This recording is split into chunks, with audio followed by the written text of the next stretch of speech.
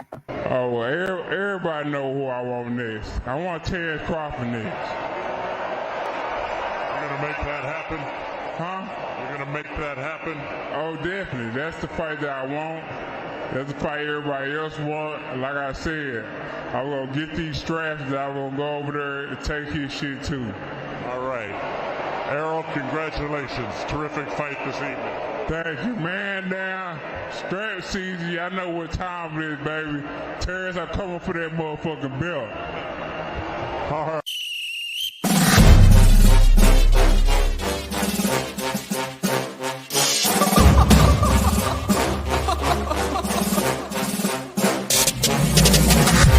I'm not catching fades anymore. Gotta keep my hands clean when they come for the board. Keep it smooth like a dawn, making moves in the dark. Cause I learned how to swim in the pool full of sharks. Now they coaches, cause they can't read all his motions. How the kid never switch codes, but he codes with focus. Staring down your team with a frozen, ice cold look that can end the summer solstice. Cause I'm more like the top dog. Keep on running game in the gang will it cost y'all. I be calling plays from a plane while I'm off court. But we ain't the same, you a lame, I'm a mob star. Actually, I'm a top dog on a stat sheet. Off court, but I call plays for the athlete. Laughing when the cop cars try to catch me. Cause I rolled off in a taxi. Put my feet up, I'm relaxing. Singing Figaro with no accent. While I pour strings from the streets in. Do it all with a straight face, I'm the kingpin. Top dog, top flow, boss mode. I'm the kingpin. Showstopper, top dog, God five. I'm the kingpin. They know I'm a dog and a beast, man. Yeah, I keep the peace with a peace, man. I ain't got no time for a peace, man. Why would I respond to a pawn? I'm the... Hold up. If I let my dogs off the leash, they do my work to get out of Dodge by the evening. Honestly, they can smell the blood and the beef. If they don't leave anything behind at the evening. I can see you soft, ever thought about retreating. If you never have, then they'll give you a reason. Better watch your tone, lose your bass when you speaking. Underneath the mask is the wrath of a... When you learn how to smile in their face, then go cutthroat. Then they want to call you a con when the blood cold. I remember starving while y'all had a truckload. Now I'm with the mob with the call and the gusto. I'm a top dog on a stat sheet. Off court, but I call plays for the athlete. Laughing when the cop cars try to catch me. Cause I rolled off in a taxi. Put my feet up, I'm relaxing. Singing Figaro with no accent. While I pour strings from the streets in. Do it all with a straight face, I'm the kingpin. Top dog, top flow, boss mode. I'm the kingpin. Showstopper, top dog, God five. I'm the kingpin.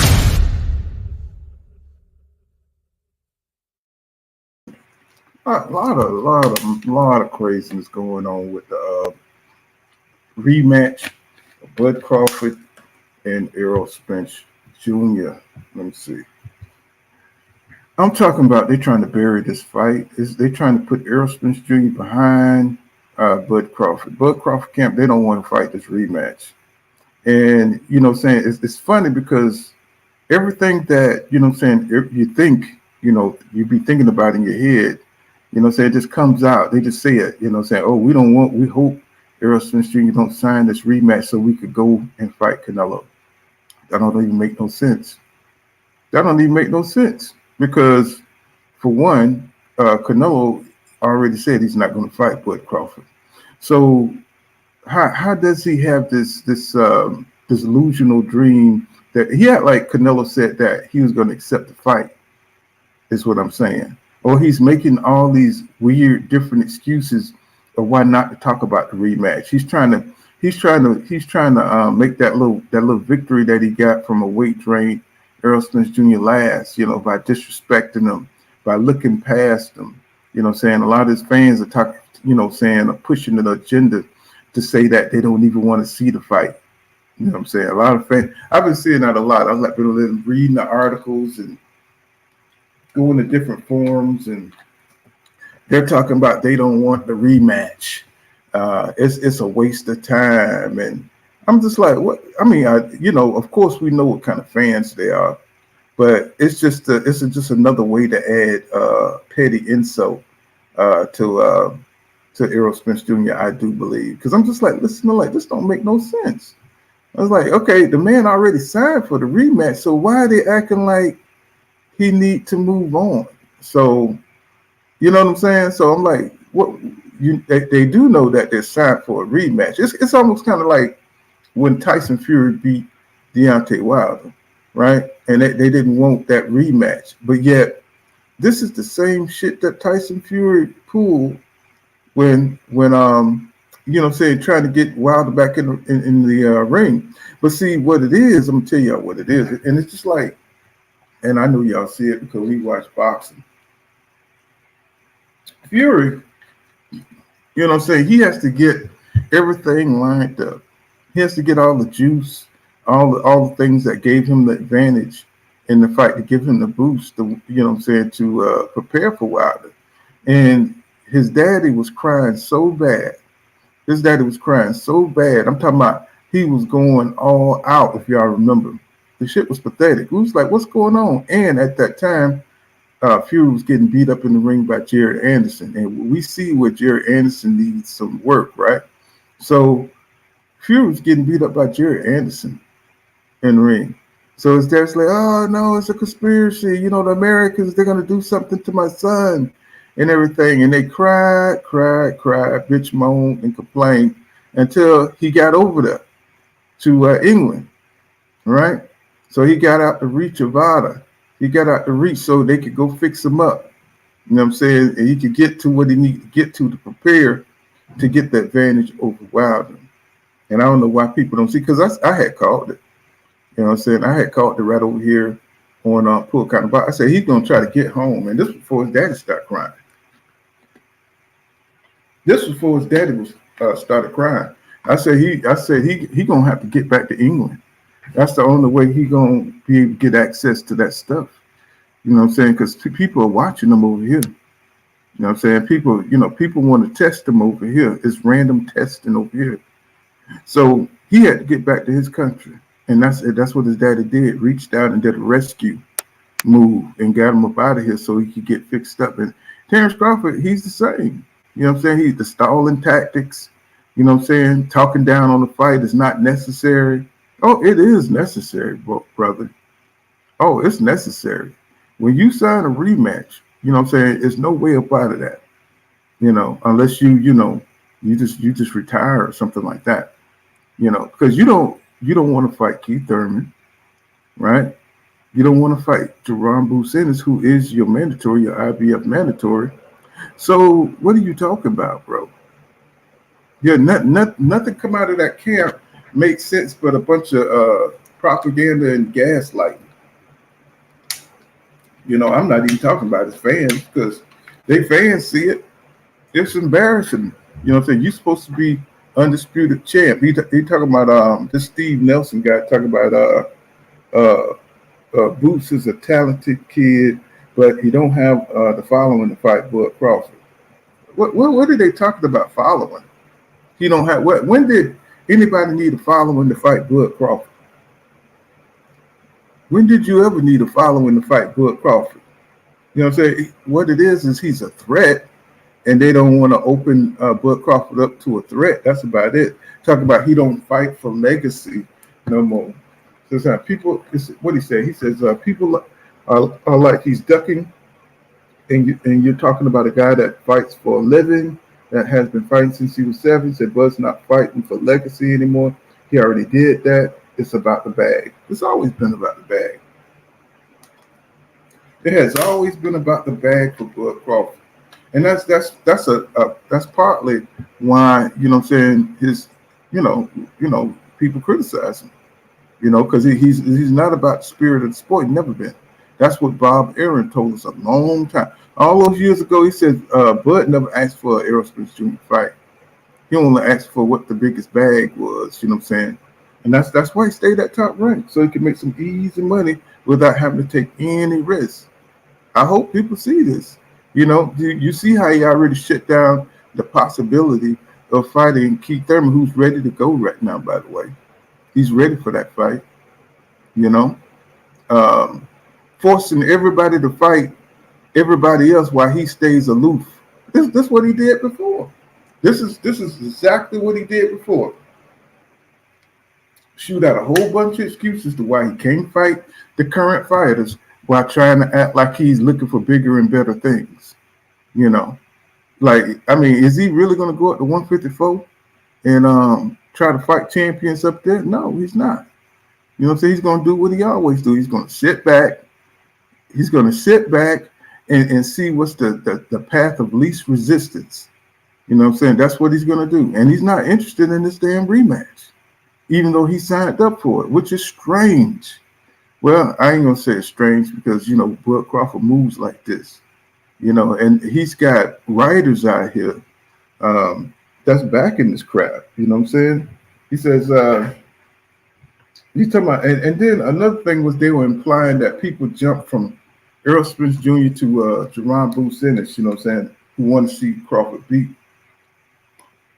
But I've already said I don't think Crawford need to fight Boots, you know what I'm saying? But you know what I'm saying, just because of his age, just because of his peer group, you know what I'm saying. But if the it's lined up to where Boots is the mandatory, and if he's going to remain the champ and keep the belts, then you know what I'm saying, he got to fight Boots, or he's gonna get stripped of that IBF.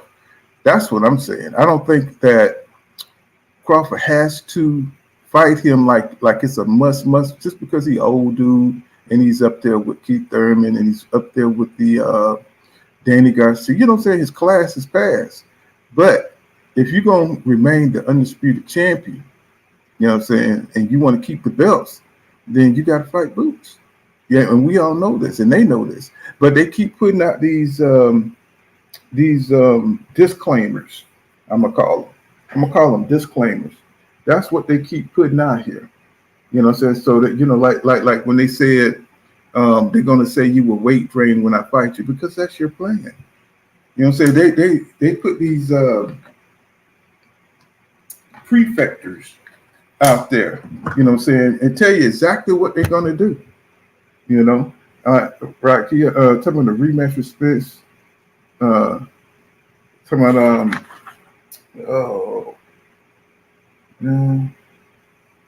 yeah. So what I want to talk about too was, is there a rehydration clause in this fight? Because you know, Errol Spence Jr. could come in. He can come in, you know what I'm saying, make the 147, and then he could come in overweight. Now that's what he could come in, you know, saying rehydrate up to 154. And I'm wondering, you know, is there a clause in there saying that Errol Spence Jr. can't, you know, saying rehydrate over a certain weight limit? And I would really like to look into that, because I'm just surprised that Errol Spence Jr. didn't come in, you know what I'm saying, over the limit, at least, you know, because he'll puff back up to like 160 or 165, and you know, he didn't do that this fight.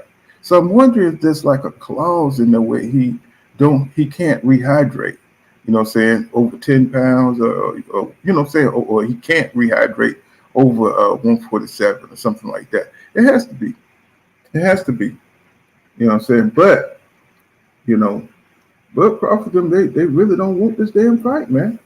He says, you know, I don't understand why they're still trying to, you know what I'm saying, act like alleyway niggas and stuff.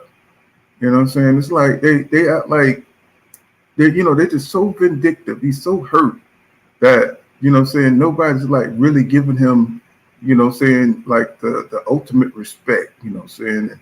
They're acting like we didn't see what we saw. I mean, a lot of people. I'm gonna go to the forums and they're like, Bud Crawford is just a better guy. We don't want to see the next fight. I'm like, bro, they got a rematch. What are you guys talking about out there? And haven't heard nothing from the Errol Spence Jr. team. You know, dead silence. You know, all kind of rumors. You know what I'm saying? Talk about Floyd Mayweather may, you know, train, you know what I'm saying, Errol Spence Jr. It's like they're going into silent mode. It's like, what is going on? I haven't seen nothing. I haven't heard nothing, seen nothing. I don't know if anybody got any sources out here, but, you know, just dead silence from that side. So they ain't doing no interviews. Anybody seen any interviews at that? What's going on, PGH Big Dog? What's happening, my brother? What's happening? Salute. Let me see. I just been yapping. Let me see. What's going on, Jeff R? Salute to you, man. TZ Frank, what's going on? Light skin business in the building. What's going on? Let's see. Grease with Fire, light skin business. What's going on? Salute to you. Now I'm saying, he says, Grease says Crawfish will fight Errol or he's not fighting anymore. It's in the contract. So he has no choice of has no choice of get sued out of boxing. Well, I think it's just they want to put it out there. They just want to downplay it. You know, they still doing their victory circle over the first fight. And that's just kind of crazy to me. Because we know in boxing, you know, saying you might your strategy or your game plan might work the first time, but once, you know, saying they see how you're moving, you know what I'm saying, I'm pretty sure, you know what I'm saying, Errol Spence Jr. are making the adjustments, you know what I'm saying, they need to make, because they're trying to, whatever it is, they're trying to figure out what went wrong in that fight. And if they have to go around there and pick up Blu-ray, you know what I'm saying, we're probably not going to even hear about it. You know what I'm saying, he probably just going to do what he got to do. You know, put his hat in his hand and go roll up there on the gate, you know what I'm saying, and throw a rock at the window. Blu-ray man, I need you, bro. You know what I'm saying? That's gonna be that moment where, you know what I'm saying, King Arthur remembers that, you know what I'm saying, the sword and the land are one. You know what I'm saying? And they need to get together and make it happen, because I think those guys are really made for each other. I just don't understand, you know, if there's any other kind of circumstances that's going on behind the scenes, or, you know, saying Blu-ray said he's still cool. So I don't know what the problem is, to tell you the truth. You know, so I think that's the best strength and conditioning guy for him to get his ass back, you know what I'm saying, where he need to be. You know what I'm saying? He said everyone know, yeah. Everybody knows it's 2 fights, son. PGH Big Dog. Everybody knows that. But I'm trying to figure out why they're trying to downplay the fight. They're talking about the fight won't do any numbers. Now, the first fight did something like 600,000 K. That's good. That's a successful pay-per-view. That is a successful pay-per-view. You know what I'm saying? So, what? Nobody's going to pay to watch the second one. Nobody's going to pay to watch the second one. Nobody interested in seeing a one-sided fight. But we don't know if it's going to be a one-sided fight. Nobody can see the future. And, you know what I'm saying, whatever was going on with EJ, we don't know. You know what I'm saying? But we know that wasn't the dude that became a 3-division champion. You know, Uga said it. You know what I'm saying? Danny Garcia, Keith Thurman, finally. He's the biggest hater of all. You know, he definitely can't stand Errol Spence Jr. Everybody's starting to come out and say that man was dead in the ring. So I think they're afraid. I think they're afraid that they're going to get a different version of Errol Spence Jr., even at 147. You know what I'm saying? I think his fans, you know what I'm saying, I think they're afraid that they don't want Errol Spence Jr. to be able to get that get back. You know what I'm saying? And I think they're afraid of the rematch. Yeah. I think they're afraid of, you know, they want to keep Errol Spence Jr. in that damn loser column. You know, that's what they want to do.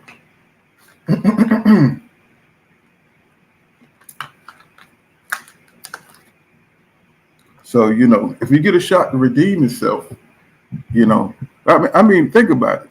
I mean, there's nothing for him to do. You know, there's nobody for him to fight.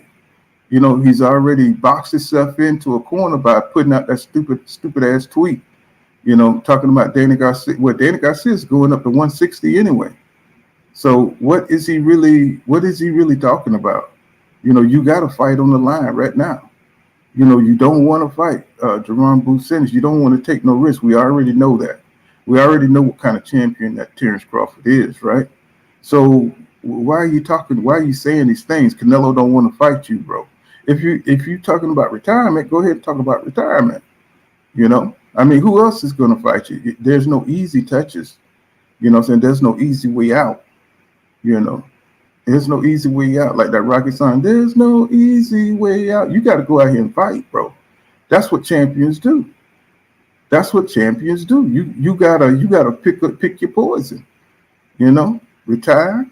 You know what I'm saying? Drop a belt, drop the IBF, or get the hell on, man. You know what I'm saying? Just tell him you're not gonna fight Spence again. You know, something. Be honest about it. You know, you get the feel. You know that I think it's the feeling of you know, when you so, you know, hurt. You know what I'm saying, and you feel inferior, and you know you've done some things. You know what I'm saying, that's dishonest, and you know everything's going your way. You know what I'm saying. You know you done bullied and you done beat up everybody, but you got this feeling that there's just that one time. You know what I'm saying, something ain't gonna go your way. And I think the Crawford fans, I think Crawford, they feel like this rematch is going to be different. And you know what I'm saying? They feel the anticipation that Errol Spence Jr. ain't going to be the same. He ain't going to be drained in this one. And I think it's the fear that he's going to erase that loss. You know what I'm saying? I think they really think it's a good chance that Errol Spence Jr. is going to come out of this the victor in this fight. You know what I'm saying? Because it's just too much downplaying of the rematch. And I just don't understand. And I said, God, you know, if you've been fighting since you were 7 and you ain't worried, I saw Crawford on the time he's not worried about Errol Spence Jr. Well, you should be, because that's your next fight. You know, that's your next fight. That you should be talking about your next fight. And we never seen Bud Crawford do as much interviews as he has, you know what I'm saying, like he don't care for interviews. But once he won that undisputed title, you know, say he went on a world tour, but now that world tour is about to come to an end, and they hate the reality of that. The reality that they got to face the same guy again after talking all this crap, and that's motivation. You know what I'm saying? That's what I'm getting down to. It's motivation for Errol Spence Jr. to get his butt right, because we've seen what happens when Errol Spence Jr. You know what I'm saying, take a loss. You know, after the car crash. What did he do? You know what I'm saying? He went right back and he got stronger. He got better. You know what I'm saying? And that's experience. Sometimes, you know what I'm saying, when you fail, it gives you the motivation to get back, because that man was in the hospital after the car crash talking about he wanted Bud Crawford.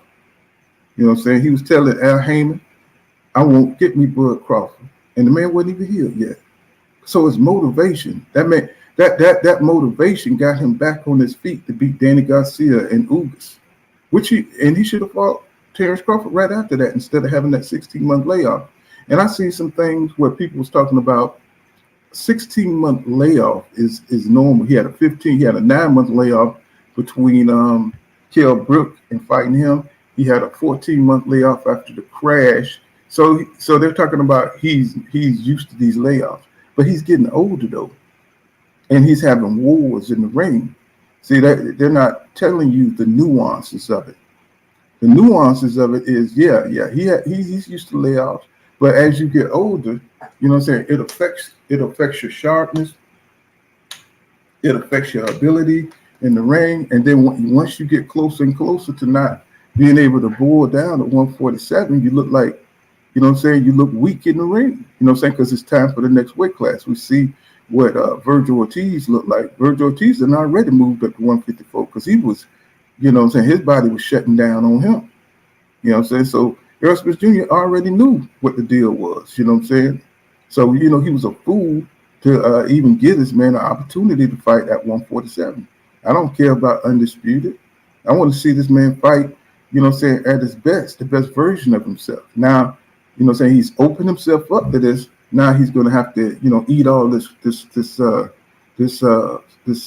sour food that Bud Crawford is feeding him, right? Because now he's telling everybody, I'm the king, I'm the shit, I run this and all this kind of stuff. What you running, bro? You still in a contract. You know what I'm saying? You ain't running nothing. You still you still not a draw. People still don't know who you are. You know what I'm saying? So it's like, what does he talk about? Canelo don't want to fight you. You know what I'm saying? No, I guarantee you, you know, nobody up at 154 really want to fight Crawford, but it ain't because of skill. It's because he negotiates in bad faith. You know, he negotiates in bad faith. What's going on? 8 count. 8 count say, he says, EJ shouldn't buy into Bud's same old con game. He said, if the rematch won't play out then he should destroy everything in the path of 154. He's still a bigger draw than Bud. That's what I'm saying. And I think it really eats him alive that he sees this now. Nobody's like on his job, say except for the people that hate the old media that hates PPC. That's the only people that's really up, say Bud Crawford behind. Say the people that hate the PPC and they're really not talking about the Jamel Charlo and Canelo fight like that. I mean, I don't understand it. The buzz is not there. Even though there's a people that are supporting Jamel Charlo, it's like the downplay of this fight is amazing to me. This should be like super hype. But I think people are down on boxing. I think people are down on boxing because the champions are getting up there and they're not really fighting each other. I know y'all been watching Shakur Stevenson, the way he's been acting. People who's behind Shakur Stevenson.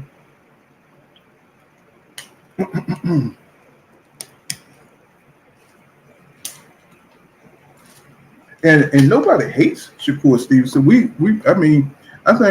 I think everybody think the world. He's what he's doing is he's turning into Terrence Crawford. He's turning into Terrence Crawford. This was what's happening. It's almost like Terrence Crawford 2.0. He's not even a convincing villain. He's just a passive aggressive type of idiot. He's a passive aggressive idiot. It's like, bro, if you're gonna go all out, go all out and be a villain. Don't be some passive aggressive, fake looking dude. Because and please win a belt first. Please beat some people before you start calling people bitch made and all this, bro. You haven't done shit yet. You haven't done nothing, bro. These guys, you got to make a name for yourself first. Go out there and knock out a couple of people. Go get some credit to your name. It's like and fight more often. Before you start talking crap, bro, and doing interviews and trying to use your personality to boost yourself up. You need your fights up under your feet first, kid. It's like, what is going on in boxing? These guys, the resume, build your resume up, man. Show us something before you go on these interviews acting like, you the top gunslinger. Let's please get into the ring with Tank. Let's please pursue him like you're pursuing Devin Haney. Or if you really wanted him, you'll go up to 140 and go, and travel up there. And you could, I'm betting some of them guys will fight you. 135, it's like those guys, they want their money. They want their money just like you want your money. So you can't lowball somebody and talk shit. So it's like it's a lot of business of boxing getting in the way. It's like it's just turning into a damn circus. Don't shortchange people and then try to sway public opinion. Because nobody believes, especially when you don't have the names up under your resume.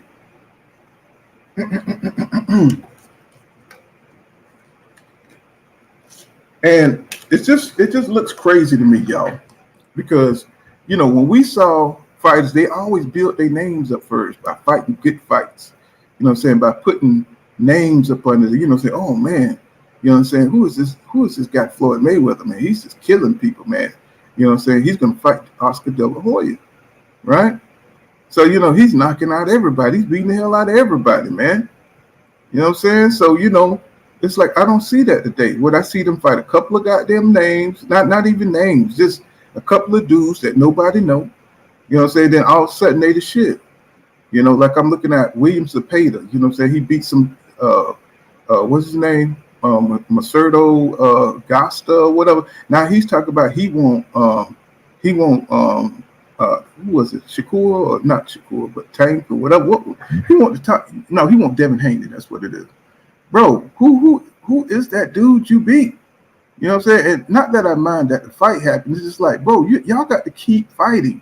You got to keep, adding names, you know what I'm saying? And people will see you and say, damn, you know what I'm saying? I wonder if Tank could beat that guy. They beaten one journeyman, you know what I'm saying, or one or two guys. And they're like, oh, man, I'm ready for everybody now. You know what I'm saying? Bring them on, bro. Nobody knows who you are. And we watch boxing. That's the crazy thing about it.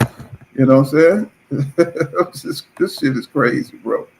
So Greasy says, he says Crawfish ain't nothing.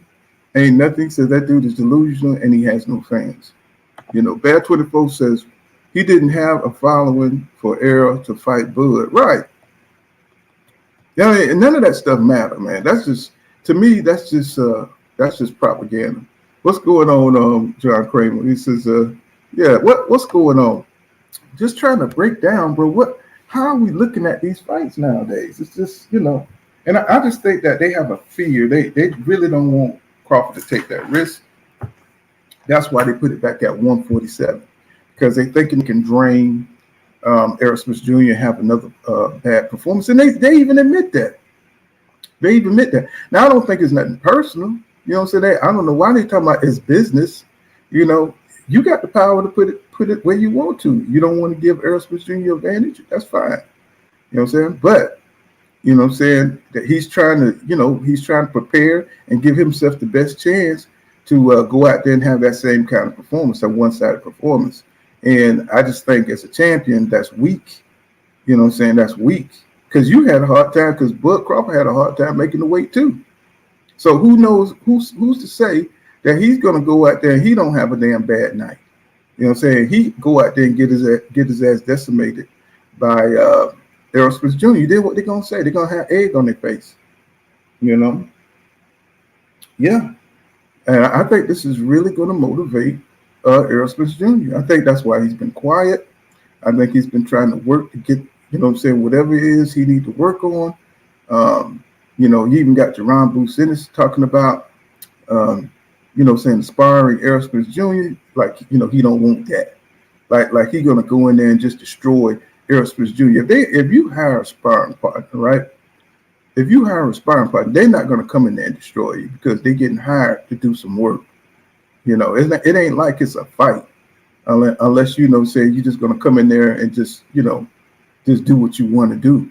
And I don't think they're gonna let that happen. You know what I'm saying? But it's just crazy, man, what's going on. If you think that's the closest, or the biggest way he's going to get in and have him a story where he went in and destroyed Errol Spence Jr. in sparring and then it leaks out, then, maybe Errol Spence Jr. shouldn't have him as a sparring partner, and those are just rumors any damn way. Let's see, Snoop Max says, Bud dope man locked up and he don't want to have, and he won't have his fix. That's what y'all Bud fans don't want it. That's right. Nobody see no one. What's going on, General Long? What's happening, bro? He said he don't want to fight Boots, Thurman, Garcia, or Errol. What is he doing? What he always done, General Long? I mean, he's always, held back. You know what I'm saying? He always try to float, beyond the smoke.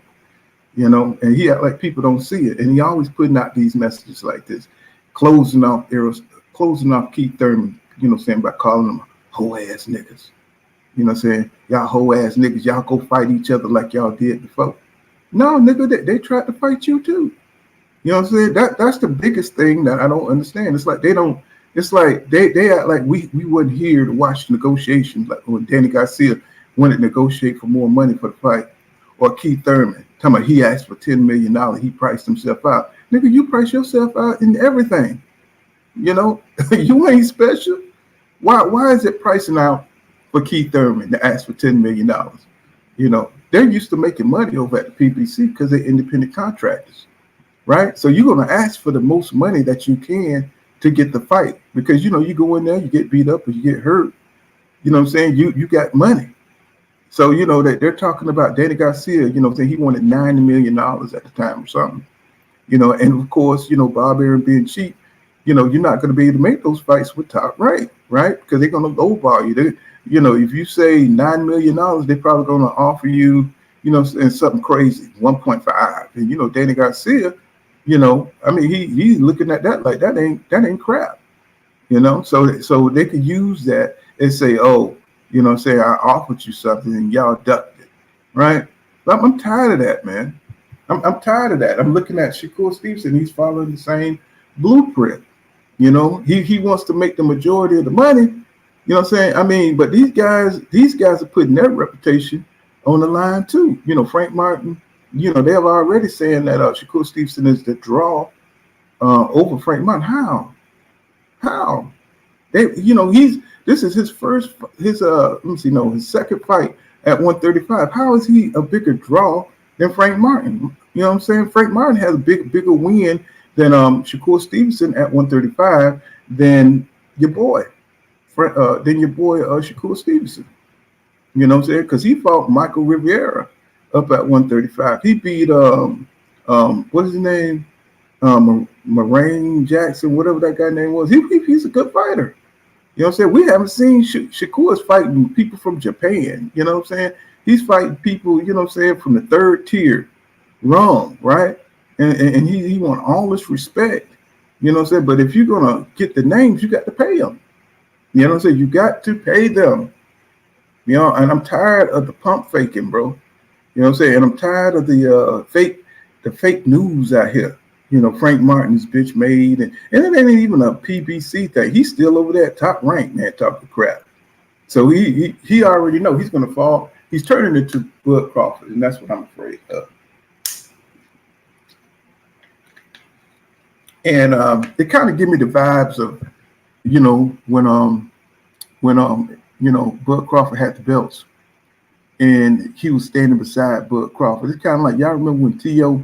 brought his belts and was standing beside Canelo, and Canelo was just like looking at him and shit. It's kind of like, it's just a bad look. Build your name, bro. Build your own name. You know what I'm saying? Get into your own fights. You know what I'm saying? Become a legend yourself. Stop trying to bash in the limelight of Bud Crawford. You know what I'm saying? Because he already has a bad reputation amongst the people. You know what I'm saying? Build your own legacy. Don't act like that dude.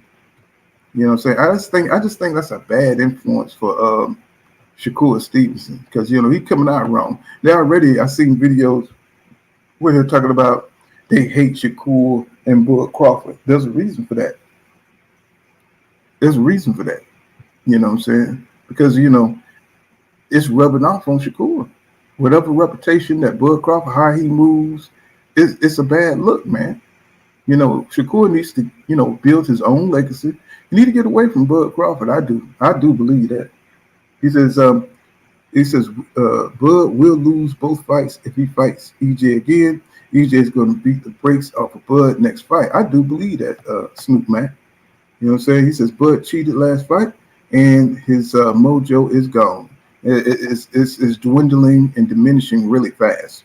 He says, Marky Dan says, he says Bud Crawford is not afraid of Errol. He says, and Bud is the A side and he's taking advantage. He said he doesn't have to go anywhere he doesn't want to go. Errol is gonna get hurt worse this time. Well, it's funny how, the Bud Crawford fans all of a sudden, the A side is flipped.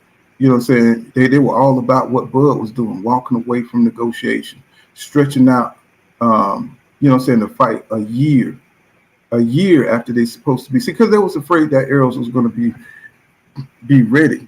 You know what I'm saying? They was afraid they wanted to drag him out at 147 as long as they could. And now, and when Errol was the PBC was trying to make the fight, the Bud brothers was like, well, he knows his worth. You know what I'm saying? He could fight. He could do what he want to do. Now that Bud's the A side, Errol don't want the fight. He's ducking even though he's pushing for the fight. So it just don't make any sense when you talk to these dudes. Now that things don't went Bud Crawford way, now he's the A side. Now they glad that he's taking advantage of the A side. You know what I'm saying? So it's just ridiculous, bro. It's just ridiculous. They want him to exploit Errol Spence Jr. I was like, what does that hate come from a guy who fought everybody and a guy who didn't? a guy who waited and bided his time, a guy who's possibly on juice, you know what I'm saying, from Victor Conte. You know what I'm saying? How could they? I mean, it's just, who are these dudes in boxing? You know what I'm saying, that's come to the party late? Or why do they love Bud Crawford, somebody who didn't even go through what Errol Spence Jr. went through in the division? You know what I'm saying? Held on to one belt, didn't try to unify nothing. I mean, that don't tell y'all nothing. I mean, I don't get it, bro. I don't get it. Michael Ray says, Bud's going back on his word. You know what I'm saying? Does that really surprise you? And you know, it's just funny how they act like they don't see none of these contradictions from the Bud side, you know what I'm saying? And I really don't think these are Bud Crawford fans. You know what I'm saying? I think these are like, you know, people that hate Al Heyman and the PBC. That's what I think. Because, you know, look at the links that they go to insult, you know what I'm saying, that man, that company. You know what I'm saying? They had all the rumors about Al Heyman, don't want to fight. You know what I'm saying? Just making up all kind of shit. There was somebody who came out and said that Errol Spence Jr. turned down the rematch. That's the kind of crap I'm talking about. They're talking about he turned down the rematch. You know, so this is what's going on out here. What's going on? Being Art in the building. It says he says Bud rather have another tough weight cut than fight Errol Spence Jr. so he won't be at his best. Of course. And for I told y'all that not, you know, said in my live streams even before the first fight. I said if Errol loses, I told you he was going to try to bring this back to 147. You know what I'm saying? Because this guy is not the type of dude that won a 50-50 fight. He's going to take advantage of everything. You know, I bet you if Crawford said he wanted to fight at 154, I bet Errol Spence Jr. would have took it and went up to 154. You know what I'm saying, to fight him. It didn't matter for Errol Spence Jr. So this guy, you know what I'm saying, he just negotiates in bad faith all the way around. You know what I'm saying? Something that I really, really dislike about him. He says, Being Art says he wants the same deal at 147, but he wants more money at 154. I know. You know what I'm saying? I know. They said, why get more money at 154, bro? You know what I'm saying? You're already the champion. You know what I'm saying? You're going to have an opportunity to fight Jermell Charlo, no matter what. If Jermell Charlo wins at 168, I mean, you'll be able to jump up there and fight him, or you can meet him at a catch weight. I mean, I don't understand what the problem is. But, you know, he's always painting these narratives, you know what I'm saying, where he's a victim. And his fans, you know what I'm saying, they buy into the fact that he's a victim. And it's just total hogwash to me. You know what I'm saying? It's total hogwash. You know, what's going on, A1? You said with the winning team, what's going on, A1 Hoops in the building? So Snoopy Max says Shakur prices himself out of that. That's a form of ducking. I mean, I don't know if it's ducking, but he definitely wants the money. You know what I'm saying? He definitely wants the money. I understand that he wants the majority of the money. He wants to have the lion's share. But to be able to get good opponents in the ring, you got to pay them. You know what I'm saying? You got to pay them. You know, you can't shortchange people and say they're ducking. You know? Frank Martin, he may not be the biggest star. He may not be, but he does have a name. He has a good name. He's a solid fighter. So, you know, pay the man his money and get the fight on. You know what I'm saying? And cut all the bullshit out about this man this bitch made, because we know Tank ain't no bitch. We know that. You know what I'm saying? He comes out of that Errol Spence Jr. camp, and that it shows you, you know what I'm saying, them boys are soldiers out there. I mean, if he was going to get beat by Shakur, I don't think he's worried about it one way or the other. What I think is he want to get paid and get compensated for, you know what I'm saying, whatever going to happen in that ring. You know what I'm saying? It's probably be his biggest payday. We just saw Shakur turn down a bullshit contract from Devin Haney, right? Well, what he thought was bullshit. You know what I'm saying? If he's not willing to take less, guess what? You're not bigger than Devin Haney. Devin Haney's name is bigger than yours, right? So why is it good? Why is it good for Shakur to turn down a fight and they don't call it ducking? You know what I'm saying? You know what I'm saying? And they can't get the same grace to Frank, right? So that's what I'm saying. You know, it's like it's not ducking. It's the business of boxing that's getting in the way. These guys are not going to agree. You know, so I know I'm not taking less money. You know what I'm saying? I'm not taking that much. I mean, you know, if you want to give Shakur the A side or whatever, and then you got to think too, you know, Top Rank, he's at top. This is a cross promotional deal. You know, it's a cross promotional deal. So it's going to be hard to do business with Shakur Stevenson, you know what I'm saying, negotiating like this. If he's, you know, writing up the terms and Frank don't agree to the terms, bro, you know what I'm saying, then the fight ain't going to happen. What's going on, Schizo Pie in the building? What's happening, my brother? And y'all subscribe to Mike Biggs Boxing. What's happening, Mike Biggs? What's happening, bro? Salute to you. Edgar Chavez says, yo, cool, I fuck with the boxing art you put up. Oh, okay. You know what I'm saying? I'm trying to, well, I got my graphics, my graphic tools and everything. I just don't have time because I be going out and stuff. I really want to start concentrating on getting some stuff out. And but I just, you know, I just I'll be here, there. You know, they call me in. They probably won't call me in today. But you know, I got a live stream, and you know, so I got so much going on. It's just hard to, you know, get that stuff out and complete it because I got to color it. I got to, you know, I got to put the words in there and all that stuff. So it's just I just haven't had the time to get my boxing comic going. You know, so I think that'll be pretty interesting for me. You know, and I could like really get down on the details. I don't want to farm it out. I think, you know, because you know, I am an artist and I don't want to farm it out to nobody. You know what I'm saying? You know, like kind of just put the ideal out there and just pay somebody to complete it. I don't want to do that. I want to do it myself. You know. But let's say Bear 24 said, he says, Granado said Danny made $6 million against him. So we know that, Bear 24. We know the PBC has always been making money, but like I said, it's just another narrative, you know. It's just another narrative coming from these guys. It's just, you know what I'm saying, like anytime somebody wants Bud Crawford, you know, to do something that's going to get him the fights, like back in 2018, he went back inside Top Rank. That's when we knew something was off with Terrence Crawford. You know, if you got all your competition over at the PBC and, you know what I'm saying, the top dames, you know what I'm saying, but you go re-sign with Top Rank, his fans out like they don't see that. So you fighting like competition while everybody else is breaking each other down. You know, Danny Garcia, you know what I'm saying, he fought Sean Porter, he fought Keith Thurman. Keith Thurman fought, you know, saying Sean Porter and Danny Garcia. They breaking each other down. You know, finally Errol Spence Jr. got up into the mix. See, he had to wait too. You know, he had to wait for them guys too. You know what I'm saying? So, but he wasn't, you know, he wasn't in the background saying they ain't gonna fight him. No, eventually they all fought. But guess who didn't fight? Guess who didn't fight? None of them dudes. Bud Crawford. And his fans act like they don't see that. They act like there's not a tax to pay. Your reputation, your legacy gonna take a hit. Because, you know what I'm saying, you was not in that. And this is when everybody was fresh. This is when everybody, you know, they had been fighting for a while. You know what I'm saying? And, you know what I'm saying? And Bud Crawford just bided his time. He just waited to the end. And that's what I don't respect about the guy. He did not come up through the divisions. He did not try to fight any other guy so we could see how his style goes against Udanis Ugas. How, you know what I'm saying, how it goes against Danny and Keith. We didn't see that.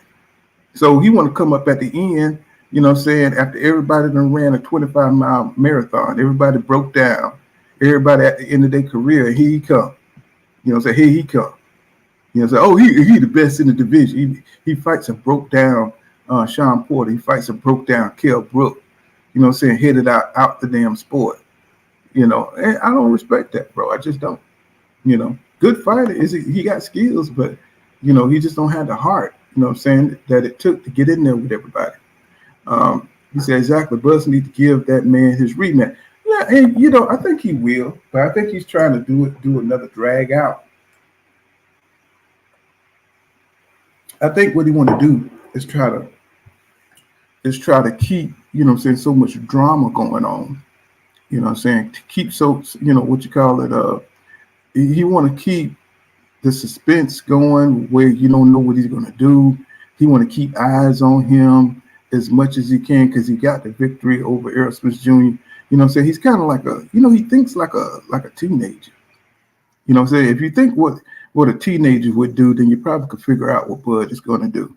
You know what I'm saying? He likes to, walk around and act mad niggerish. You know what I'm saying? That's just his style. You know what I'm saying? So, without taking any risk, I don't see him talking shit to Boots. I don't see him talking shit to nobody that, that would probably want to fight him, which was probably why he didn't want the belts in the first place. You know what I'm saying? Because it'll force him to have to answer these questions, right? So, how is he going to escape the IBF mandatory? How is he going to escape that? By trying to say that Boots don't have a following? That don't make no damn sense. You know what I'm saying? We all know that Boots, he's fighting the fights that he need to. He beat the hell out of Villa. That was a beautiful performance. And we saw from that performance that Jerron Boots Ennis is ready for Errol Spence Jr. or Bud Crawford. There's no way they can deny that guy. You know what I'm saying? That guy's the next up and coming to take over the division. And to me, if he don't accept this rematch with Errol Spence Jr., then he's got to face Boots or drop the belts or go up to 154 and do what he got to do. You know what I'm saying? I just wish he would just go ahead and say, if you're scared, you're scared. And that's what them women be saying. If you're scared, just say that. This is says Dante Hall, Boxer Talk says Boots needs his shot. If neither of these dudes fighting him move up. Yeah, that's what I'm saying. That's what I'm saying. Be a fighter, be a champion. You know what I'm saying? Really give your people something to argue about. You know what I'm saying? It's the way you move is what people hate. You know what I'm saying? It's the way you move. I mean, we understand that you're from the hood, that you know what I'm saying, you know what I'm saying, you got issues, you know what I'm saying, you got abandonment issues, and you know what I'm saying, you grew up on powdered milk and government cheese, and the gangsters even don't like you like that because you know what happened. You know what happened. You know what I'm saying? Coming out there trying to bully them dudes and stuff, you know what I'm saying? And people don't fight no more, dog. You know what I'm saying? You in the era where people don't fight like that. So you need to stay in the house. You know what I'm saying? Because these dudes ain't playing like that. You know what I'm saying? In the streets. These little young guys, you can't go out there walking around with that look on your face. You know what I'm saying? Not nowadays. So, stay in your lane, bro. You know what I'm saying? These guys, you know what I'm saying, they're not afraid of boxers. Like when I was coming up, you know what I'm saying, you get in a fight with a boxer. You know what I'm saying? I remember when Roy Jones was around my hood, you know what I'm saying, out here knocking out people at parties and stuff. Yeah. You know what I'm saying? But these people ain't playing like that no more. You know what I'm saying? They'll bring what they got to bring to do to you what they got to do. He says, right now, Bud Crawford is dancing in the streets. He think he got some kind of, he think he got some kind of reputation, some kind of, some kind of edge, you know what I'm saying, over Errol Spence Jr. He want to take his place. He want to take his spot when it comes to fighting Canelo. But Canelo see what everybody else see. The Bud Crawford ain't no draw, bro. I mean, he said he ain't gonna get no credit for the guy. So I think it's upsetting Bud Crawford that he's not getting the adulation that Errol Spence Jr. has received. And that's due to the way Errol Spence Jr. weighs position. He's positioned in Dallas, you know what I'm saying, and he's associated himself with the Dallas Cowboys. So Bud don't have that. You know what I'm saying? He don't have that stardom that Errol Spence, even in a loss, you know what I'm saying, he don't have it. He don't have the personality to sell himself like that. You know what I'm saying? He don't have, he just don't. You know what I'm saying? So he says, I can't say Shakur moving like Bud, Frank Martin pulled out and ducked. I don't think so. I mean, if Frank ain't, if he don't like the money, you know what I'm saying, and Shakur didn't like the money from Devin, what he was offering, how can you say that, man? I mean, you can call him a duck if you want to. I mean, I'm not insulted by that. I mean, if you want to call him a duck, call him a duck. But guess what? They ain't gonna fight until they give that man what he wants. You know what I'm saying? And there's, you know what I'm saying, it was for a vacant WBC belt. That was a good opportunity, but let's make the cut fair for everybody. And Frank ain't asking for a whole lot. He just want 1.5. He didn't ask for 50-50, from what I'm understanding. You know what I'm saying? So, they could paint it to what they want to be. Anybody could come out and say, you asked for 50-50 when you didn't. You know what I'm saying? And you could say the man duck.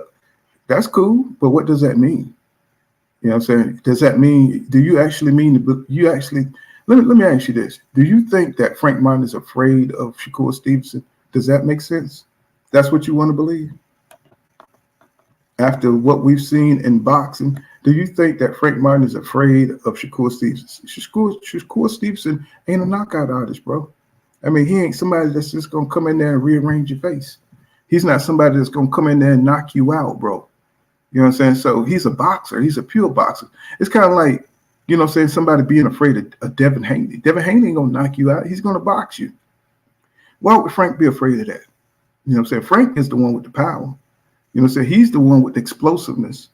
You know what I'm saying? He's the body puncher. He's the one that's going to hurt you.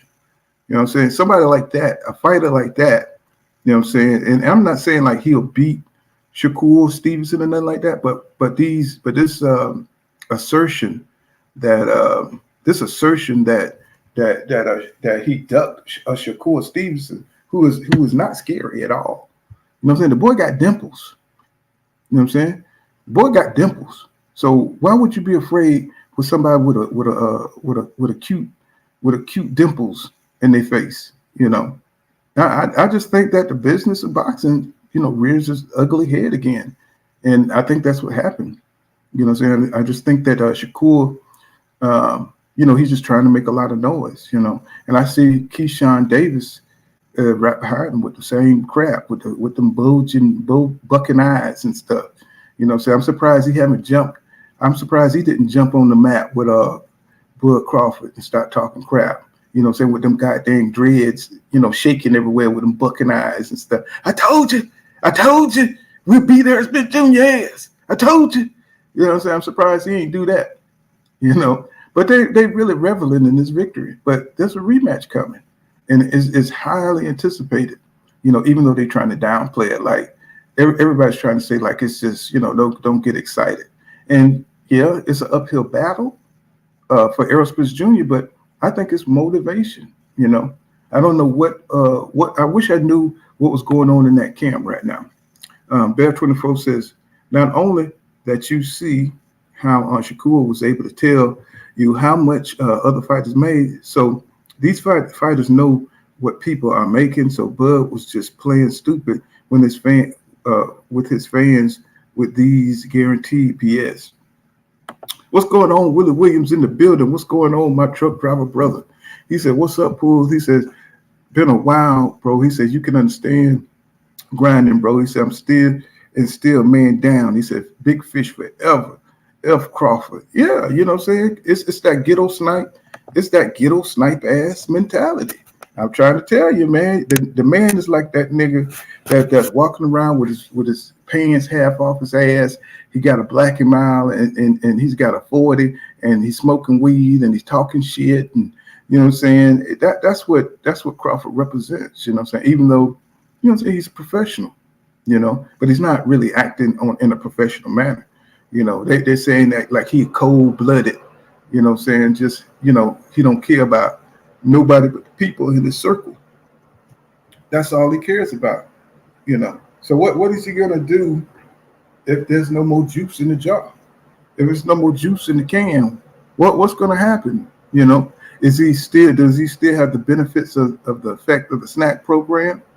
You know, it's gonna be, you know what I'm saying? Does he have another round of dollars to pay them people? You know what I'm saying? I'm pretty sure he does. He better get at it.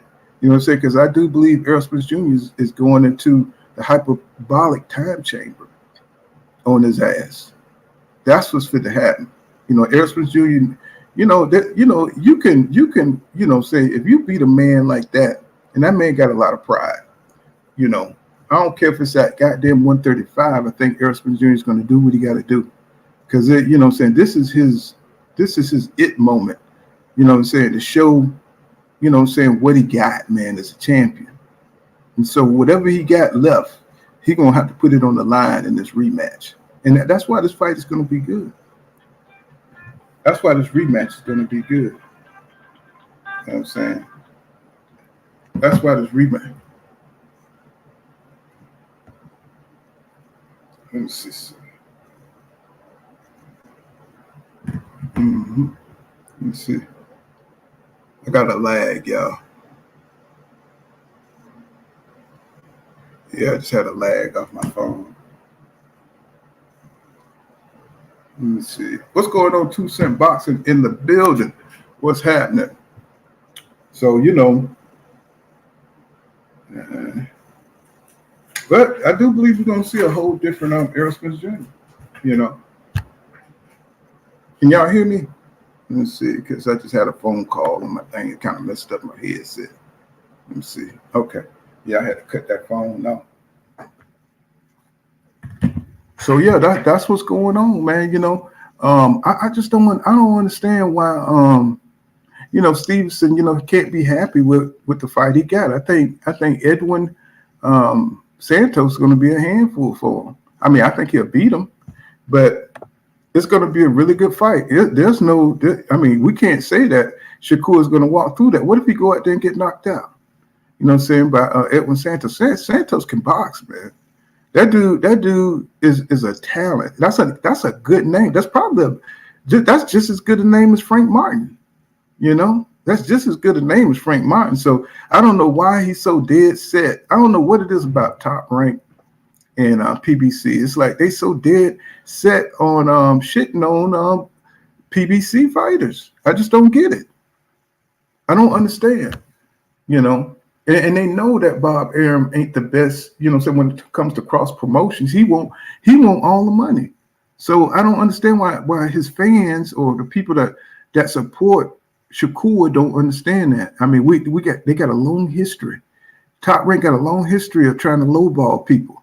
They lowballed Keith Thurman when he asked for $10 million. They could have negotiated. They could have came out, $3 million, $4 million. I'm pretty sure that Keith Thurman would have accepted that. They could have negotiated with Danny Garcia, but they didn't. And this is just more of the same. I mean, we've seen this throughout the whole history of Top Rank, bro. So I don't understand the argument when they offer Frank Martin a deal and he didn't like it. He didn't like his cut. And then Shakur Thomason, so do y'all really believe that Shakur Stevenson called Frank and told him all the details? Just like when Terrence Crawford he called Spence and he had these two companies that wanted to pay them. I forgot how much money it was a piece. I mean, since when does fighters negotiate with each other like that? And y'all really believe that stuff? Shakur Stevenson, do he look like somebody who's going to call you up and tell you the details of a contract? I mean, do y'all really believe this stuff? It's like, what's going on? I mean, come on, man. Were you born yesterday? I mean, come on. Some of this stuff don't make no sense. That's coming from these fighters, right? Now, he's not going to call Frank Martin and say, hey, man, you know what I'm saying? Hey, man, look, I'm going to take $5 million and you know what I'm saying? You're going to take, you're going to take the other half. You're going to take the third, you know what I'm saying? You're going to take whatever it was that they was offering this man. We're going to give you $600,000. You know what I'm saying? I'm going to get the $5 million. You know what I'm saying? Come on, man. It's like, come on, man. If you don't, just think of put yourself in Frank Martin's shoes, and you got to fight this dude that's possibly going to beat you. You know what I'm saying? You probably got all the skills in the world. You're going to have to chase him around the ring. He's going to be counterpunching you and shit. You know what I'm saying? And, you think, you know what I'm saying? He's going to offer you like the lowest amount. He's going to get your name for the lowest amount. No, man, no. You know what I'm saying? Unless PBC offer Shakur something and Frank get the largest part of the money, lion's share, and offer that to Shakur, what would y'all be saying then? Would y'all be saying Shakur ducked Frank?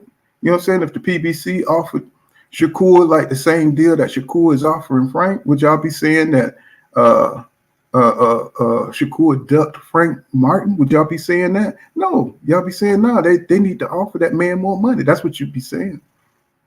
You know what I'm saying? So it's like you got to miss me with the duck thing because that's not what's going on nowadays. These guys are not fighting enough dudes to be talking about ducking. You know what I'm saying? These dudes are trying to put themselves in the best position to get the lion's share of the pot. You know what I'm saying? That's what they're doing.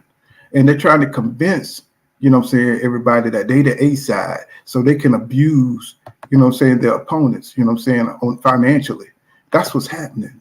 You know what I'm saying? And these people ain't going for it. People like, no, man, I fought just as long as you. I fought just like you. I'm building myself, my brand, just like you. So respect my brand, bro. Give me something decent and we'll fight. You know what I'm saying? If it's good for Bud Crawford, if it's good for Shakur, and it's good for everybody else. If that's how you want, it's kind of like when you play basketball and you see somebody using their elbows, you know what I'm saying, to get rebounds. But so that you know, you don't want to fight that. You don't want to go in there and play that rough. But then you say, okay, that's how you playing. That's how everybody's gonna play. We're gonna foul when you go up and do a layup. That's how we're gonna do it. Okay, we're gonna do it like that. That's how it is. So if it's good for Shakur and Bud to play hardball, it's good for everybody else to play hardball too. That's just how I see it. You know what I'm saying? So you can't let them off the hook, and everybody else got to play fair. Everybody else got to be cool, you know what I'm saying, with taking less. You know what I'm saying? So if Shakur knows his worth, Frank Martin knows his worth too. You know what I'm saying? So it just is what it is. Shakur ain't got it like that. I mean, he definitely don't have it like that, bro. You know what I'm saying? So it is what it is. You know, I just don't understand the controversy. It's like it's easy to look at it and say, you know, Shakur, you got to do more. You got to do more for boxing, bro, instead of running your mouth. And that's why everybody's starting to look at Shakur sideways, not because of his ability in the ring. It's because his character is how it's turning out to be. You know what I'm saying? He's turning from this, you know, really cool dude with all this talent and skill, and he's turned into a scumbag, you know what I'm saying, to, you know what I'm saying, one of these dudes that's negotiating in bad faith. And that's something we're seeing in boxing, negotiating in bad faith, you know what I'm saying, so you can grab the lion's share of the money. You know what I'm saying? And you trying to leave your opponents at a disadvantage financially. You know what I'm saying? So you're going to take a beating and a pay cut. You know what I'm saying? You know what I'm saying? It's like you fight for food stamps. You know what I'm saying? You know, you still got to split your pot. See, Frank Martin, he still got to pay his people.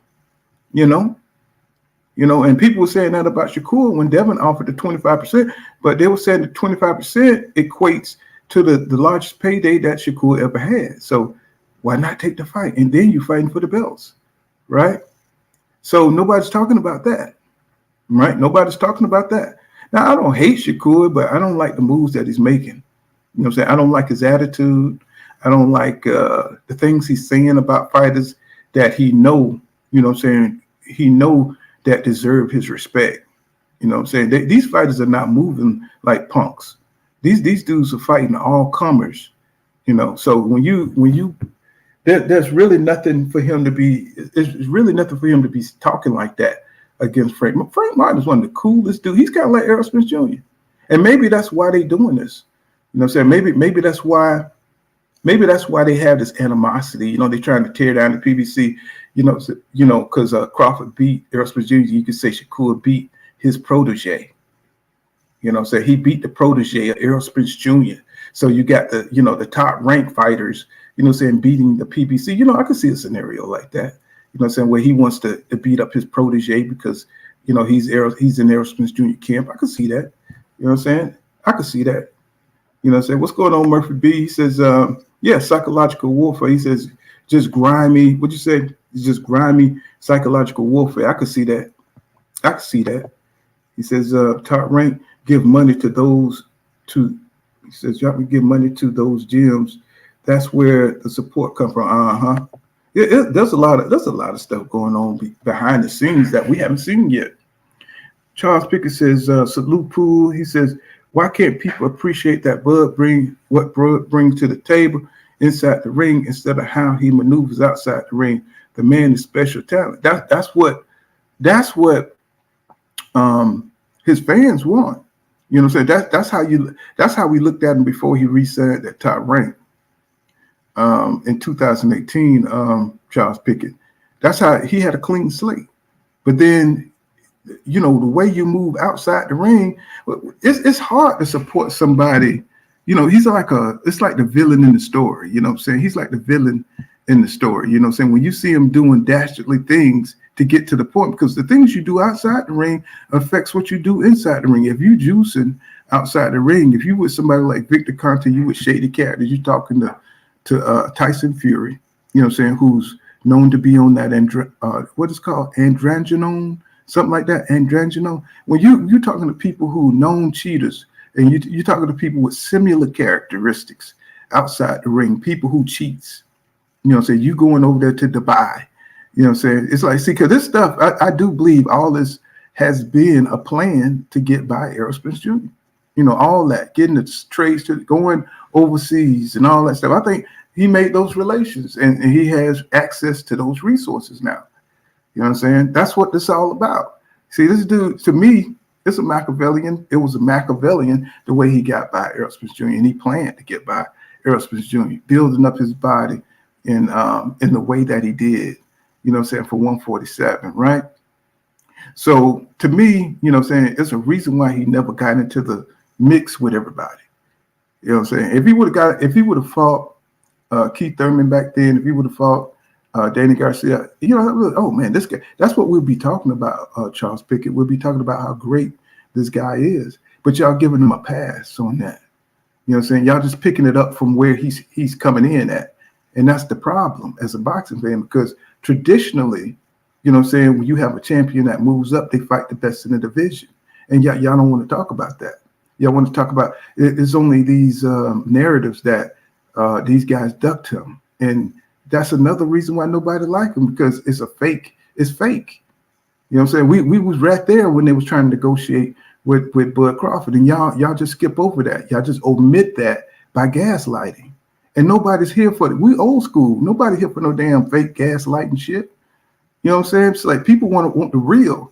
It's like, bro, you haven't got not one top fighter in the ring, bro. You just came in at the end after everybody ran the marathon. You joined in at the end to win. You know what I'm saying? To drink water. You sitting chilling while everybody's running the marathon, and you sitting there at the last 30 yards. That's what I'm talking about, and y'all don't talk about that.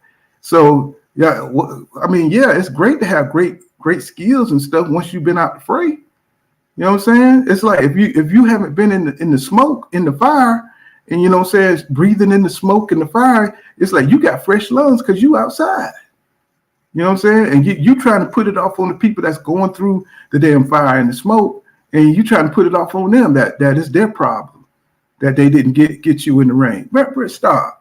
It's like, bro, I'm looking through the BS, Charles Pickett, and it's like, I mean, I don't understand why y'all don't see that. You know what I'm saying? It ain't nothing personal. It's just that this dude moved in a careful, strategic way. And maybe that's smart to y'all. You know what I'm saying? Maybe that's good business to y'all. But as a boxing fan that loves the tradition of boxing, who really want to know who's the best, you know what I'm saying? It's like, it's BS, the way he moves. So, you know, y'all keep talking about we can just appreciate his skills. We appreciate his skills. But, you know, it does matter when you fight a fighter. It does matter when you take a fight. You don't fight people at their weakest. You know what I'm saying? One-legged Jose Benavidez shot in the leg. You know what I'm saying? So fighting all these two-tier welterweights. You know what I'm saying? Staying safe. You know what I'm saying? Imagine now I want y'all to imagine this, if Errol Spence Jr. had fought Green Machine. You know what I'm saying? What if he had fought Jose Benavidez? And, you know what I'm saying? What if he would have fought a retiring Kell Brook?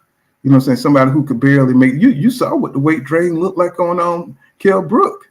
You saw what it looked like. His punch resistance wasn't even there, bro. I mean, so we know this as boxing fans. So why do we try to act like it's something else? You know, I mean, we know the nuts and bolts of boxing. So we see what weight drain do to you. You know, so we know when you're not yourself. You know, Errol Spence Jr. don't move like that. You know, he don't have his balance ain't that bad. You know what I'm saying? We know what kind of fighter he is. So why not just admit that instead of, you know what I'm saying, trying to say Bud Crawford is the greatest thing since sliced bread. You know what I'm saying? Because we know we've seen it. You know what I'm saying? It is what it is. Two Cents say, what's going on, Queen? He says they playing with words, talking about it's the most he ever made. That don't mean it's a good deal. Yeah, exactly. You talk about the Shakur thing, you know what I'm saying? Yeah. You know what I'm saying? Shakur turned that shit down for Devin. So if it's good for him, it's good for Frank Martin. You know what I'm saying? Just because he's a PBC fighter and you may not like the PBC, you may not like Al Heyman. You know what I'm saying? I understand that. But saying you can't be biased like that. Saying if Shakur just did the same thing, if he don't like the terms of something and he don't want to fight under those terms, that's his prerogative. But I'm not going to say that Shakur is ducking Devin, because I think I look at Shakur Stevenson's skills, and I look at how he's trying to move. He's about the money. I don't think he's afraid of Devin. I think he wants that opportunity. And I think Devin knows that he can't fight at 135. He can't fight these dudes at 135. He's going to have to pull them guys up. Stevenson going to have to come up to 140 to face Devin Haney. So because Devin Haney is dead at 135, just like Errol Spence Jr. was dead at 147. And what I'm telling you is just to look at the reality of the situation. Don't look at it that you want your fighter to have the advantage. I'm saying look at the reality of the situation. So now Errol Spence Jr. is going to have to find a way to dig deep, to get himself out of this 147 predicament. If he have to find his own snack program, I'm fine with it, because I do believe that's what Terrence Crawford did. If he has to find his own snack program, he come in there and jump on Bud Crawford like a Trump monkey. It is what it is. Let it flow. Since 80% of people are doing PEDs, I think EJ need to find his own hookup man too. And go in there and he beat Crawford out the ring. Then what you gonna say? Huh? Are you gonna be like, oh man, he juiced, he cheated? He goes in there and stack his hands. Do some underhanded shady crap. What you gonna say then? Because it could happen. If we have a turnaround in this fight and EJ just come back and destroys Crawford, what are you going to say? He come in there and punch a hole in his rib cage. What you going to say then? He fall back and, on his head and it bumped the canvas 3 times. What you going to say then? Oh, he cheated. You're going to say, watch. EJ, whatever.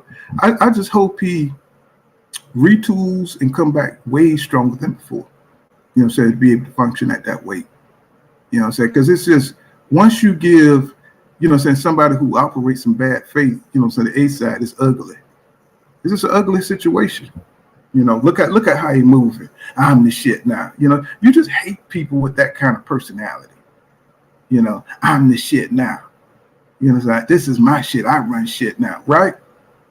It's like, bro, shut up. Shut up and fight the fight. Nobody cares about your little pettiness. Nobody cares. You're supposed to be a champion. You're not a people's champion. You're a hood champion. It's like, bro, that's why you can't get no damn backing as it is. Have some kind of grace about yourself. Have some kind of manliness about yourself. Learn how to carry yourself. You're not 13 or 15 no more. That when he balled his fist up at Sean Porter Daddy, in the Olympics, that showed you what he was. And he's still that same kid balling up his fist at authority. Striking out at authority. Don't want nobody to be over him. Unruly ass dude. That's his problem. He wants to be the bully in every situation. Either you fight me or either you fight on my terms or I'm not fighting you at all. That's how he got the belts. Spence had to get this dude everything to get into the ring. Had to give him everything. And that shows you the spirit. See, this is why Errol Spence Jr. is so loved and Bud Crawford is so hated. You see what I'm saying? He had to give up everything to get this guy in the ring. And his fans act like they don't see that. They don't care about that. And they still talking about Errol Spence Jr. ducked this guy for 5 years. Are you serious? This is why nobody, that's despicable. I'm saying? I'm just like, what is going on? Yeah, Victor Conte. So, it is what it is, saying? It's like we just live in a fake era with fake folks, saying that like fake outcomes, they don't like nothing straight up. Saying? This is the what they call it, the scam artist era. So this is, where, the moral values are turned upside down. Saying honor don't mean nothing anymore. These people, you got a whole generation now that has nothing to do with a church or moral values. They like the scam. You know what I'm saying? If you can get by cheating, they respect that.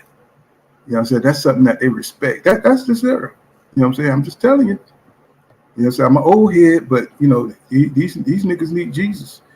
Let's see, Dante Hall Boxer says, Bud is special talent, but I don't believe he will fight Boots. Too young and fresh, and Canelo, them guys, too big a risk. They too big. Well, I mean, like I said, I'm old school. I don't really believe he has to fight Jerome Boots Ennis, but because I think his class is passed. But he missed his class, you know. He only got Errol Spence Jr. You know what I'm saying? He's not trying to take those risks, and he's back then, and he's not trying to take those risks today. That's my problem. You know what I'm saying? And then, you know, they talk about he's just appreciate him as a champion. How? You just cut off one of the biggest fights at 147, Keith Thurman. Now I expect him to fight Keith Thurman, not Boots Ennis. Because, you know, if you just wanted to see Crawford lose, yeah, I mean, that would be the, you know what I'm saying, you would be pushing for that fight to be the first fight. No, I want him to fight Errol Spence Jr. If that fight don't happen, I want him to fight Keith Thurman. And, you know what I'm saying, if they force him, he'll probably drop the belts before they make him fight Boots. I have no problem with that because I think he's an older cat. You know what I'm saying? So, I mean, look at the consistency in that. But as fans, you know what I'm saying, they're disingenuous. They just want to see the PBC. They just want to see Errol Spence Jr. them lose. That's it. You know what I'm saying? Just think about that. You know what I'm saying? And it's just one loss. It's not like Errol Spence Jr. got 2 losses on his resume. That's one loss, bro. And they're trying to say his career is over. So that just show you the victory all these guys have against Errol Spence Jr. It's like one loss, bro. Are you serious? You know what I'm saying? But they want to rub that in. You know what I'm saying? They want to make that a virus that, you know what I'm saying, go across the land. You know what I'm saying? So, but one loss is one loss. That man could bounce back from that. He could bounce back from it and become, you know what I'm saying, come back and beat Crawford ass. We seen it before. So I don't know why they're really trying to convince everybody and change public opinion to, like, if they get enough people on their side to where they just shut the fight down. You know, oh, we don't need to see the fight again. So, you know what I'm saying, nobody's going to pay for that. So, I guess what? I guess we might as well cancel this. You know, that's what they want. But that ain't going to happen because they're afraid to see that get back. You know what I'm saying? They're afraid to see that get back. This is Grease with Fire says, if Crawfish move up to 168, said I want him to fight David. Come on, Grease with Fire. This dude don't move like that, bro. Come on now. What have we been seeing consistently over the last 10 years from Bud Crawford? He don't move like that. You know what I'm saying? If he's gonna retire, bro, he is not like my man Steve Nelson said. He don't fight for legacy. He's fighting for a bag, and you know he's not gonna fight big ass David Benavidez. He is not, and hopefully, I just hope that I'm just hoping that EJ can rehydrate. You know what I'm saying? Up to a weight that he can operate at. If he has to take a fine, take a fine. You know what I'm saying? Just come in there at your natural weight, bro. Go in there and beat this dude. You know what I'm saying? Because, you know, he was hella small during that fight. We never seen EJ that damn small, bro. He was hella small. It's almost like he was when he was on weight day, he looked the same. When have you ever seen that? I mean, he looked the same as he did when he weighed in, right? So I'm just like, I know they had to see that. So I'm just wondering, is there any stipulations to where he can't, you know, say rehydrate up to but a certain weight? Charles Thomas says, what are you talking about, man? It's like, you hear what I'm talking about. What are you talking about? Keith Too Slimy says, it was a duck because he had an offer. He declined it, bro. Okay. So he's a duck then. Okay. So let's move on. He's a duck. He says, I don't have a favorite fighter, but I keep it real. Bud is opportunist. He says Shakur made himself mandatory for Haney. That's what he's supposed to do. Okay. All right. See, you know, we make all these assertions about these fighters, but guess what? Just because you call Frank Martin a duck, that don't mean, I mean, he's still Frank Martin. You know what I'm saying? You call him a duck, you go put a duck in his front yard. You know what I'm saying? You call him what you want. You know what I'm saying? But the fight ain't gonna happen. Fight ain't gonna happen. You know what I'm saying? If Shakur Stevenson, gave that man what he wanted, you know what I'm saying? Like Errol Spence Jr., you know what I'm saying? Errol Spence Jr. gave Crawford everything he wanted, and look how that turned out for him. You know what I'm saying? So why can't Shakur give Frank Martin what he wants? I mean, nobody ain't talking about it from that side. I just don't understand that. You know what I'm saying? That's like hypocrisy. You know what I'm saying? That's like hypocrisy, bro. Give that man a few more thousand, whatever he wants. You know what I'm saying? So you get the fight on. But you went with Edwin DeSantos. He took the deal. He probably fight. He probably not fighting. It was probably enough for him. And that's a good fight. So why is everybody harping on Frank being a duck? I mean, what does that really mean, really, today? You know what I'm saying a fighter ducked. It don't mean shit. If you're a fan of that fighter, you know what I'm saying, they still gonna watch him the next time he fights, right? So what does that mean? I mean, just really, you call anybody a duck in boxing, everybody's ducking in boxing, according to the old rules. Everybody ducking. Because, and another thing I wanted to talk about was, what does Frank has to gain? You know what I'm saying? To fight Shakur Stevenson, you know what I'm saying? I know it was a vacant WBC title. I wanted to see the fight. I wanted to see Frank take that deal. That's my philosophy. I want to see him take the deal. I think you should take the deal, if you get an opportunity to become a champion. But did Shakur do that to Devin? Did he do that with Devin? Did he take the opportunity with Devin when he offered him some bullshit? You know what I'm saying? That y'all consider bullshit? Or was it even just like when Errol Spence Jr. offered Bud Crawford 60-40 way back in the day? They said it was bullshit. They said it was a bullshit offer. Even though it was an offer that he put out there to take him off the path of, fighting all the PBC fighters first. He wanted 60-40 because Top Rank, they want the lion's share. So it's a business leverage. You know what I'm saying, on both sides. You see what Crawford doing to Errol Spence Jr. right now. And he's got a signed contract. And he's trying to make the shit difficult.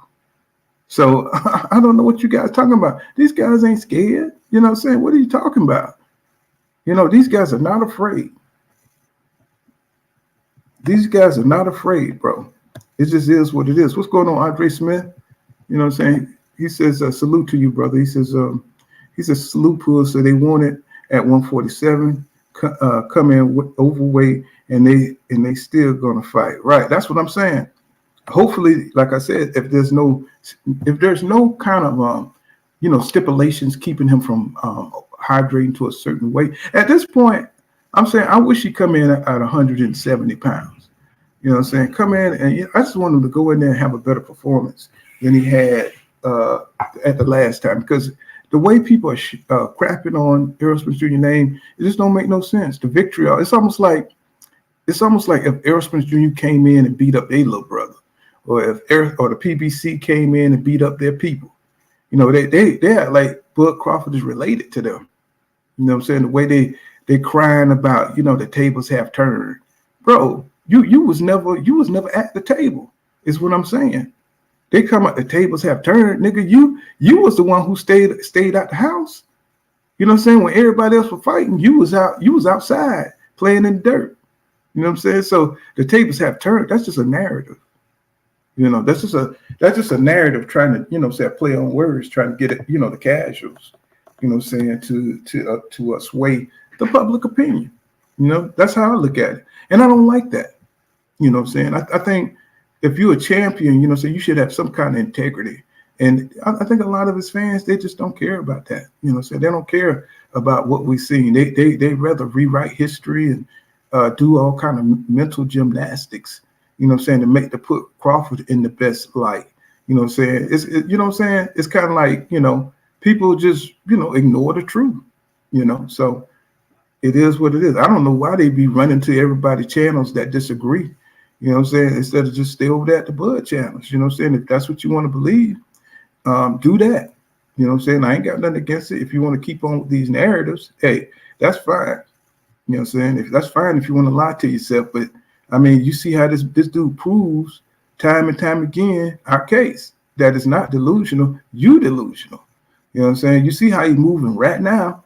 You know what I'm saying? It's how he moved years ago. So he said he shouldn't get a pass pull. He says Crawfish must fight Boots or Errol. He says the only exception is he move up to 168 and fight Benavidez. Right.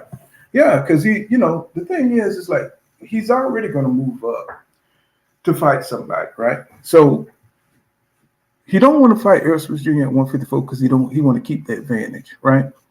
And they talking about it's just business, right? But he is willing to move up to 168 to fight David Benavidez, or I mean not David Benavidez, but to fight Canelo or Jermell Charlo. So this tells you that he wants Errol Spence Jr. weight drain. This tells you, it's proof. If you're gonna already move up to 154 or 150 or 168 to fight Jermell or to fight Canelo, why not fight Errol Spence Jr. at 154 then, if that's what it is? You know what I'm saying? If you already gonna move up, fight that man at 154. I mean, you got the power to do that, but I'm just trying to make a point here. It just shows you that Terrence Crawford, saying what he's doing, he knows what he's doing. And then he's trying to put the propaganda out there that it don't matter, about the rematch. It does matter because you're already, making plans to put this man at a disadvantage, right? So, the man already told you. And, I do blame Errol Spence Jr. for talking too much, letting people know that was hard for him to make the weight.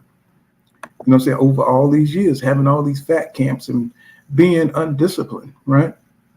And they just used that to his advantage. That's why he dragged it out for so long. Everybody just waiting for Terrence Crawford to come back and sign the contract. This was all part of what he was doing. Plus, he was trying to see what that stuff would do for him. Would it add any power? That's why he fought David Avenesian. He fought a safe touch to see, as a punching bag. He used him as a human punching bag. To see what the effects of that stuff would, what kind of boost he had. And during all that time, y'all, Errol Spence Jr. should have been fighting. He should have fought. He should have took that Keith Thurman fight. That would have made him sharper. That would have gave him another legacy fight. And Keith Thurman couldn't be out here talking about he's an athletic fighter and shit. I'm so tired of hearing Keith Thurman talking about fighting Carissa Shields and talking about all he's going to use as a jab. Bro, if he does that, I don't ever want to see Keith Thurman again. If he goes out there and try to fight Carissa Shields, I really don't want to see that dude again. I'm so tired of him. He gonna just use a jab. He's seriously talking about fighting her. And if she goes out there and knock his ass out, that'd be good. You know what I'm saying? That'd be good. That's gonna set light-skinned guys back. You know what I'm saying? Carissa Shields beat his ass. Light-skinned guy's gonna take a hit. You best believe. He says now, Dante Hall, Boxing Talk says, now the one thing I don't understand about Shakur is he's calling out Haney and Martin, but he don't want to fight Tank right now. That's the biggest money fight. I don't understand why he don't. I mean, I thought he was headed straight for Tank. Unless, he just knows that Tank is going to be busy fighting Pitbull Cruz. He's going to be fighting Pitbull Cruz, and I guarantee y'all, and y'all listen up, I guarantee y'all that Ryan Garcia going to get another fight because the fight did so well between him and Tank last time. That was a huge, that fight did numbers. They made some money on that fight. So y'all better look out for Ryan Garcia and Tank. That's another fight that's going to happen. I would think that Shakur Stevenson and Tank would be a good fight, but why he's not pursuing it, I don't know. I don't know. You know what I'm saying? That would be the best. That would be best for him, to try to fight Tank, because Devin ain't coming back down in the 135. You might as well forget that. He says, what you said, Armstrong Fanatic says, he said, facts, said he's cycling off the drugs probably. Yeah. You know what I'm saying? I mean, look, you could just look at how they move, the time they take, you know what I'm saying, how they move, you know what I'm saying, if they're on some shit, why he came to the press conference with his coat all over his body and stuff like that. And You know what I'm saying? It's like it's a certain process you got to go through with this stuff.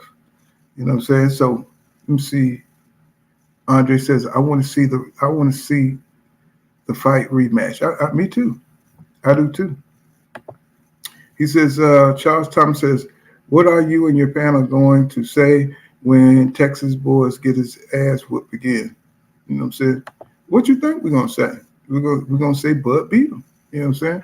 But he didn't beat him at a weight where Errol Spence Jr was at his best. You know, that's what we're gonna say. We're gonna say the truth. You know what I'm saying? We're gonna say the truth. And man, you know, you heard Floyd Mayweather. Are you doubting what Floyd Mayweather said?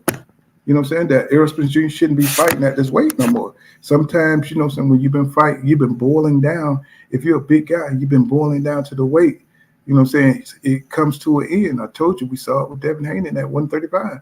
And you know that too. So I'm just like, why are you acting like you don't know these things? You know? So that, you know, we're on the next level of boxing talk. We're not, you know what I'm saying, on there about, you know, acting like ignoring like we don't know what we know. So, you know what I'm saying, we're on the next level of the boxing talk. We seen the man was drained. You saw that too. So, you know, you just want the victory talk, but you don't want to talk about the specifics of the fight. He says EJ always fight like that.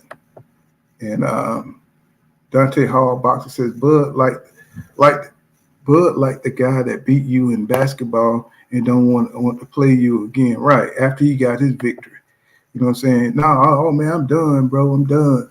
You know what I'm saying? It ain't no reason to play you anymore anyway. Ain't no reason to play you. You know what I'm saying? You ain't got skill to beat me. It's like, it's almost like some kid. It's almost like, you know what I'm saying? It's like childish nature.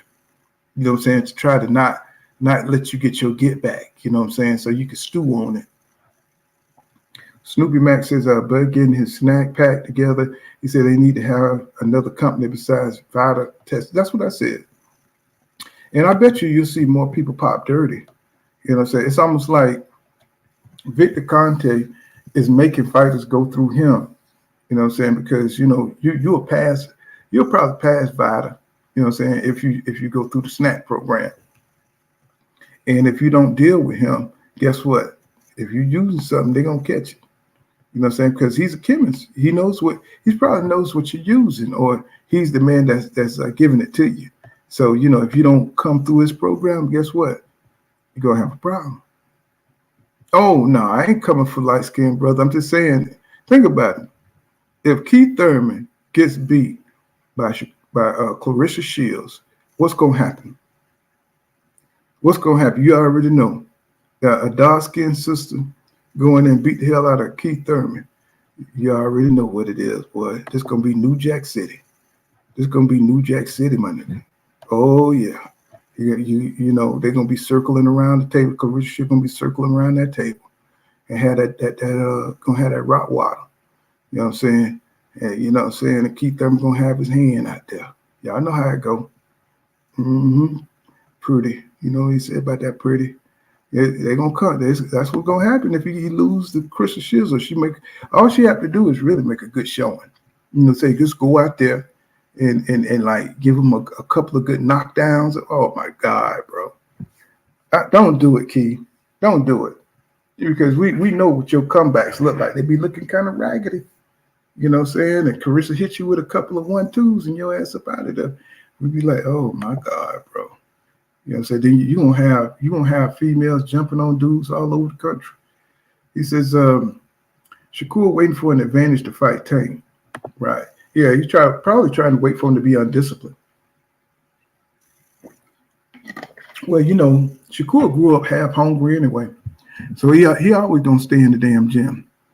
You know what I'm saying? He grew up, you know what I'm saying, in Puerto Rico, I think. You know what I'm saying? So, you know, he's always gonna be a gym rat, half hungry.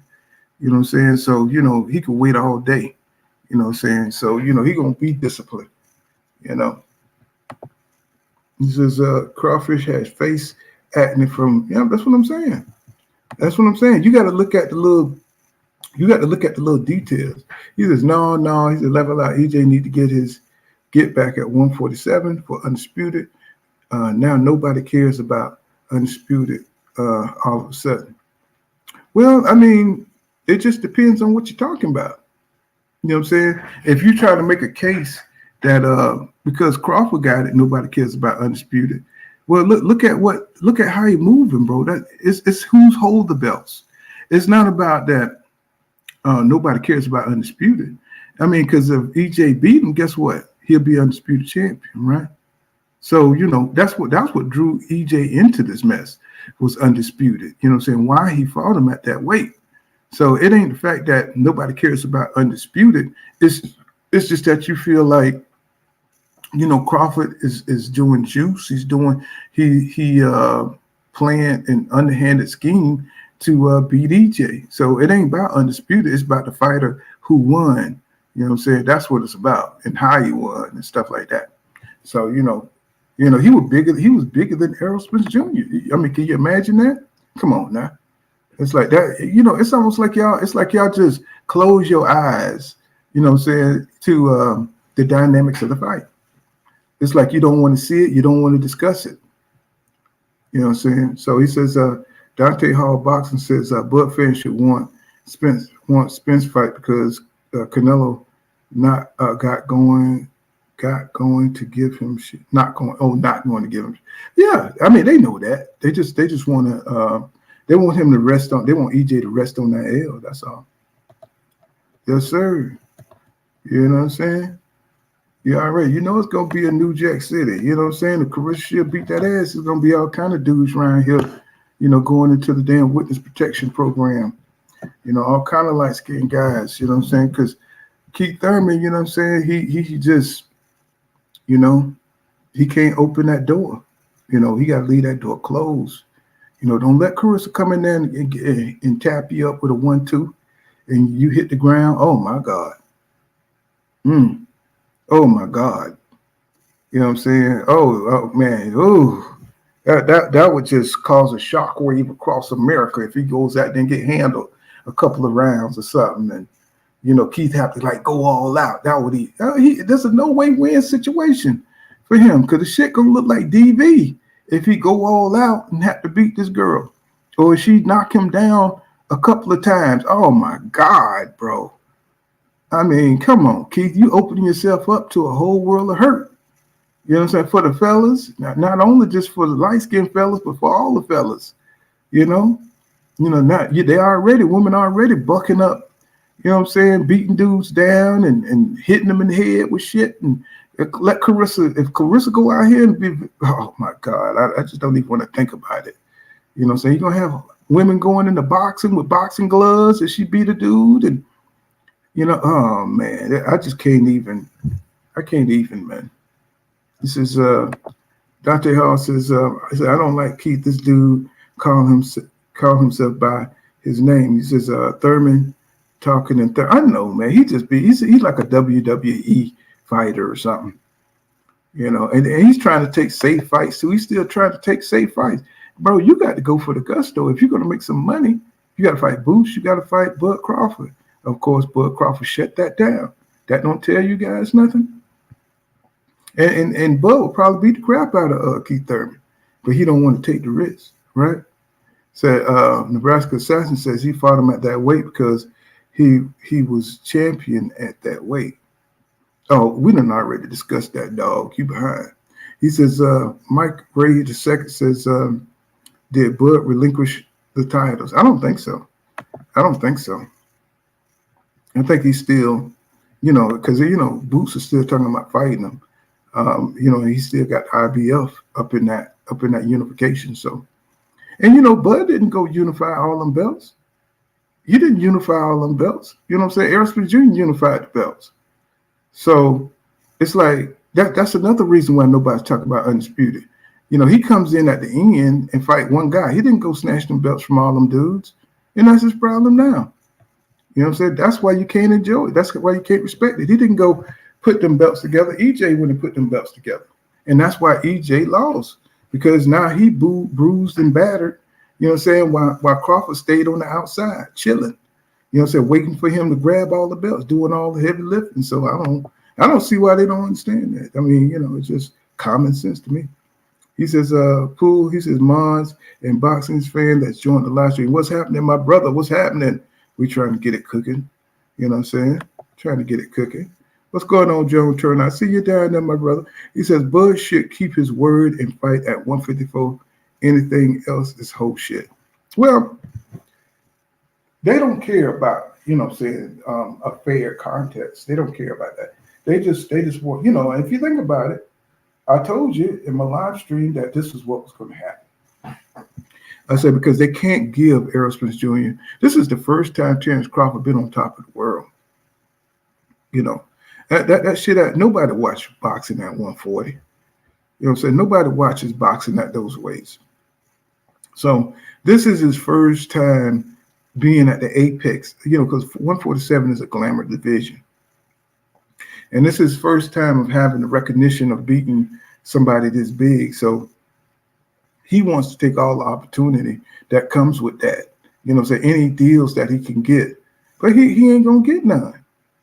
He ain't going to get none because his reputation is he's hard to deal with. He's hard to deal with. You know what I'm saying? Nobody, I mean, just like when he left Top Rank. Just like when he left Top Rank, nobody wanted to deal with him. You know, everybody knows Bud Crawford is hard to deal with. So he's not going to get the same situation as if when Errol Spence Jr. win it. You know, saying you could deal with those guys. Bud is a whole Tyler Perry movie. He's Diary of a Mad Black Woman. And his fans are Diary of a Mad Black Woman. You know what I'm saying? Medea goes to Omaha. That's what it is. I'm telling you. So it's going to be hard for him to make it because, you know, the Manny Pacquiao deal. Look what happened with that. After years of talking crap that he wanted to fight Pacquiao, they were happy for Bud when he got the fight, and then he turned it down. But when Spence did it, they thought, you know, say it was a duck for Bud Crawford. So you know, these people, you know, what I'm saying that back in Bud, they don't care. They don't care about the business, you know, so as long as it's in Bud's favor, you know what I'm saying, it's all good, you know what I'm saying? So they don't care about that EJ made it happen or, you know what I'm saying, made the fight happen or none of that shit. They don't care. And now this man is at a disadvantage. So, you know, he's going to have to get it out the mud again. You know, he's going to have to go and snatch them belts back. Roman the Plug says, Bud should keep his word and fight at 154. Oh, I read that. What's going on, John Turner? He says, what up, Pool? He said, that's the real one here.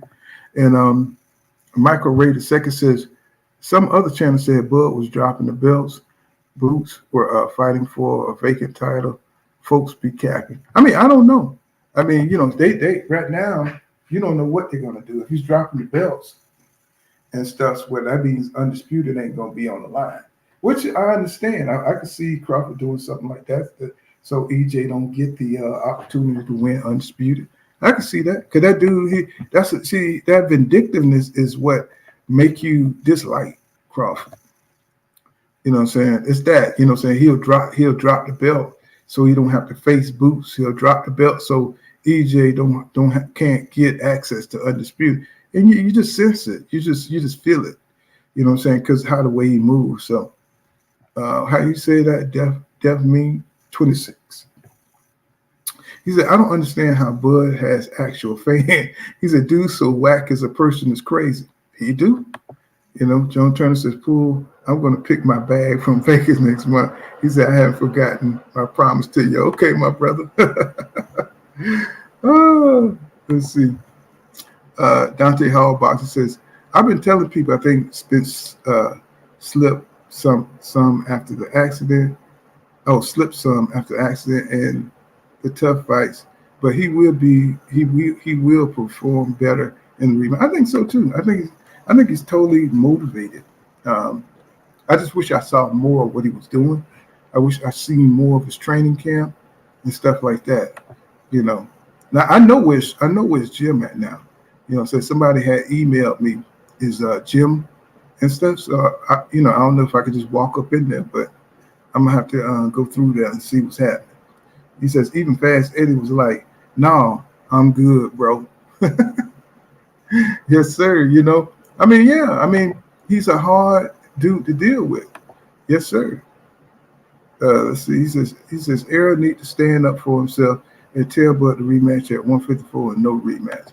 I don't think he has that. I've heard it both ways. I heard it was in the contract already. Then I hear they saying no. The Steve Nelson guy telling me it's going to be at 147, and he's trying to like really troll Errol Spence Jr. fans. You know what I'm saying? Like, I don't know who this Steve Nelson nigga is. It's like disappear, bro. It's like disappear. He said, "Pool, how much do you charge to advertise on your channel and stuff?" Well, I've been demonetized. You know what I'm saying? I don't know what the hell I said. Well, I did those TikToks. And they demonetized me for putting these TikToks on them. And I didn't even know that was a rule, but you know, it is what it is. I never did that for the money anyway, John Turner. He says, Charles Thomas says, who ever heard of a fair fight? He said, and still welterweight champion. He said the world, Bud Crawford. And so whoever heard of a fair fight?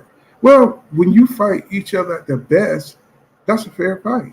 You know what I'm saying? One guy having something in his gloves like Margarito versus Cotto, that's an unfair fight.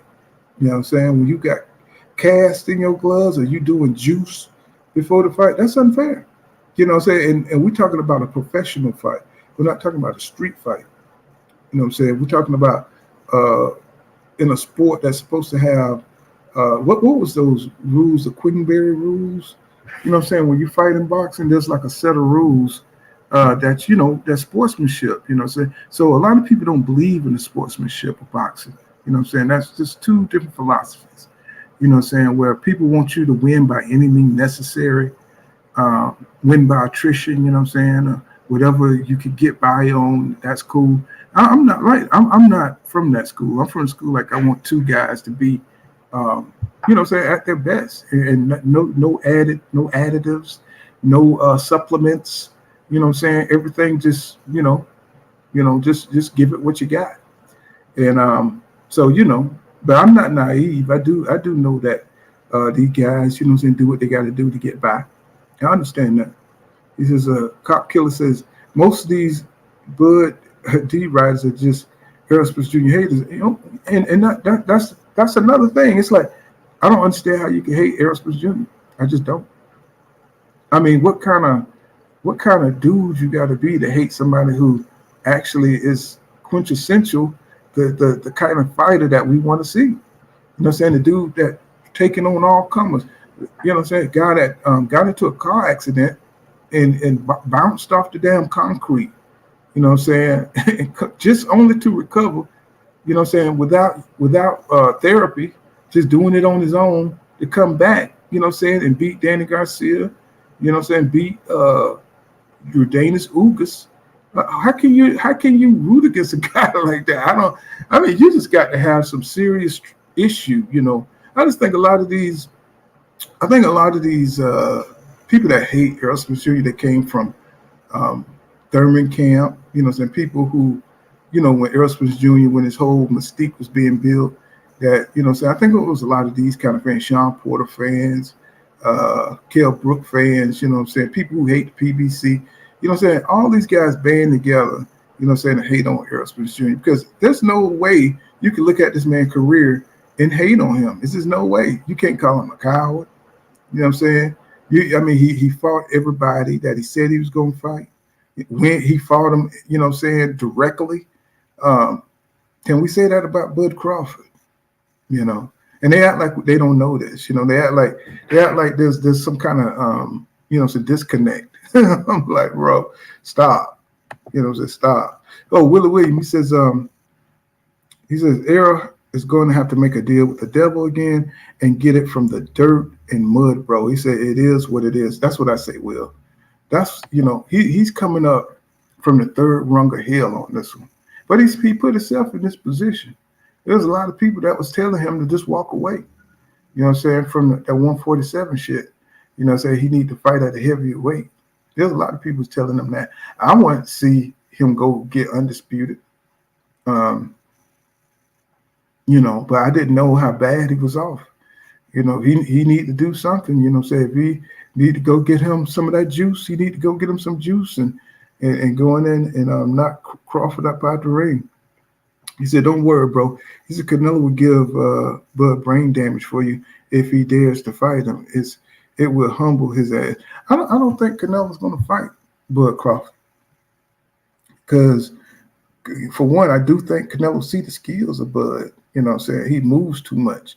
That's not somebody Canelo want to fight. He don't want to fight somebody who moves like that. So you might as well forget it.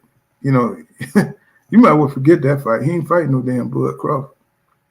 And I'm not saying that Canelo couldn't, say knock him out or something, but he don't want to go through that. You know, say somebody who moves like that. Steve Nelson is the guy who made those faulty gloves. Oh, them gloves with the neck bone grease on it. Mm-hmm. He says, "You sound emotional." He said, "Bud is great. I don't give a fuck about out the ring negotiations and whether dude is likable or not. I ain't a kid. Grown men ain't role models to me." Laugh out loud. Well, I mean, if that's how you feel, that's how you feel. You know what I'm saying? If you feel some kind of way about me, you know what I'm saying, you don't have to be here. You know what I'm saying? So, you could take all that, that animosity somewhere else. You know, we're gonna speak on what we want to speak on here. And so if you think I sound emotional, then you think I sound emotional. I don't care what you think about me. You know what I'm saying? That's why I have a channel and I can say my opinion. So, if you think I'm emotional, then you think I'm emotional. That's just what you think. You know what I'm saying? So, but I'm gonna tell you, me the people here, my subs, we're gonna talk about what we want to talk about. So you can think what the hell you like.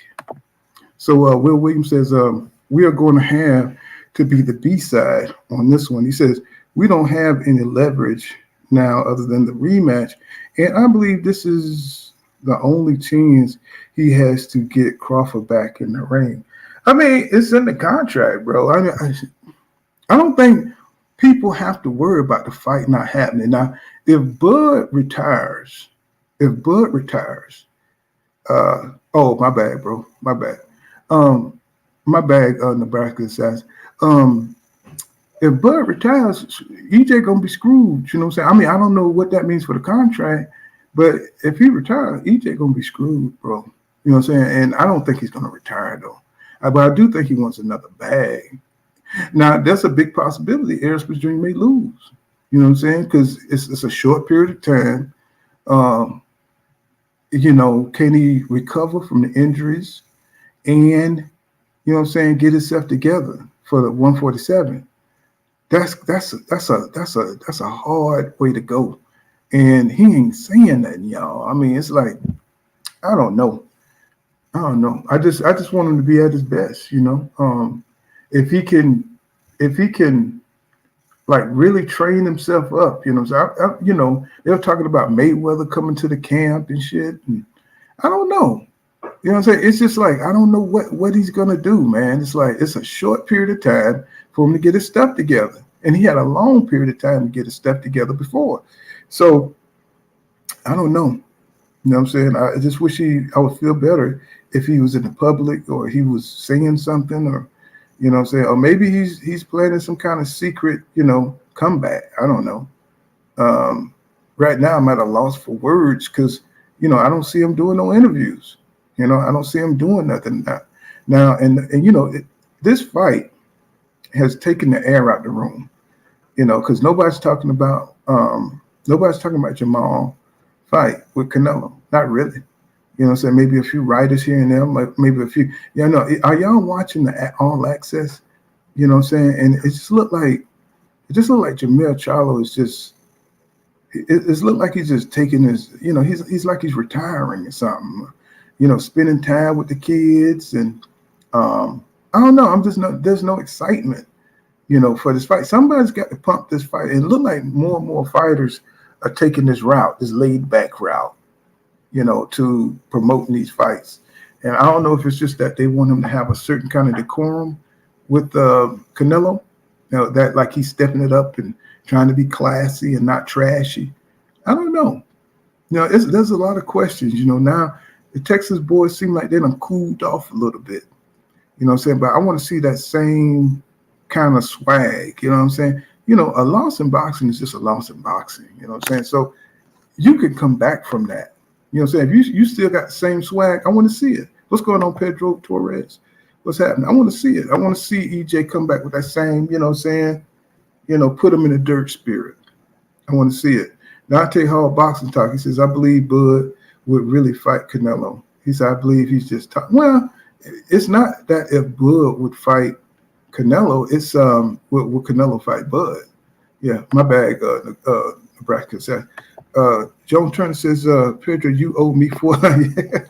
Who was that asking about? I told you Joan Turner was going to be up in him. Thomas Hill says, salute to the good brother, Pool Cotton and all the chat. What's happening, Thomas Hill? What's happening? So, yeah, I'm just, you know, we need to, you know, it's kind of like I want to fast forward right now and see what's going to happen in whenever the fight's going to happen, December, whenever they're going to do it. Hopefully it don't break down and the fight don't happen. And it's more important for EJ because, you know, he took a bad beating and that's a bad look. So, and we know he can perform better than that. So, you know, so it's the onus is really on EJ. You know, he got a short period of time. He got a long way to go in a short time to get there. And, you know, so we just got to see. You know, I just wish he was more vocal about what's happening with him. He says, Julius Marquez says, he said, I'm messing, bro. He says, I just like to see a great fight. Me too. He said, I don't think Bud accomplishments are overrated. I do respect his skills. He just haven't really tested. See, Julian Martinez, you know what I'm saying? There you go. It's like, say they act like they don't know this, you know what I'm saying? They act like that's what we're saying, you know what I'm saying? Say like, he's not that type of fighter that won a 50-50 fight. He says, Pedro Torres, he says, the worst thing that happened to boxing was Crawford winning those belts. Says arrogance is beyond anything I've ever seen in boxing. Oh, yeah, I got you, Nebraska Assassin. You know how we be doing. We be strolling through and we just be, we internalize all this shit. Because, you know, we have so many people coming at us. Let me see. Love you too, bro. Salute to you. And Pedro said, what's up, Turner? You know, everybody, all the 300, my 300 up in the building. You know what I'm saying? So it just is what it is. Boxing is just turning into a big event and a spectacle. And think about this. We're not used to getting trilogies anymore. We're not used to getting, you know, fights back to back. We only getting one fight, you know what I'm saying? And these guys are moving on. You know, it's like sometimes you got to fight 2 and 3 times, bro. Sometimes that's got to happen. You know, it's just what it is, you know what I'm saying? Because the fans, the boxing fans, if we want to see the fight, you know, we want to see the fight. You know, it's according to our imagination. You know, do people really believe that Crawford could come out there and dog Spence like that? Unless he had a off night? Hell no. So we want to see the fight again. We want to see him run it back. So don't come out here with this propaganda.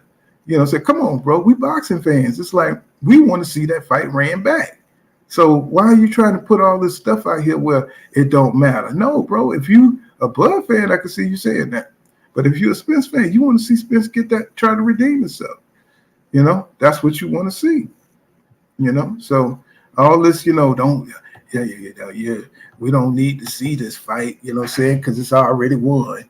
The same thing going to happen. Same thing might happen, you know, but I still want to see it. You know, I don't want EJ to get hurt, but if the first fight was a fluke, we're going to find out now, ain't we? He says, Turner, he says, we talked about it. He said, but it was never official. Oh, hell. You know, we got the cartel coming through here, but we're going to have to send them boys. You know what I'm saying?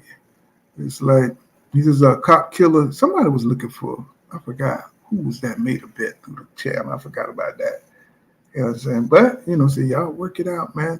He said, cop killer says, Eric gave up his A side in the first fight by giving Bud 50-50. He says the coin flip for the ring wall just to make the fight happen. I know that was like the insult to injury, wasn't it? You know what I'm saying? For him to win the fucking flip toss too? God damn. Damn, Errol, you got to come back, bro. Didn't this dude? He wanted to flip the corn flip. You know what I'm saying? And Tyson, you saw the way he was shaking like he had palsy or something. He knew what he was doing. Probably had a two-sided coin. Goddamn junkie. You know. He says, that holy boy says, Bud Bud only have EJ. He said he needs to be stand-up man and honor his word. You can already see that, he's getting the support to be brutal in negotiation. That's his reputation anyway. I mean, you see how long it took us to get the first fight and what he was doing during all that time. So the dude has no kind of ethics, no kind of morals or ethics. You might as well forget about that. He says, but I tell you one thing, I took a big loss. Yeah, I think we all did. Julian says, Errol, bro, he said, I like Errol, but I just don't see that dog in him anymore. He says, if you say the wreck didn't have an effect on him, well, I strongly disagree. He said, I wish the best for him, but in my eyes, he's not the same. Damn. I hope that ain't right, Julio Martinez. I hope not. I want that man to be, saying 100%. I mean, these are things that you're not going to find out. You just got to look for things in the fight. So if you look at the Ugas fight, was he moving?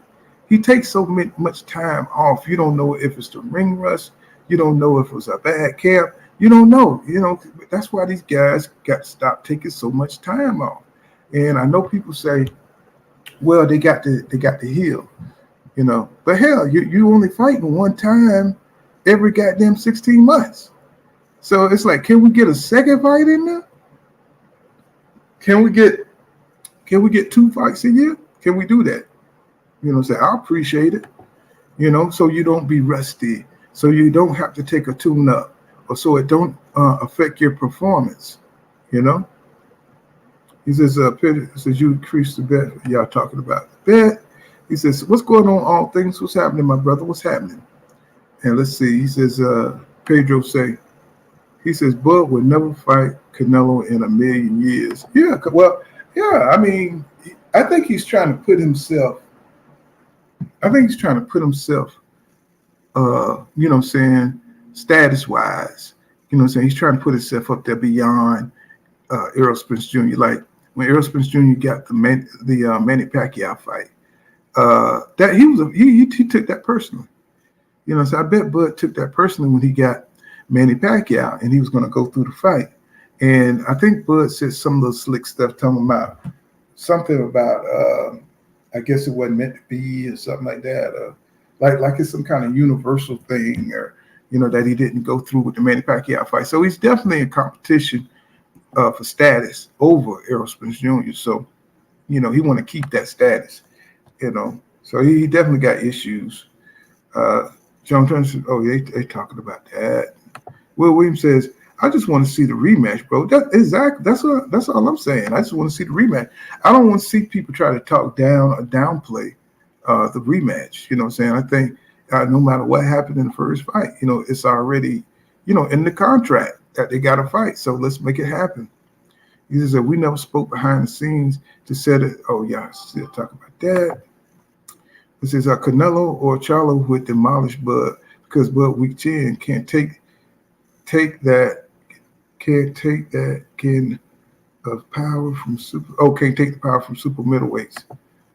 Yeah, I hear you, Cop Killer. You know what I'm saying? Yeah, well, hey, if you juiced up, man, that juicy chin. You know what I'm saying? And that was another thing. If you looked at how Errol Spence Jr. hit Crawford, he had no power in his punches. You think Crawford could get dropped by Gamboa, Mean Machine, and get wobbled by Jose Benavidez, and he could take a direct hit by Errol Spence Jr. He said, I don't think nobody really believes that. He says, that man wasn't drained. So he didn't have no power behind the shot. He said, exactly. He says they let the wrong person get those belts. Hey, you know what I'm saying? I don't really care about the belts. I just wanted EJ to be prepared, and I thought that's what he was doing. That's what really made me sad about the whole situation, Because all that time you thinking, man, if you're going to get ready for this guy, you know what I'm saying? You knew what he was doing. You knew he was trying to hold you down at the weight.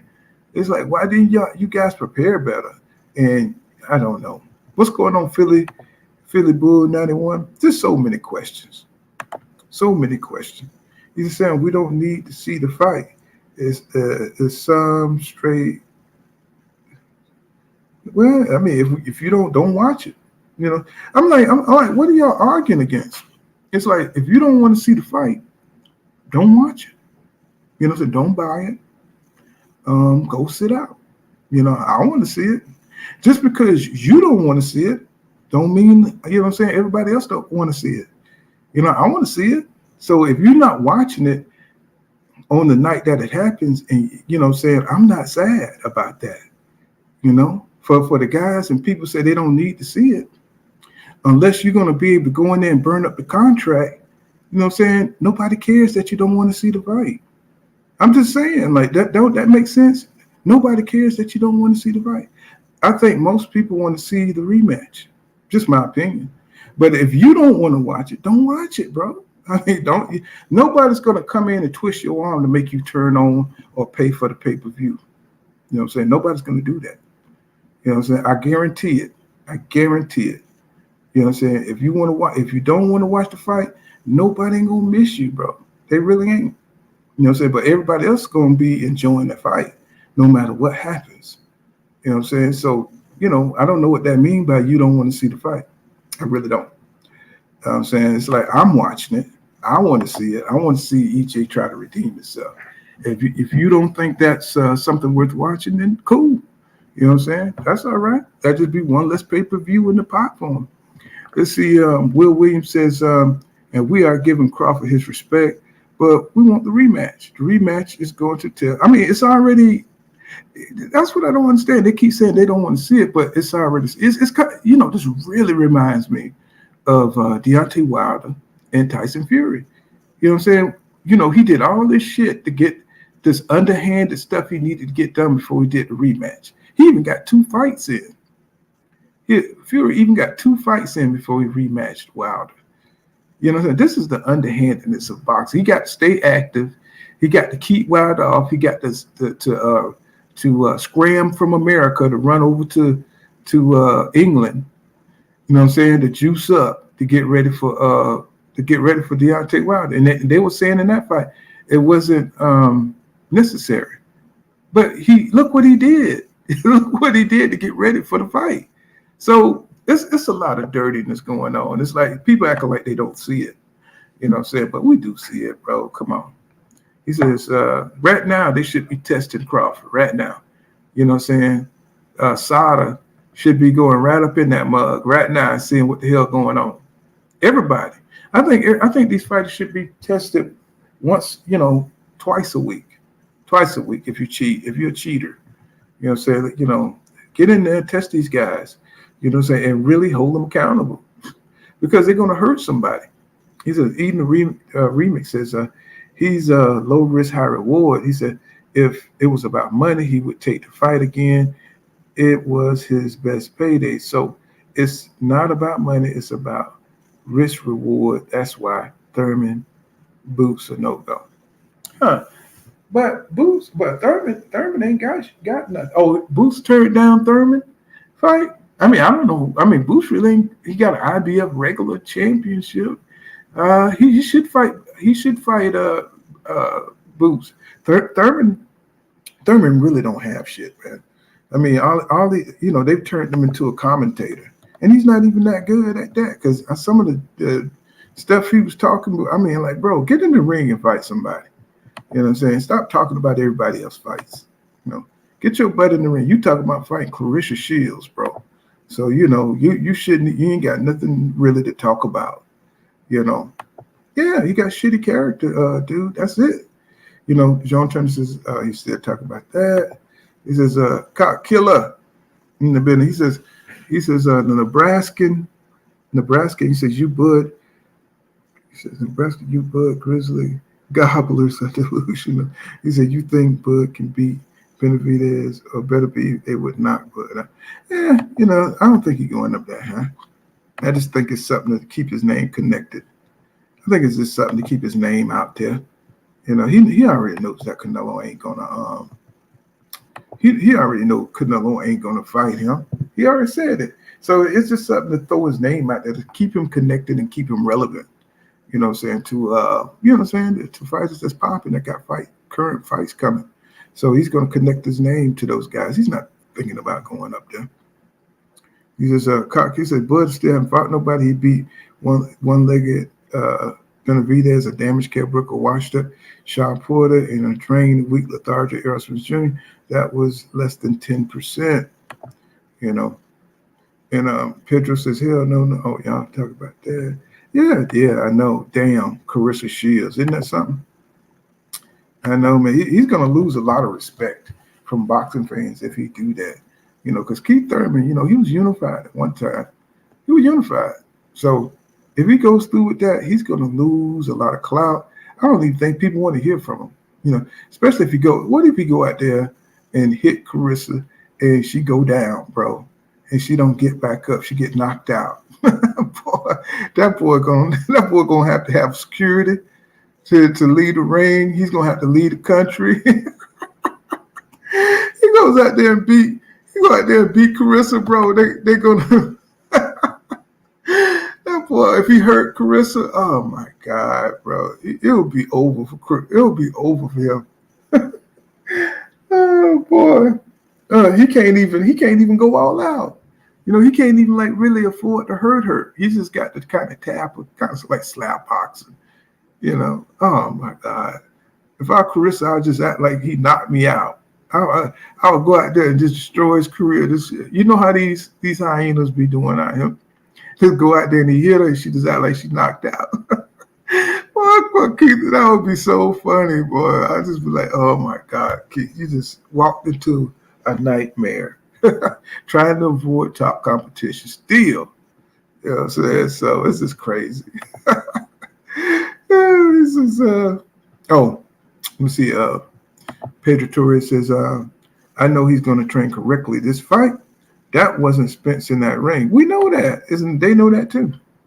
It's like, you know, we just got to continue to shield ourselves against the arrows and bows that's going on, you know, until the fight happens.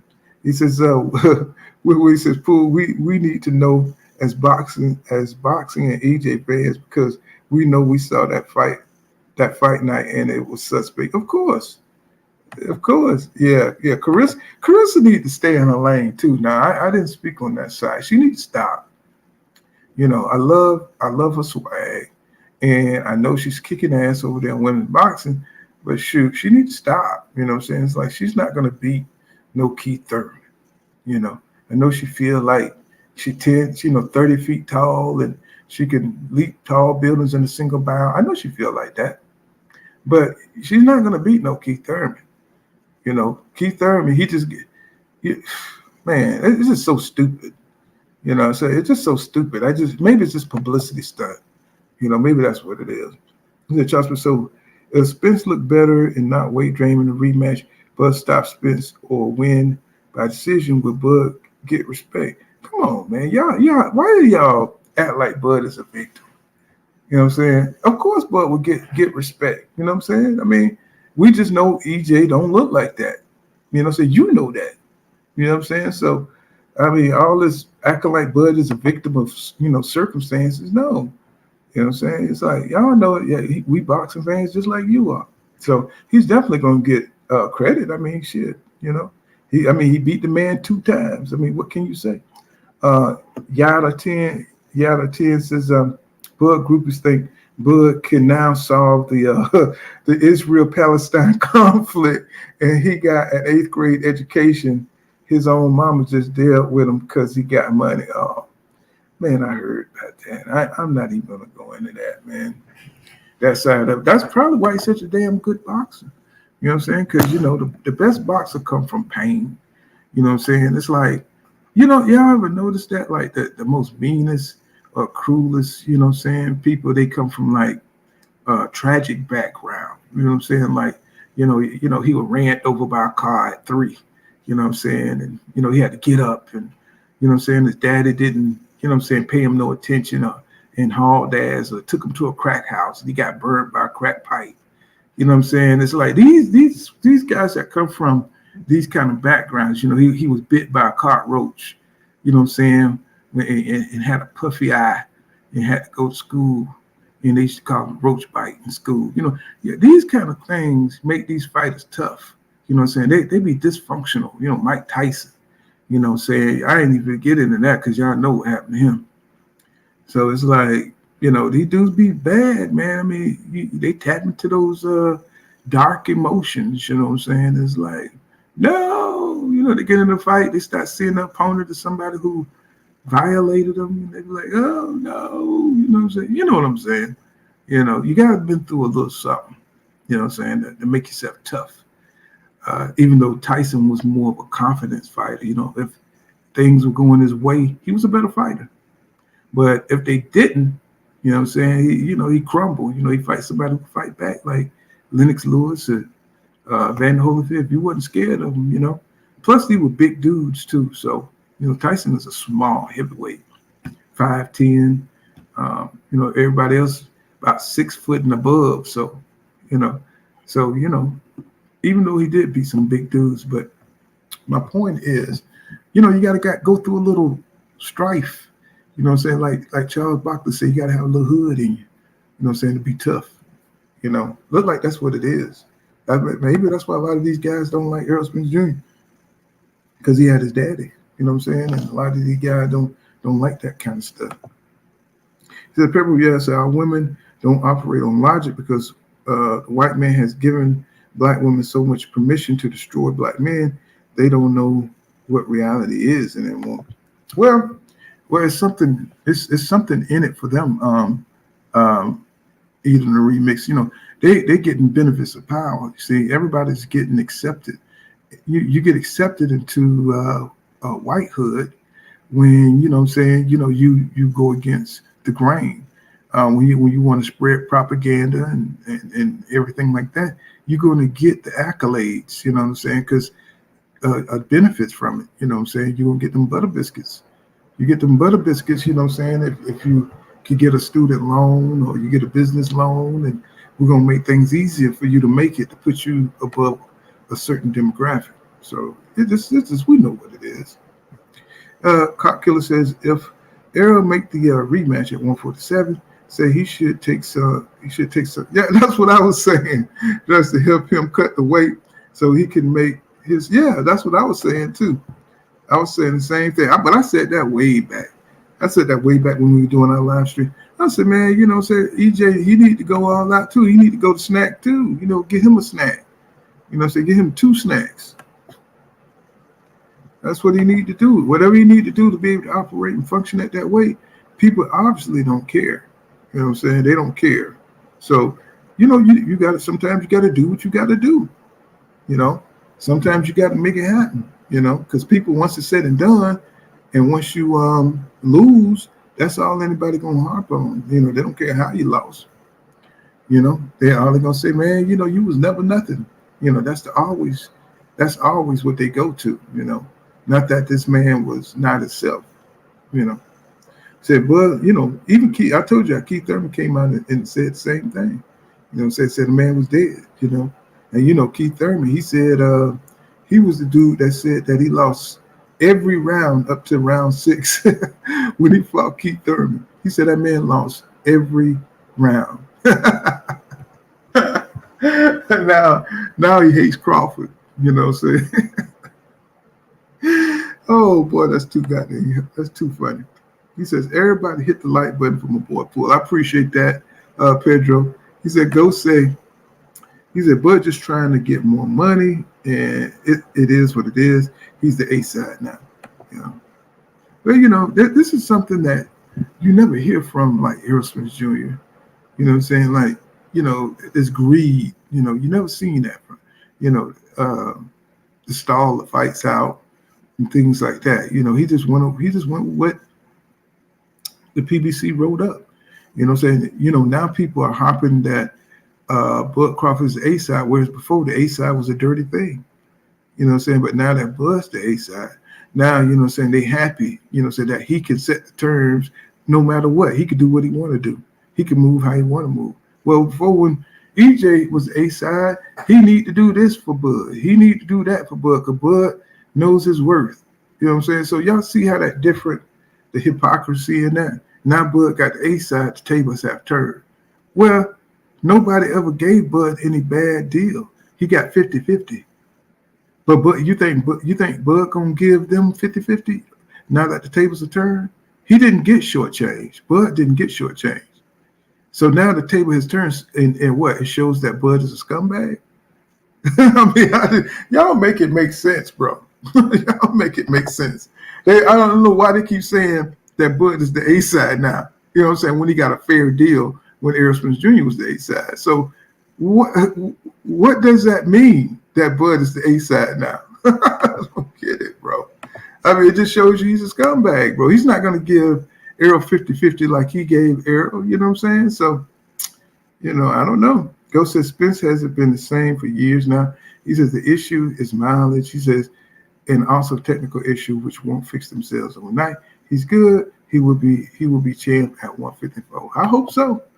You know what I'm saying? I hope so. Well, I hope he's not the mileage thing, but that could be something. That's what something that Danny Garcia was talking on. He was talking on how, you know, he kind of brought another aspect to it. He was saying, like, it's the training camps that beat you down. And I never really thought about that as much. You know what I'm saying? He's saying, you know, he just had too many training camps leading up to the fight. You know what I'm saying? He gave like the lineage of how he was from him to a Manny Pacquiao training camp to a Ugas training camp. And then he had 16 months off. So he's saying like it's like accumulation from the car crash on down. So I mean, I don't know. You know what I'm saying? That's just something he said though. You know what I'm saying? I don't know how much that is. He says, Bud, like Andre, is a special fighter. Special fighters, that's okay. But both will show how great they are when presented. You talking about dudes that's, oh God. It's like, yeah, you're right. They are the same fighters. You know what I'm saying? Fighters that fight marginal talent, you know what I'm saying? And while everybody else is fighting tough dudes, you know what I'm saying? Jamel fighting the toughest, you know what I'm saying, road he had to Undisputed, you know what I'm saying? But, you know, I don't understand. I don't understand, bro. Oh, God. It's like they just omit like a whole history of these dudes not fighting the top guys. You know what I'm saying? It's like you just totally omit that and say, just give them the title of greatness. So, you know, that's the problem. You know what I'm saying? Lucas says, y'all average Bud fans have low integrity, dust ball. And Pedro says, Earl been making money for a long time. He said, Bud needs to treat Spence right because he did Bud right. But that's the whole point, Pedro. They saying that he don't have to. You know, remember I was telling y'all the last live stream? You know what I'm saying? I was telling you how I brought a coworker, you know, I gave him money so he could get him a soda. Then when I was down and I, you know, I asked him for a soda, he's like, I don't buy nigga sodas. I was like, I don't buy nigga soda. I was like, what? I was like, bro, I was heated, bro. I'm telling you, I really want to take off on this guy. And he said, you did that because you want to do that. And, you know, I really was going to bust him up. But I thought about it. I said, you know what? He right. I did that because I want to do that. He don't have to buy me a soda. Just because I was fair to him don't mean he has to be fair to me. And that's what they're saying now. That's the attitude they're taking right now. He says, and you just, you know, you just got to be more careful because the world is ruthless. I'm not saying it's right, but what I'm saying is people are not going to treat you the way you treat them. And I think this is a lesson for Errol Spence Jr. You know, the guy he's a scumbag, right? He has a scumbag personality. He says, every A-side isn't the same. He says, some people are fair, others are slimy, like Tyson Fury and Bud. He said, we've seen it before. Exactly. You know what I'm saying? I told you I learned my lesson. Yada 10 says, what Errol Spence Jr. should do is weigh in at 154, and they ain't gonna cancel. But too greedy, rehydrate up to 160 and beat the F out of Grady and Poole. And Poole, Bud still ain't A-side without an A-side. They ain't spot. And I know they were making all these great points when EJ was the A-side, but now it's like They were making all these great points when EJ was A side, but now that the tables have turned, now they're all about the A side using the advantage to exploit EJ. So it's just crazy how they say the tables have turned. Now their attitudes have turned. You know what I'm saying? So, Bud is a wimp and a whiny baby. He said, I really can't stand his look. I know. It's like you want the champions just to be straight up. He says, Jamil had a hard road. He says, Castano had a draw and struggled with 40-year-old Laura. Did he fight Laura? I don't remember. I don't remember Castano fighting Laura. He says, relax with that shit. He says, Andre been fighting the same caliber for years, and we got contracts. All them folks refuse. Huh? He says that relax with that shit. Couldn't Andre been fighting the same cat? Yeah, we know he's been fighting the same cat. He went to the zone and let those people take the best years of his life. So I really don't know what the argument is. I really don't. I don't understand. And and Demetrius Andrade ain't really. He's a good fighter, but a special fighter, I don't know. You know what I'm saying? We got to see him in there with somebody. He's been fighting marginal talent over at the zone for years. I remember when he went in there and he argued about putting his name up there with Triple G and all them guys, but he let them put him, put him on the shelf and fight marginal talent. So, when he had a chance to fight Jamil back in the days, he went with what was it, Rockefeller? And they duped him out of his opportunity right there. And, I don't know what to tell you, man. It's like y'all don't know this stuff or something. It's like, oh my God, bro. It's like these dudes they just skip all that shit just to say the guy's great. It's special. You got to show me. If you're special, you know what I'm saying? And I think he would have beat Billy Joe Saunders, but he allowed them to screw him over. I don't know. Some people just, they missing a clover off the 4-leaf, and that's Dimitri Andrade. So I can't give him a great title. I just can't. I want to. I see the talent. You know what I'm saying? But I don't know what y'all doing out here with that shit, man. It's like, come on, dude ain't great. He's a good fighter. He's a talented fighter, but great. Where you get that at? You know what I'm saying? I don't see. He hasn't beat anybody I've been impressed with. That's what I'm saying. I don't give a hell. I don't care if you have 45 belts, bro. If you haven't fought the best talent or somebody, you know what I'm saying, I'm impressed by 2 or 3 fighters, I don't consider you great. Just think about it like that. I don't know. Maybe you just like the dude because, you like his hippie attitude, you know what I'm saying? You like his personality. I don't know. I like Andrade personality. I just think he's too passive when it comes to his business, staying at the zone for that long and letting them people do that to him. What's that dude that can't stand, or the dude he was talking to? I can't think of his name. But come on, man. You know what I'm saying? Dimitri missed the shot. Now they're giving him one more shot to fight David Benavidez. Can he outbox David Benavidez? Yeah. You know what I'm saying? Can David Benavidez beat Demetrius? Yeah. You know what I'm saying? So, but I think Demetrius got more skill than the Mexican Monster. But I like the way the Mexican Monster move more than I like the way that Andrade. I'm sorry, y'all. The more the way Andrade move. That's all. This is Mark Hamilio. He says, there's the reason why Bob Arum told the world that Bud is very difficult to work with. Say we've been seeing it we've been seeing it forever. We've been seeing it forever, bro. It's like, come on. Yeah, I know, Pedro. It's like, that's like the $1 million question. That's like the million. Maybe it's them gold braids that Blue Ray be wearing. I don't know.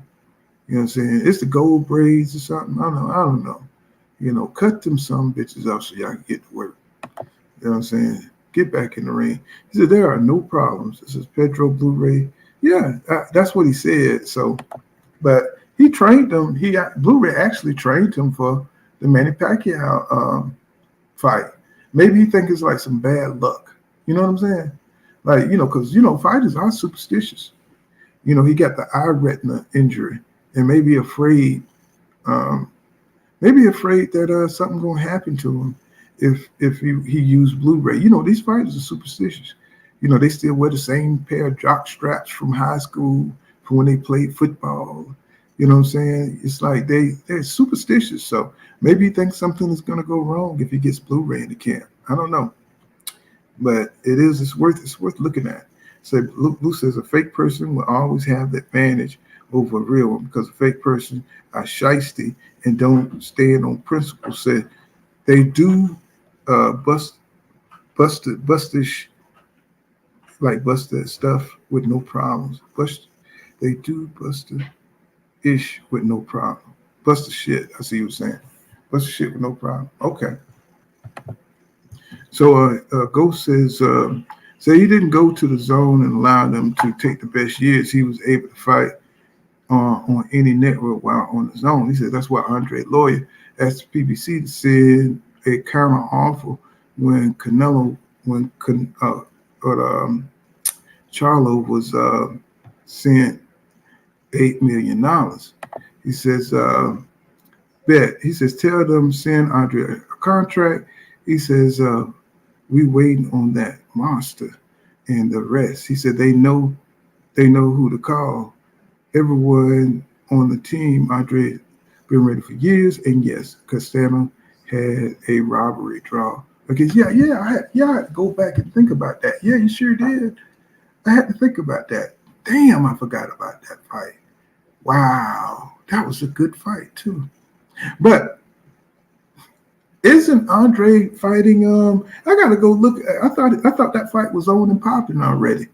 I gotta go back and look and see what the hell going on because I thought he was training for that fight. I thought that's the fight he was training for.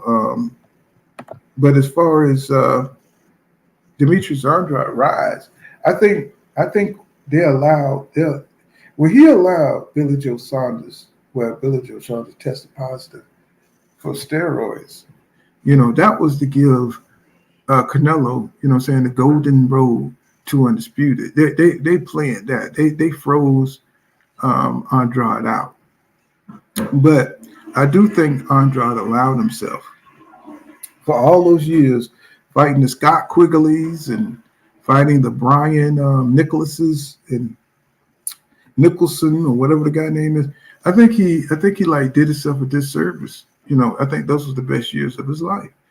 And he shouldn't have fought those dudes. He should have, went on up and he could have been undisputed at 168. Just like Canelo. He should have followed him right on up there. And then he had that whole scene where he walked in on Canelo, and that's when Canelo was telling him, get the fuck out of here. Get the fuck out of here. I was like, oh my God, bro. He didn't have the aggression. He didn't have, I ain't gonna say it. Y'all know I'm about to go, but I ain't gonna do that. I just want him, to do it to Keith Thurman and be convincing with it. And I was so happy when he did it, but then how he came off, he was trying to be diplomatic, and I was like, oh shit. You know what I'm saying? That didn't age well. He says, I bet okay, let me see. That holy boy says, as a matter of fact, I hope Bud doesn't honor the contract. He said the way they can sue the hell out of him and take the money back plus I don't care about the money. I just want him to go through with the fight. I mean, I don't understand what the big deal is. I really don't. Because if the man beat him that bad the first time, what's the problem? You already signed for the rematch, so I don't know what the whole controversy is, really. I don't. He says Bird Karma is going to come when he moves up. So he is going to get demolished by Charlo. He said Canelo, or they're not going to fight him. Maybe he had a chance if Jamel, because Jamel, I can't see Jamel fighting David Benavidez, even though them would be some hellacious fight. Can you imagine Jermell Charlo fighting the Mexican Monster or David Morrell Jr.? That dude is hungry as hell. There would be some. Those be some. That would bring 68 out. That would make 168. That would set 168 on fire. If he fought David Benavidez, if he fought David Morrell Jr., oh my God, bro, that would be a little golden age era. That would be like, Vegeta or Goku and goddamn Frieza fighting. Goddamn it, that shit would be on and popping, bro. You know what I'm saying? So, but I doubt if Jermell fight those guys. I doubt it. He might fight. I could see him fighting Bud at a catchweight. I know Bud wants to be undisputed 3 times. You know what I'm saying? Not a catchweight, but he'll come in light if Jermell won undisputed. He would come in, probably lighter than 168. Bud to fight Jermell, I could see that happening. But he'll have to come up to 168. He will have to come up there to get that fight, because I think they already snatched one of the belts from Jermell down at 154. I think they elevated Tim Tszyu to the Super WBO champion. So I think that's, so Crawford ain't really interested unless he can fight for undisputed again. Like I said, he's the dude that he's not going through the division. You know what I'm saying? He's going to come and try to beat the one guy and get by the one guy. So it says, Pedro, you said you tune up. Oh, y'all talking to each other. What's going on? Oh, my bad. My bad, 2 cents. Like I'm just yapping and yapping and yapping. He said, Pedro say, ain't nobody doing nothing to my nephew. He says, David is a beast. Morrell would get waxed next. Hey, I don't know. I mean, I really don't. When I'm talking about, I'm with the Mexican Monster 100%. I love David Benavidez, man. I love his attitude. I love how he don't come to the interviews all prettied up. He just come in there with that ugly curly hair. You know what I'm saying? He just telling you, hey, you know what I'm saying? I want the smoke, But I know he wants that Canelo money. That's what he wants. He don't want to fight David Morrell before he gets a shot at Canelo, because David Morrell got a good chance of beating him. And I dropped the link 2 cents. I dropped. Y'all subscribe to 2 Cents Box. I hope you're still in. I hope I wasn't just. I've been trying to go down the comments one at a time. Let's see. And I can't see what's at the bottom of the chat. So he says, ain't nobody doing nothing to my nephew. David is a beast. He says, Morrell, oh man, I like David Morrell too though. I think he's more athletic than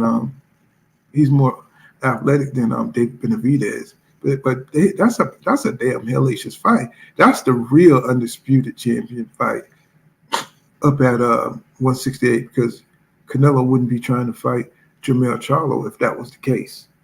You know what I'm saying? If that was the case. Let me see. What did I? Okay, so you still here. I was like, I hope I didn't stall you out too. I didn't know. It's like 111.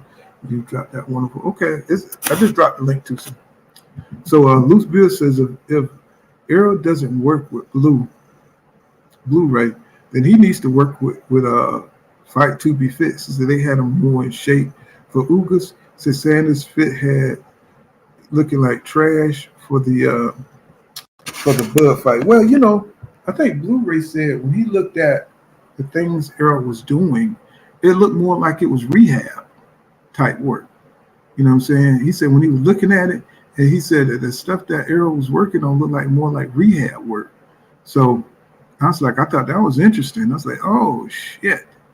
Oh man, like he's like recovery, like he's recovering from something in camp, and that's what Blu-ray, that was his professional opinion.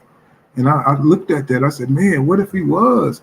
We heard about the rib injury in his camp, so maybe he was recovering from something he did in sparring, and now they're starting to talk about a little bit. I've been hearing about over sparring that breaks you down. So maybe he just overworked himself and got hurt.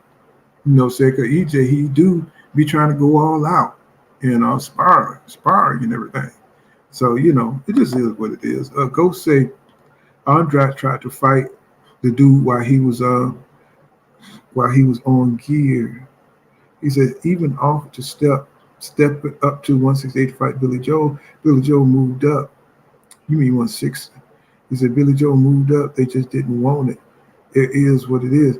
I mean, don't get me wrong. I think Andrade will fight anybody. It's just that he allowed them. You got to, once you're not, you don't have the right promotion behind you. Say you got to go after these guys. And Billy Joe Saunders definitely was ducking him because whatever belt or deal they made, he was just trying to sell the belt from that point on. And I don't think they thought that Demetrius Andrade had shit to give him, to sell the belt. So they saw Canelo coming through after he went to 168. And, they, of course, they didn't want to fight Demetrius Andrade, so he's too skilled, at 160, but at the time, wasn't really nobody at the weight class. Jamal and him, that would have been a good fight. But he walked out on the Jamel Charlo fight. So it's just like, he kind of shoot himself in the foot. When you negotiate in bad faith, people don't really want to rock with you like that. So they didn't really want to rock with him, man. He walked out on the deal. And what was that promotions? I forgot Star Banner and I forgot who the two guys, they were screwing him over. And, he tried to go with Rock Nation. And it was just, he just had all this, just kind of like Andre Ward, just all kind of promotional issues. And you ain't got time for that, bro. So you need to get with somebody. Don't get with BLK Prime and all these guys that don't know how to make the deals. He just got caught up, and he just, he just paid the price, his career. What's going on, 2 Cents? What's going on, Queen? You up in the building? What's going on? How y'all doing? Oh, just talking a little boxing this morning. It's afternoon. I done talked myself into the damn afternoon. Oh man, what you've been watching all this crap with Shakur and Frank Martin, and it's just I don't understand why it's getting bigger. I just don't get it. I just did a video about that today. I was ignoring it because I'm like, y'all don't see what's going on. Like I feel like him and Haney are building a fight to eventually fight at 147. So we already know that they're not gonna fight anytime soon because Haney would be ridiculous to try to fight Shakur at 135 when he can barely make the weight. And Loma just almost beat him.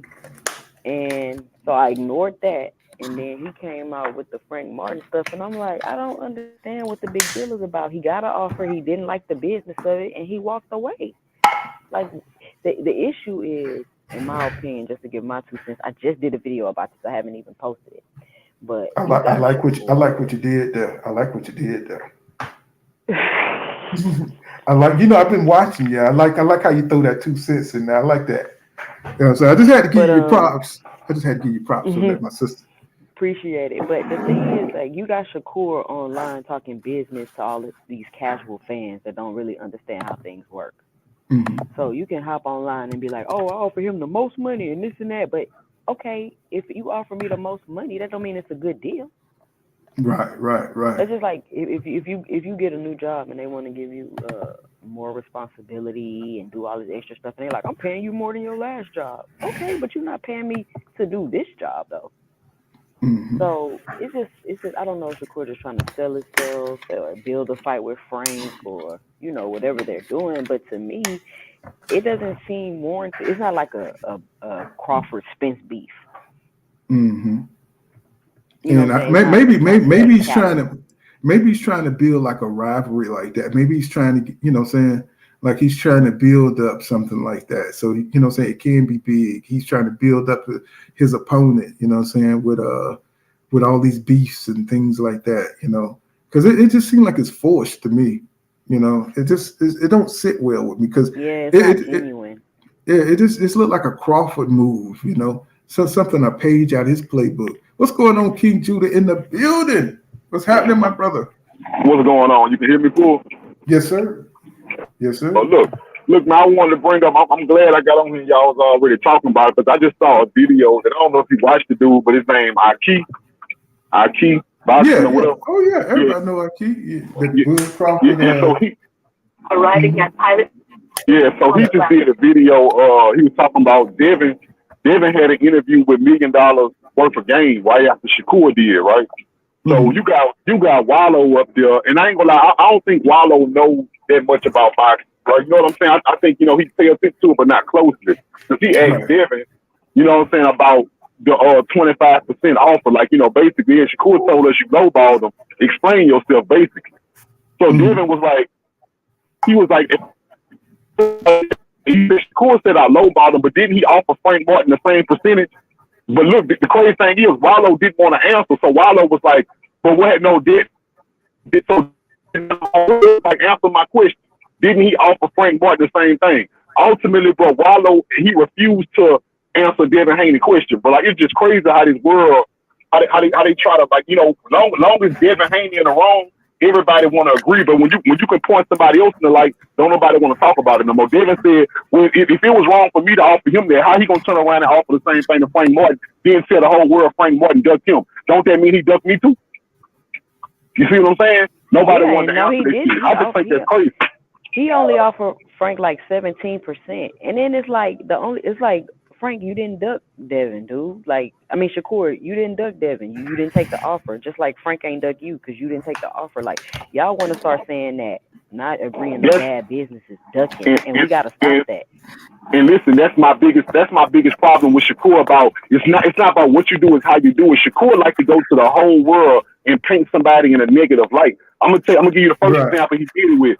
When after him and Devin first had they back and forth about possibly fighting each other, he gonna go to the whole world and on Twitter and tell Devin sign the contract, making the whole world think Devin ducked him and not signed the contract that didn't even fucking exist. You see what I'm saying? This is what I don't like about Shakur. Like, you can't tell me that's not underhanded. Like, Poor, how the hell am I gonna tell the whole world sign a contract that don't exist without me trying to be underhanded on some dirty shit? Yeah, I mean, you ain't even seeing though. You ain't even seeing it. But that's what I'm saying. It's like when they put this stuff out of the news cycle. Okay, you say to yourself, okay, if you're a content creator, I mean, what reason do they have to lie? You know what I'm saying, about a contract or a fight? What's the reason? And now clout chasing, we're seeing clout chasing is a real thing. You know what I'm saying? Changing public opinion. From a fighter point of view. You're not used to seeing fighters do this kind of thing where, they making up contracts, and this is another level of clout tracing that we seeing out here. And I'm just like, bro, you know what I'm saying? Now you can't trust nothing. Now you got the burden of proof is going up. You can't just take a person's word at it no more. Like if he comes out and say that, Frank Martin asked for 50%. And if we come to find out that ain't true, oh my God, bro! It's like, damn, bro, why are you doing that? And this is what's going on with Stevenson. It's like you're finding out a lot of stuff that he's saying isn't true, or a lot of what's going on with him in the negotiation isn't true. So if you want to call a guy duck, you're welcome to do that. You know what I'm saying? But it's not going to really affect the fight because the fight is either going to happen, they sign on the dotted line, or it's not. So I really don't understand why they want to call Frank a duck so bad. Maybe because of it's the PBC camp that, what I'm saying, the victory all they have for that camp. I think it's to take the light off Shakur Stevenson for not fighting Devin Haney. And like you said, 2 cent boxing. It's all about how you want to look at it. Now, you can look at it like some people say he ducked, right? But I can't see who make case that, hey, he didn't duck Devin. The business wasn't right? I give you that, right? But at Shakur Stevenson, you can't turn around and call Frank Martin a duck for doing the same thing you did. And you said you're not a duck for doing it. And that's what I'm saying, Shakur, just be quiet. Like, I remember I was like, I'm glad he got a fight so he can shut up. And then he hopping on all these interviews talking about, like, you talking about everything else except your fight. Dude, just be quiet and fight.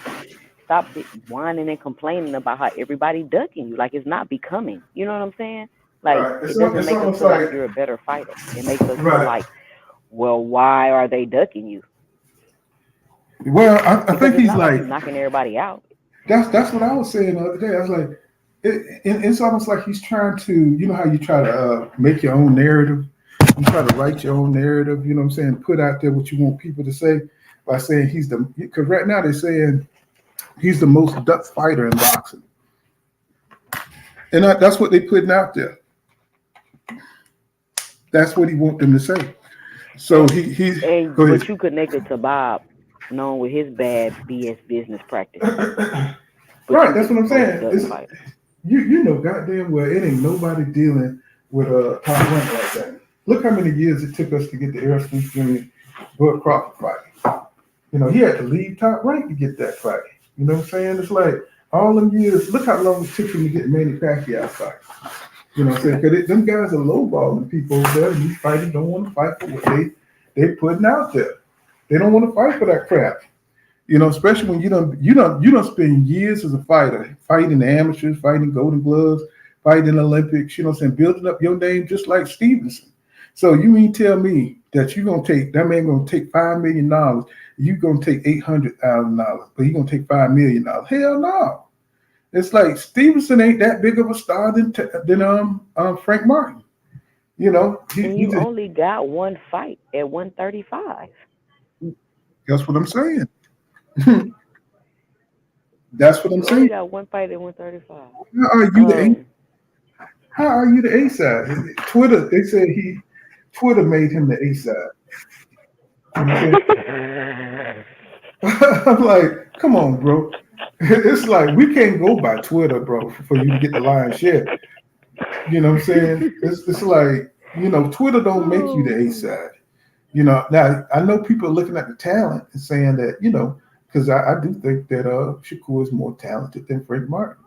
You know what I'm saying? But I mean, Frank and Shakur, was there really a quote unquote A side? Like y'all are up and coming. Like there's no A side, so to speak, right now. And then he tried to say, "Oh, Frank Martin ain't done nothing. He ain't." You mentioned 135. Frank Martin name coming up. Yeah, Ghost. I mean, I understand what you're saying, but you got to understand that the business of boxing is what's messing it up. Like you said, Jalabek, he was a threat now, but you know, could he beat Andre? Andre wasn't looking so good at the time. Looked like he was kind of down.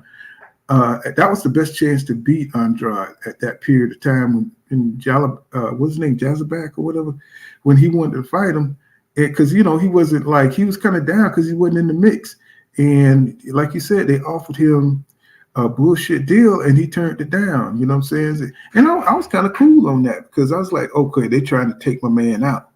You know what I'm saying? They're trying to, you know, send a hungry dude up in there while he's, you know, while he's not, you know, at the top. You know, they keeping him away from Canelo and they keeping him away from the top dudes and stuff. So, you know, I was happy about that. You know, he walked away from that bullshit deal, man. You know, I don't want to see the best guys, the best talent get beat by a contract. You know what I'm saying? I don't want to see, you know, because you got to get yourself up for the fight. You know what I'm saying? What you fighting for? You got to pay your people out of that shit. $800,000 ain't shit in boxing.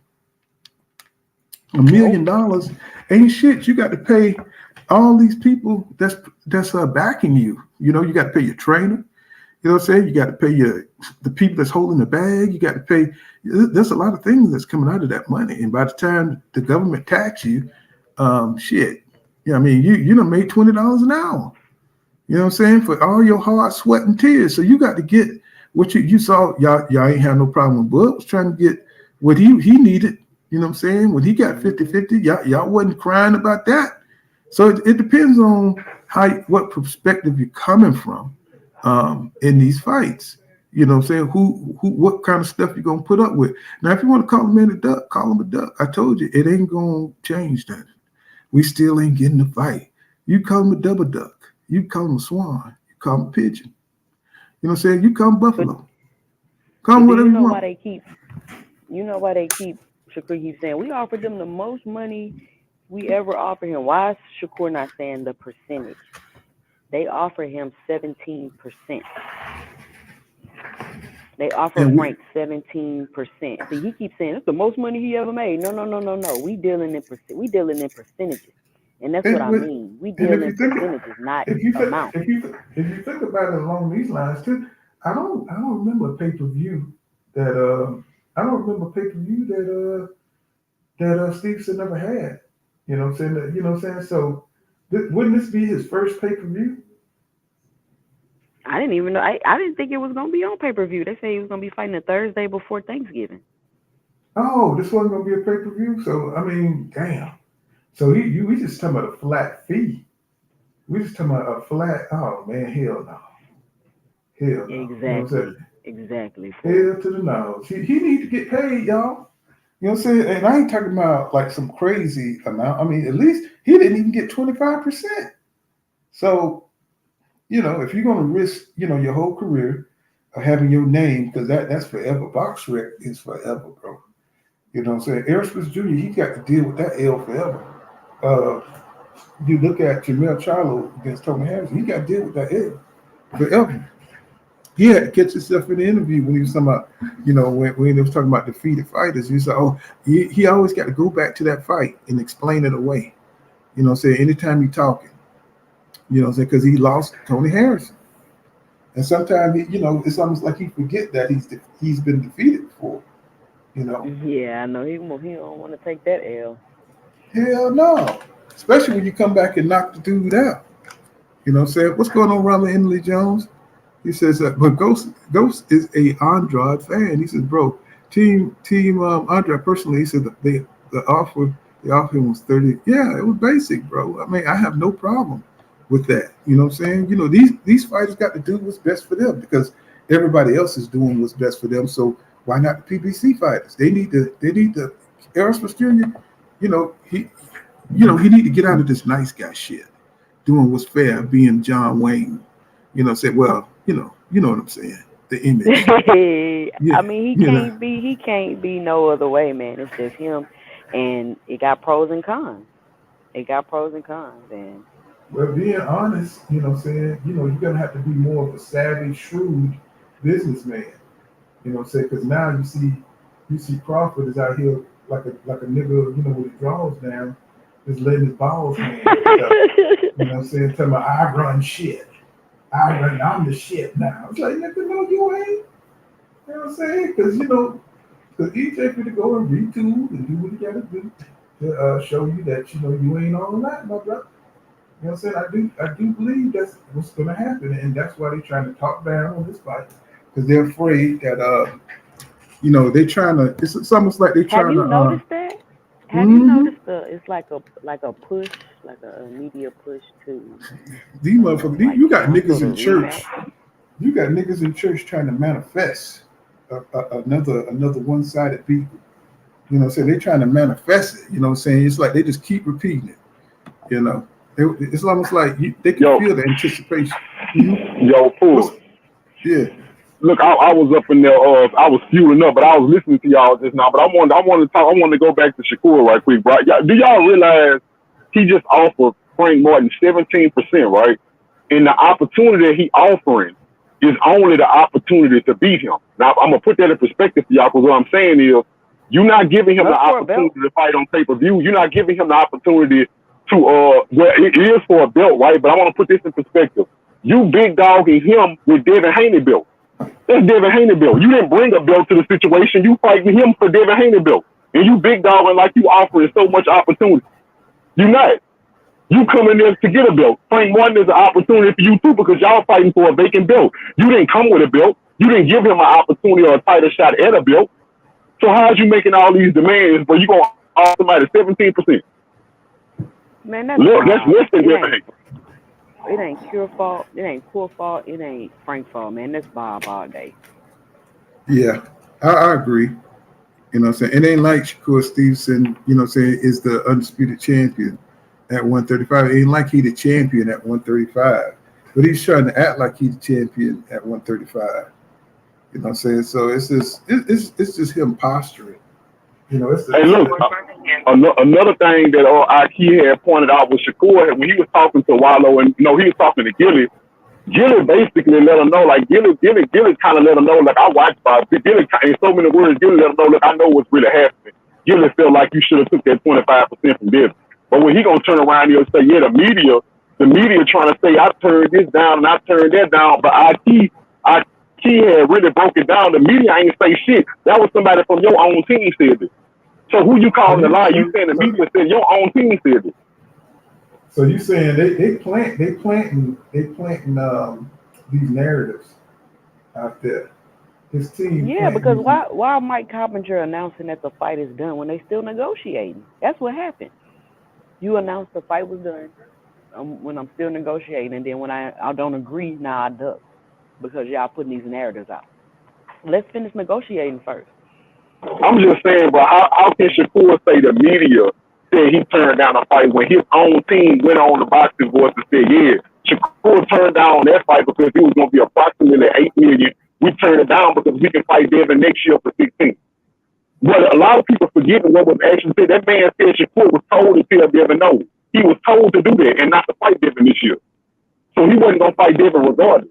But they trying to turn around like it was Devin, that it was a low ball offer that kept him from fighting Devin. No, y'all wasn't going to fight him. Y'all wasn't going to fight him regardless, period. Exactly. Shakur just doing a bad job of trying to build these fights. Well, you would think that that's why they hire professionals. You know what I'm saying? To plant these things. And if they're going to build it right, because there's a lot of money goes into promotion. But, when you're trying to be cheap like Bob, you know what I'm saying, you try to let social media do it. And I think the fighters are relying on social media. And there's too many holes. There's too many people, out here watching this stuff. And, you can't just be planting anything. And then you got to get the lie straight. You got to keep your lie straight. You know what I'm saying? Because you're doing all these interviews, and once you lie to one person, you tell one lie, you got to keep up with that lie. And then people they got receipts on you. You know what I'm saying? So it's like, now you're looking like, go ahead. Mm-hmm. I think they want the chaos and confusion. He running the same Terrence Crawford play, in my opinion. So he's a little 135 puppet master. Mm-hmm. He's a little puppet master. It's like, bro, stop doing that. Stop doing that. But I can see the training. I can see the Bud Crawford in training. They got the same similar styles. You know what I'm saying? And that's his mentor. You know what I'm saying? But that's why it's so important for Errol Spence Jr. You know what I'm saying, to bring honor back to the sport. And I think he carries that badge. He carries that weight. Because nobody else is negotiating, in bad faith like this. Except for, I'm not talking about the Zone. I'm not talking about Golden Boy. They already jacked up. Their whole history, I'm talking about PBC is kind of like a shining beacon. They like Camelot. It's like, them dudes, now Bud done brought corruption and darkness to fucking PBC with this bullshit that he's doing. What y'all think about him saying he gonna do it at 147, and then this is what I want to ask you for. Did you see an interview with what's his friend name? Stone Cold Steve Austin or something? Nelson, whatever his name is. Yeah, he did an interview. I think it was Mill City Boxing, and it's the most capping I've ever seen in an interview. Please watch it. You talking about where he was talking about? If they don't want it, they want them to turn down the offer and all that shit. Talking about how they don't want the fight at 154 because Crawford want to be able to go up 3 weight classes, and if he fight at 154, he only going up 2 weight classes. Like, what are y'all talking about? Yeah, and and the thing is, the whole premise is set on if Canelo wants to fight for Crawford, which he said he doesn't. So I don't understand what they're saying. And he shouldn't. He shouldn't. Like, that's the cherry pick of the cherry pick. If you fight Crawford, like, he's a 130 pounder. How you gonna ignore David Benavidez, the people at your natural weight class, people who hold regular belts, say in the weighting? How you gonna keep hold them off and fight a Bud Crawford? You know what I'm saying? It don't make no damn sense. It just it just don't make no sense, bro. You know what I'm saying? So and then what if he lose? What if Canelo lose? He just gonna ignore Jamal and try to get a fight with Canelo? Canelo fight who the hell he want? I mean, he got Jamal or Canelo finna fool with Crawford. Like, y'all acting like Crawford is not. See, people acting like Crawford not begging for these fights. These people don't really want to fight Crawford, and they don't really need to. Yeah, y'all acting like he could just forget Spence, and he for sure gonna get the Canelo. And how long would that even take for him to get a Canelo or a Charlo fight. Yeah, you're right. You know, but they keep putting it. Have you noticed? They keep putting this fight like it's a possibility, and we know it's not. You know, so we know it's not. They keep putting it out there. What about the Bud Canelo? I'm like, why are they talking about that fight? I mean, this man still got a fight Errol Spence Jr. Then they're doing everything to keep that fight off the map. They look like, you know. They're going around. They're going around saying how this fight is how Spence's team hate him and how this rematch is bad for boxing and how so? Man, they're going hard. It is like a concerted effort to try to say they don't need a rematch and Spence needs to focus on his health and there's nothing Spence can do to. You there too soon?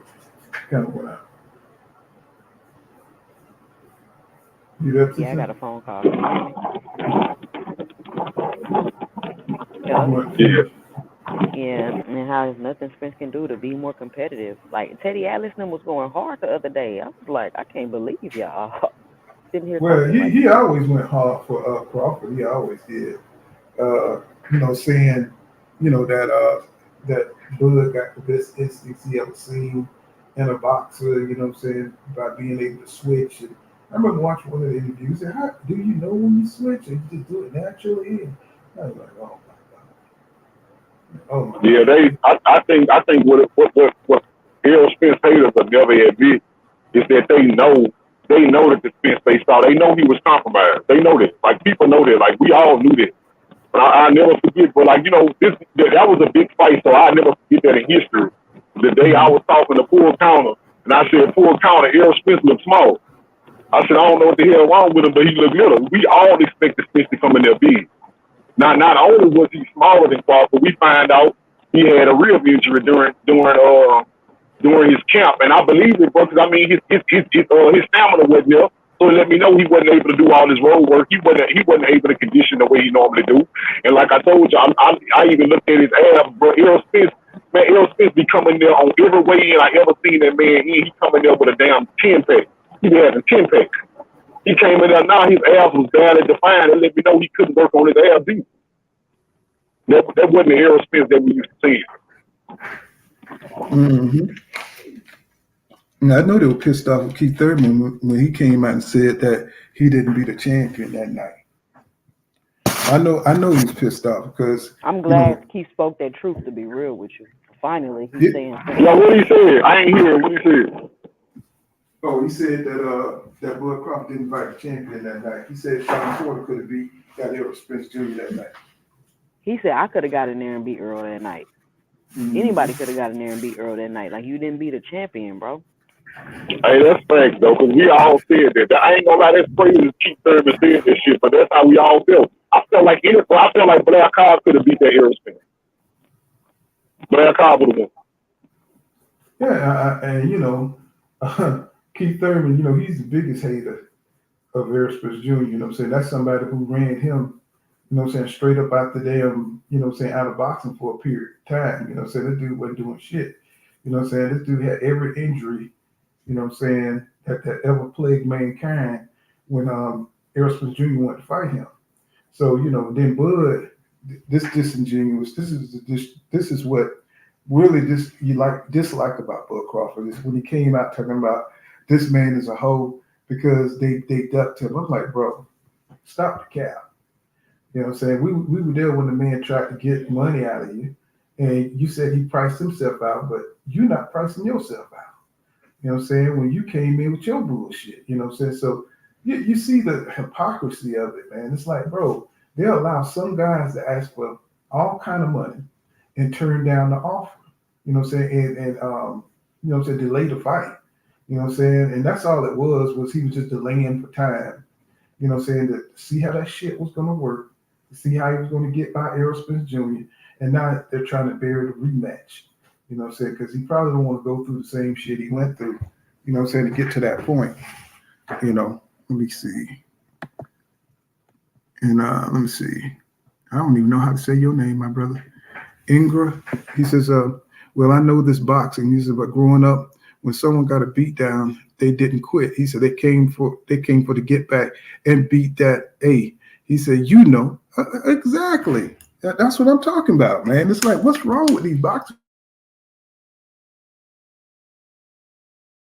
They just want EJ to take that L. You know what I'm They're not saying? even acknowledging something was wrong with him, though. They're like, oh, he looked the same, and posting videos showing how he looked the same. And, like, they posted a video talking about he looked the same, but they sped the video up. So he didn't look like he moving faster.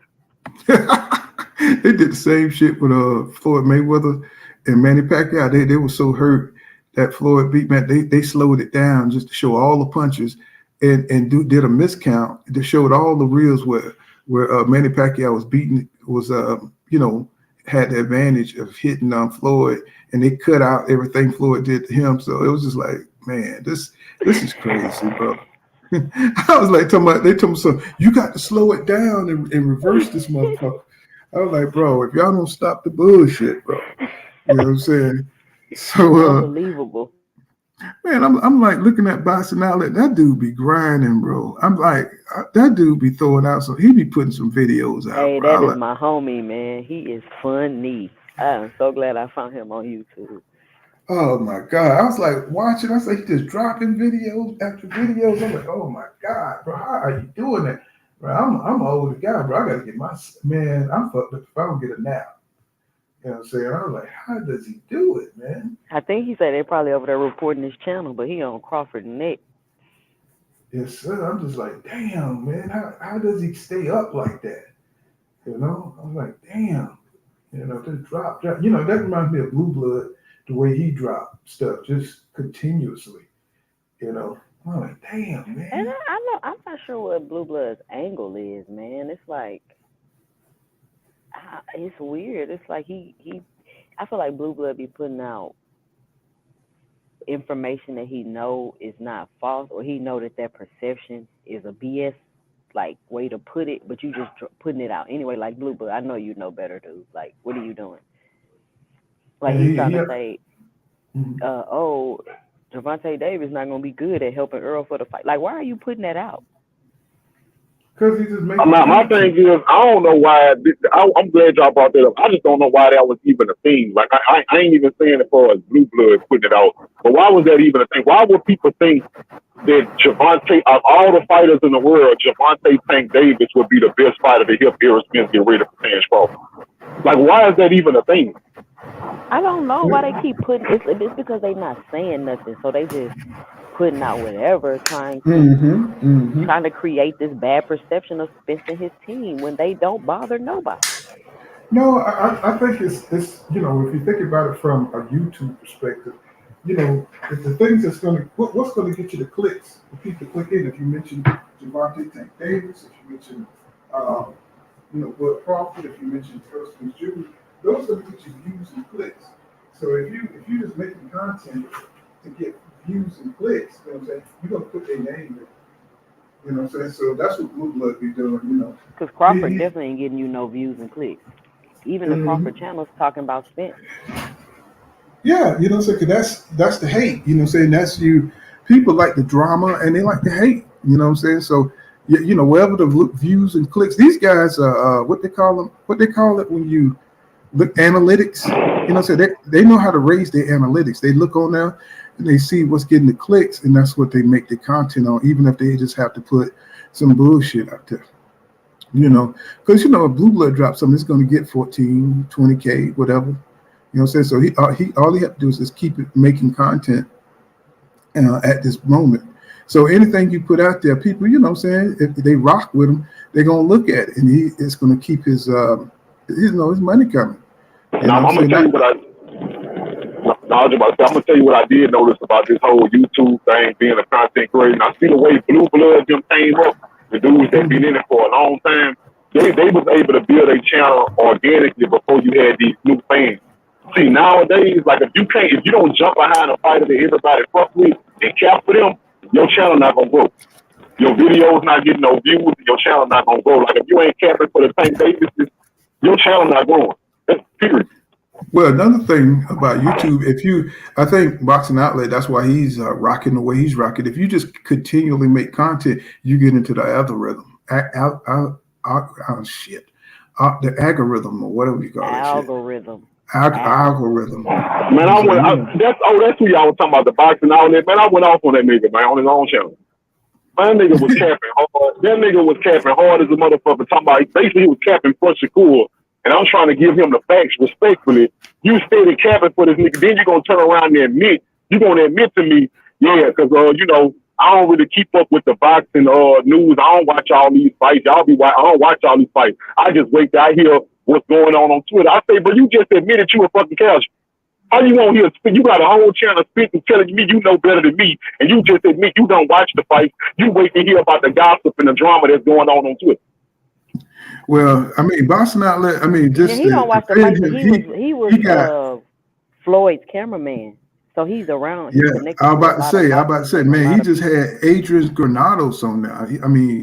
Not Adrian, he had him on the phone, and so he got some connections behind the scenes. So I'm always impressed by people who can contact these guys and holler at them. You know what I'm saying? And they come on the channel. Now look, and that's the thing about it, that's respect there. Yeah, you was able to find yourself in a position to be close to these boxers. That don't make everybody that's close to this sport not a real fan of it and don't actually know what's going on. Big Baby just told y'all he don't even like boxing. He a boxer. He don't even like it. So they can tell you that a nigga can be a cameraman. Yeah, a nigga can be a cameraman and not know nothing about it. But I'm telling this nigga told us on his live that he don't watch fights. He don't like boxing like that, man. Boxing aficionado like that. No, that's not what he do. But he a fan. He like boxing. You know what I'm saying? He connected to people in the boxing world. Mm-hmm. And he been bringing I've been watching. He been bringing a lot of people. He could get access to some information that a lot of channels can't. So if sometimes you ain't gonna be on. This is what I look at. I say you're not gonna be 100% on everything. Since some people don't really watch, they don't read enough or they don't watch enough of what's happening in boxing. So you're going to be off on some of this stuff, you know what I'm saying? So, I ignore, stuff that's said not concrete, and follow the stuff on the inside that they can give you a different perspective. And I think he got that. I think he got the inside, he can call up certain trainers and stuff like that. I wish I had access to that, but I don't have the time. I wish I had the time. Man, my channel would be, I would probably take over YouTube if I had time to sit down and be able to go to these camps and talk to these folks. Man, I'd be like, what's his name? YMB, going out here to these YSM. I'd be like him, man. I go out here, man. I'd be talking to these guys and I'll be, chopping it up with some of the sparring partners and getting information. And man, I'd be investigative with that shit, boy. I'd be, Ellie Setback, I'd be sitting in boot camp and, you know what I'm saying, and sitting around. What y'all doing? What y'all working on today? You know what I'm saying? I'd love to do that shit, man. But I was watching a bunch of Victor Conte videos, and I seen he had a lot of interviews with Ellie Setback, and I'm wondering, this was maybe about 4 years ago, 3-4 years ago, like Victor had a bunch of videos, and then all of a sudden he just got out the scene. I'm wondering what happened to Victor. Victor, I know he be on Twitter, but he don't be doing as many videos no more. You said Victor Conte you was talking about? Yeah, Victor Conte. I said, because I was like, I don't know why Victor Ortiz came to my head. I said, he just disappeared out of boxing and shit. Yeah, you know what I'm saying? He out front. He's keeping his brand, you know what I'm saying, straight. That's one thing about Victor. He's going to stay in the limelight, even if they have to make up some shit. All boxers need to, are on PEDs. He's going to say something crazy where, you start suspecting everybody in boxing being on PEDs. So, he's going to say something to make his little company relevant. So, he's a self-promoter. He's a shrewd self-promoter. Nobody really think about that. They only catch certain people. You know what I'm saying? The people that it really matter, like a Tyson Fury, they don't get shit. You know what I'm saying? So it's highly political, you know what I'm saying, the way Vada moves, you know what I'm saying, in boxing. So we do need more than Vada, I do believe, to cover these fights. Like you said, that documentary is killing them right now. But do you think he cared? Because he got that snag. he got that snack program, and more fighters, that sign up for snack, they're going to be suspect. Messing with Victor Conte, I don't know why it's so hard for them to understand that they can't stay away. Right. So you coming out of the snack program like the Incredible Hulk, nigga. You know what I'm saying? You got hit by gamma rays. You know what I'm saying? So now you don't even bleed no more. So you got a Wolverine healing factor now when you get punched. You know what I'm saying? When you get punched, you only get stronger. So that's just the way I'm looking at it, man. It's like it's pretty simple. He said Pedro he says Crawfish is not beating Spence at 154. Yeah, I told y'all don't even think about that. You know what I'm saying? Because that shit is not happening.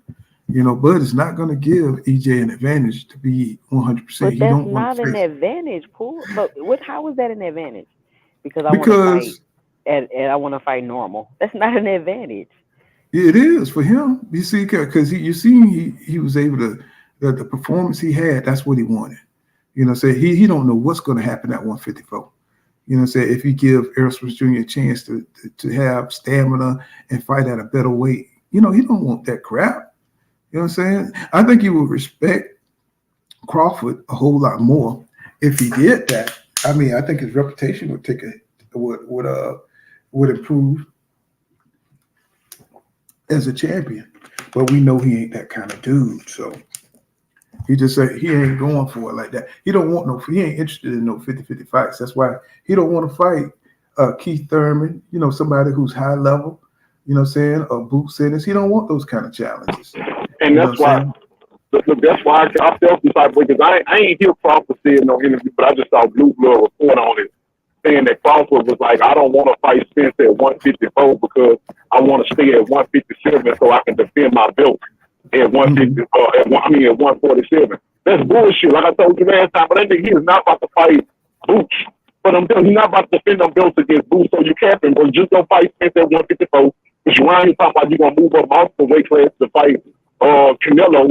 So why you can't fight Spence at 154, but you will fight Canelo at 160 something? No, he about to fight Teofimo Lopez.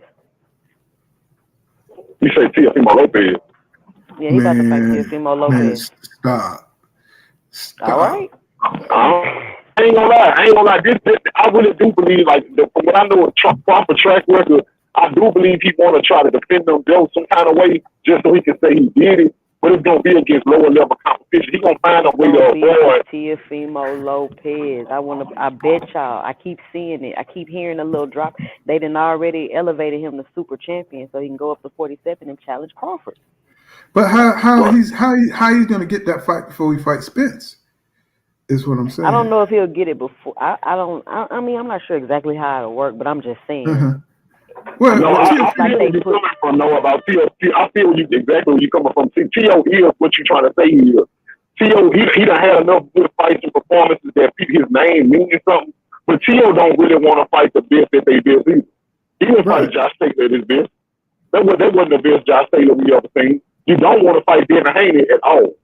At all. You don't want no part of Devin Haney. Period. I don't know why T.O. wouldn't fight Devin. So Devin, this thing, they all grew up together. Now mind you, no matter what they tell you, they didn't all grew up together. And of course, I am a Devin Haney fan, but I'm trying to say this in the most non-biased way possible. That for me, keeping up with what been happening over the years, since all them kids grew up together, they know Devin was the one beating the fuck out of everybody in sparring. It was Devin beating all their ass up. Devin done beat up Rolly. Devin done made Tank quit. He made Shakur quit. And he done beat up Ryan before. He was beating all their ass up. Teofimo Lopez know about Devin Haney. He know about this. Well, I think T.O. all the hating, you know what I'm saying, all the weird hating he did on Devin. He did some of that crap, calling him the email champion, and you know what I'm saying, the way he tried to suppress Devin's reputation. It was really despicable. That's why I didn't like the dude. You know what I'm saying? He's real petty. You know what I'm saying? But when his life started falling apart, it was almost poetic justice. You know what I'm saying, to me. You know what I'm saying? Like when he just fell apart, all that hating he was doing and all the crap he was talking and calling people the N-word, and him and his crazy daddy, and you know what I'm saying? Oh man. And when he fell from grace, You know what I'm saying? It was just like, damn. You know. My thing is, how you gonna say you're not, bro? Bill Haney walked up on Teofimo Lopez's daddy and say, man, so Devin and Tio next, right? They gonna say we want $20 million. But what the fuck? We want $20 million, bro. It takes that for you to fight Devin. You need $20 million out the gate, or you not stepping in the ring with Devin because you know what's about to happen. They got a lot of people. I hear a lot of people, and I ain't gonna lie, I ain't just trying to say people stupid. Everybody got their opinion. They see different things. They got a lot of people that don't like Devin, bro. Some people say Devin Haney garbage. But I just want you to pay attention to how his peers move around the thought of actually fighting him. Nobody is in a rush to fight Devin Haney. Nobody. Well, nobody's in a rush to fight pure boxers, period. You know what I'm saying? You know, if you know you can't move like that guy, you see the athletic ability, and you know you got to fight a certain way, you know what I'm saying, to beat that guy. Like Shakur, it's hard for him to get fights. He's a pure boxer.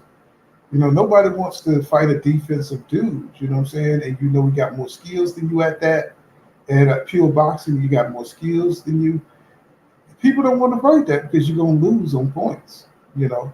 So people, you know, right now they're calculating if they can beat you and how they're going to look against you. Look at how T.O. looked against Sandor Martin. You know, this nigga running into ring pole post and getting knocked down, reaching, and you know what I'm saying? That's what Shakur is going to do to you if you're a front foot fighter. You know, you're going to be out there reaching. He's going to be gone. You know what I'm saying? He's going to hit you. He's going to counter you when you're off balance. You know what I'm saying? So when I look at T.O. and a Bud Crawford, that's a joke. That's a joke. You know, T.O.'s a front foot fighter. All Bud would do is fall back. Plus, you know, he hit that nigga on the chin. And, you know, he would destroy T.O., bro. And he's mentally weak. Right. Yeah, T.O. ain't nowhere near. Yeah, my bad. Yeah, you're right. You know what I'm saying? He's mentally weak. He's not strong enough mentally to fight Bud Crawford. You know, so I don't even know why they would entertain something like that. He don't even have the reputation to, you know, I don't see anybody he beat that could put him in the realm of fight like at 147. You know? The next fight for all of them, because I know you know how they do with them Hispanic fights. They love to have at least one that they can put at the top. So, say for like a Rolling fight or a Ryan Garcia fight, they're gonna always have a Hispanic that they move into a high position in boxing, even if they got a manufacturer. Them dudes gonna fight each other at 140. They gonna save them for each other. They gonna have their own little mini tournament, whatever, and then whoever come out on top, they gonna avoid the best black fighters. I'm just being real with you. Like whoever come out on top when they little mini tournament, they gonna keep whatever belt they got away from whatever black fighter trying to get undisputed. Yeah. Cock Killer says Victor Conte in bed with the lady that runs Vita. Yeah, says she will make sure Snack Fighter test come back negative, even if it comes back positive. Of course. But of course. Now, you know what else? Now that I said, I want to put this out there too. Now, being said all that, I do respect Ryan Garcia the most. Because I do think if Ryan Garcia, because I do believe, like, all the shit I talked about Ryan, I do believe Ryan Garcia will fight Devin or anybody. If you put him in that position and that person calling Ryan out publicly, I believe Ryan will take that fight. I think Tio will run forever and Rolly Romero will run from ever to somebody like Devin Haney. I think Ryan eventually will take the fight. So you think Ryan Garcia will fight Matisse?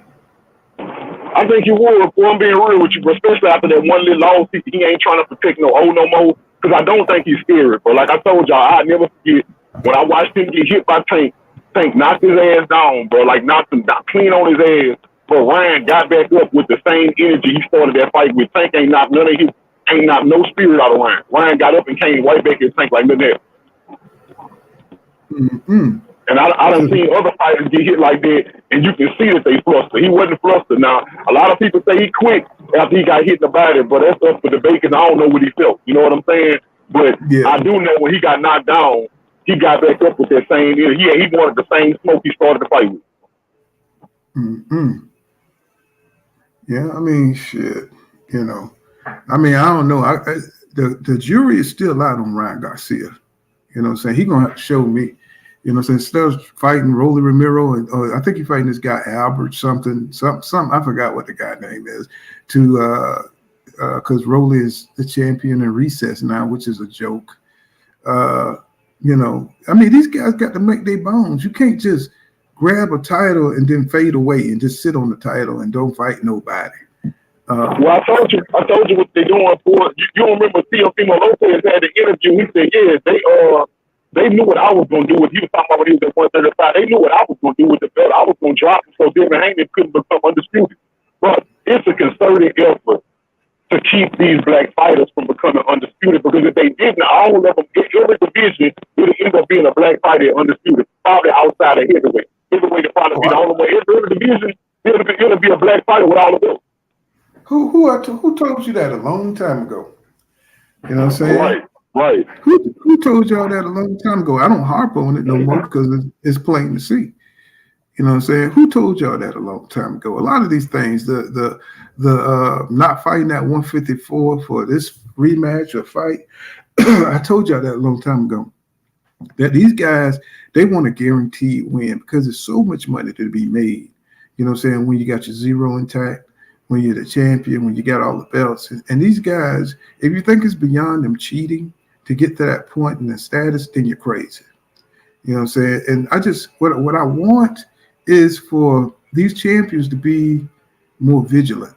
Be more vigilant, man, because, you know, it's millions. This is a multi-million-dollar industry where, you know, you can go out there and make, you know, you can get generational wealth for just, you know what I'm saying, being a champion. I'm not saying that's easy. What I'm saying is you got to protect yourself. As king at top of the hill, you got to look at everything. Whether that, if you got to pay an outside source out of your own money to come do the testing, do it. You know what I'm saying? Because to lose your titles, you know, to somebody who might be doing performance enhancing drugs, you know what I'm saying? It's a shame, bro. It's a shame. And if y'all think that's not what's happening, then you're just delusional. You know, that's why, you know, to work this hard to get to the top, to get 3 belts, you know, or 1 belt or whatever it is, you know what I'm saying? You work hard all your life. You need to do everything you can to make sure that it's a, you know, Floyd was one of the smartest guys, of champions ever, because he made sure that he wanted an even playing field. He made sure, you know, he made sure that these guys was going to be straight. He brought in Olympic testing style, right? So these guys couldn't get roided up and beat him in the ring. So when you look at champions like Errol Spence Jr, he got to have a system to where he could get everything checked out, especially when you're the A side. You know, so you could do strenuous tests. You could do random testing, just like they did with Inouye. He hauled ass. He made sure that he wasn't there when they came to test his ass. Because that motherfucker, he was lit up probably with steroids. And he went out there and he destroyed Cool Boy like he wasn't nothing. You know what I'm saying? So we gotta make the sport fair. Do we want a fair sport, or do we want, you know, these disadvantages going on in the thing? You know, if we're gonna allow PEDs, let everybody do PEDs, right? Let everybody, you know, say use their own supplements, you know, saying, and go in and fight it out, you know, and see what happens, right? So that's the only way to make boxing fair. Can you imagine if you let people use PEDs? The people would die. Well, we would have some super fights, though. Can you imagine if Spence was using PEDs? Yes, sir. It should be. We'll be Dragon Ball Z. Could you imagine if Wilder was on PEDs doing something illegal? Goddamn, been in bars and shit, and goddamn knocking holes in people. You know what I'm saying? It'll be interesting. You know, but I'm just saying we can't have some people doing it and some people ain't. You know, that's why, you know, I'm with 2 Cents. You know, I think Conte need to be out of the sport. You know what I'm saying? I think he needs to he probably would still be there even if he wasn't on the forefront. He'd probably be in the background in the shadows doing his thing anyway. So it's no way you're going to get this stuff out of boxing. Long as people are competing against each other, You know, people, if they're in the front or in their back, it's going to happen. You see bodybuilders, you know what I'm saying, using steroids, you know what I'm saying, getting huge, you know what I'm saying? So it's you're never going to happen. No mercy. What's happening? He says if Loma at 35 can hit Haney clean neck snapback, he says T.O. can stop him. Plus, Devin would snack. If Bud dirt ass cheating, he is too, right? You know what I'm saying? So, well, I mean, if Devin, He could be. That's the issue with being with Snack. You under some type of speculation because you're dealing with the best drug cheat in the history of drug cheating. My thing is, I don't understand when it comes to Devin Haney, bro. It's like people want to have shit both ways. Like people create narratives, and when they narrative don't make sense, they create an opposite narrative that completely contradicts their first one. Usually that goes against human nature to do that, but when it comes to Devin Haney, people don't give a fuck. You can't sit there and say Devin Haney don't have no power when he can't punch his way out of a wet paper bag and say he on steroids at the same time. You cannot do that. That don't make no sense. Well, but that's what people do. I think if Devin goes out here and fight Regis and he knocks Regis out like cold, you know what I'm saying? He just get in there and just dog him, you know what I'm saying? Just rough handle him and stuff. And, you know what I'm saying? His power is, you know, he got him doubling over, hitting him on the arm, hurting him, you know what I'm saying? Hitting him in the neck, hurting him. Then I'll have to say, you know, oh man, Snack is, you know, yeah, he cheating, you know what I'm saying? But if he go out there looking like Devin Haney, just outbox him and just a more clever guy and outspeed him, you know what I'm saying? And bust more him strong because he's not drained. Of course, he's going to be stronger because he's not going to be drained. That's what I'm saying. If we see Devin Haney leaning into stuff, it's going to be two factors. One, he's heavier, so he'll have more weight to lean into punches. And two, he's not drained no more. He had a more natural weight to where he can have more power. Now, I understand that a part of you might be like, oh, yeah, hey, it might got something to do with Snack, but I'm not. It's a lot of logical explanation for why Devin might have more power at 142. But you know, I mean, you know when somebody looks improved and when somebody looks enhanced, you can tell the difference. Yeah, this nigga come up to the damn ring rope. He don't use the second one. He just jump over the top one and just clear that motherfucker. It's like, whoa, wait a minute. You know what I'm saying? It's like he says, what'd you say, Bear? He says, I still feel that you shouldn't align with Victor Conte, you know, no fighter. But you know, like people, I agree with that. I agree with that point though. But I was telling people, I was like, you know, they were telling me something. Nobody said nothing about Snack before Errol got his beat. I said, y'all must be never come to Full Counter Boxing. Because that's all I talked about when I seen him on that punching bag and he had that ventilation helmet on. I said, oh God. I was like, here we go. I was like, here we go. I said, look at this dude. You knew it was coming. You knew it was coming. I said, man, he's over there with Victor Conte. You know, say y'all must be don't check out Full Counter Boxing because that's all I talked about. But they're saying nobody said anything about. I was like, yeah, I talked about that. You know what I'm saying? I mean, I'm not going to make that the whole situation. I'm not going to just harp on it, but I talked a good bit about him being at Snack and what could be. And I asked everybody, do they think that Bud Crawford might be juicing for this fight? Because it's a huge fight for him. He can't. Well, they want to blame the boxing. They want to blame the YouTube community, but blame Netflix. They dropped the documentary, and then they had the nerve to put the picture of Haney and Crawford in the documentary. That was detrimental to the boxing world. I don't know why Victor thought that was a good idea to rehash the Balco stuff. You just rehashed it to a whole new generation of people. But that's the deal he made with the devil. You know what I'm saying? When you make a deal with the devil, see, you know, if you're going to get this here, what I got for you, you know what I'm saying, to ensure you a victory, ensure your performances to increase by, you know what I'm saying, 60%. You know what I'm saying? We're going to give you superhuman, you know what I'm saying, stamina, superhuman increase in power. You're going to be in my videos. You're going to back my product. You're going to sell for me. So that's what I wanted to ask. Y'all don't think that people signing with Snack got something to do with the fact that they get paid to promote them? You know what I'm saying? It's like another endorsement, right? Right. I mean, but why would you promote a tarnished brand like that? That's what don't make sense to me either. I would not want to be associated with Victor's brand. Like that's not a Because brand you would want to be associated with. That doesn't look good. Like what PR person is telling you to associate yourself with snacks? Right, but I want to ask you this: what's the okay? Because I'm all new to not new to this, but I don't understand the business of all these different training things. Like, what's the alternative? Who else is there besides snacks who doing that? Who train you, put you on the regimen, and pay you the alternative? I don't know who else is doing that. well, what I'm saying is, That's why they might be doing it.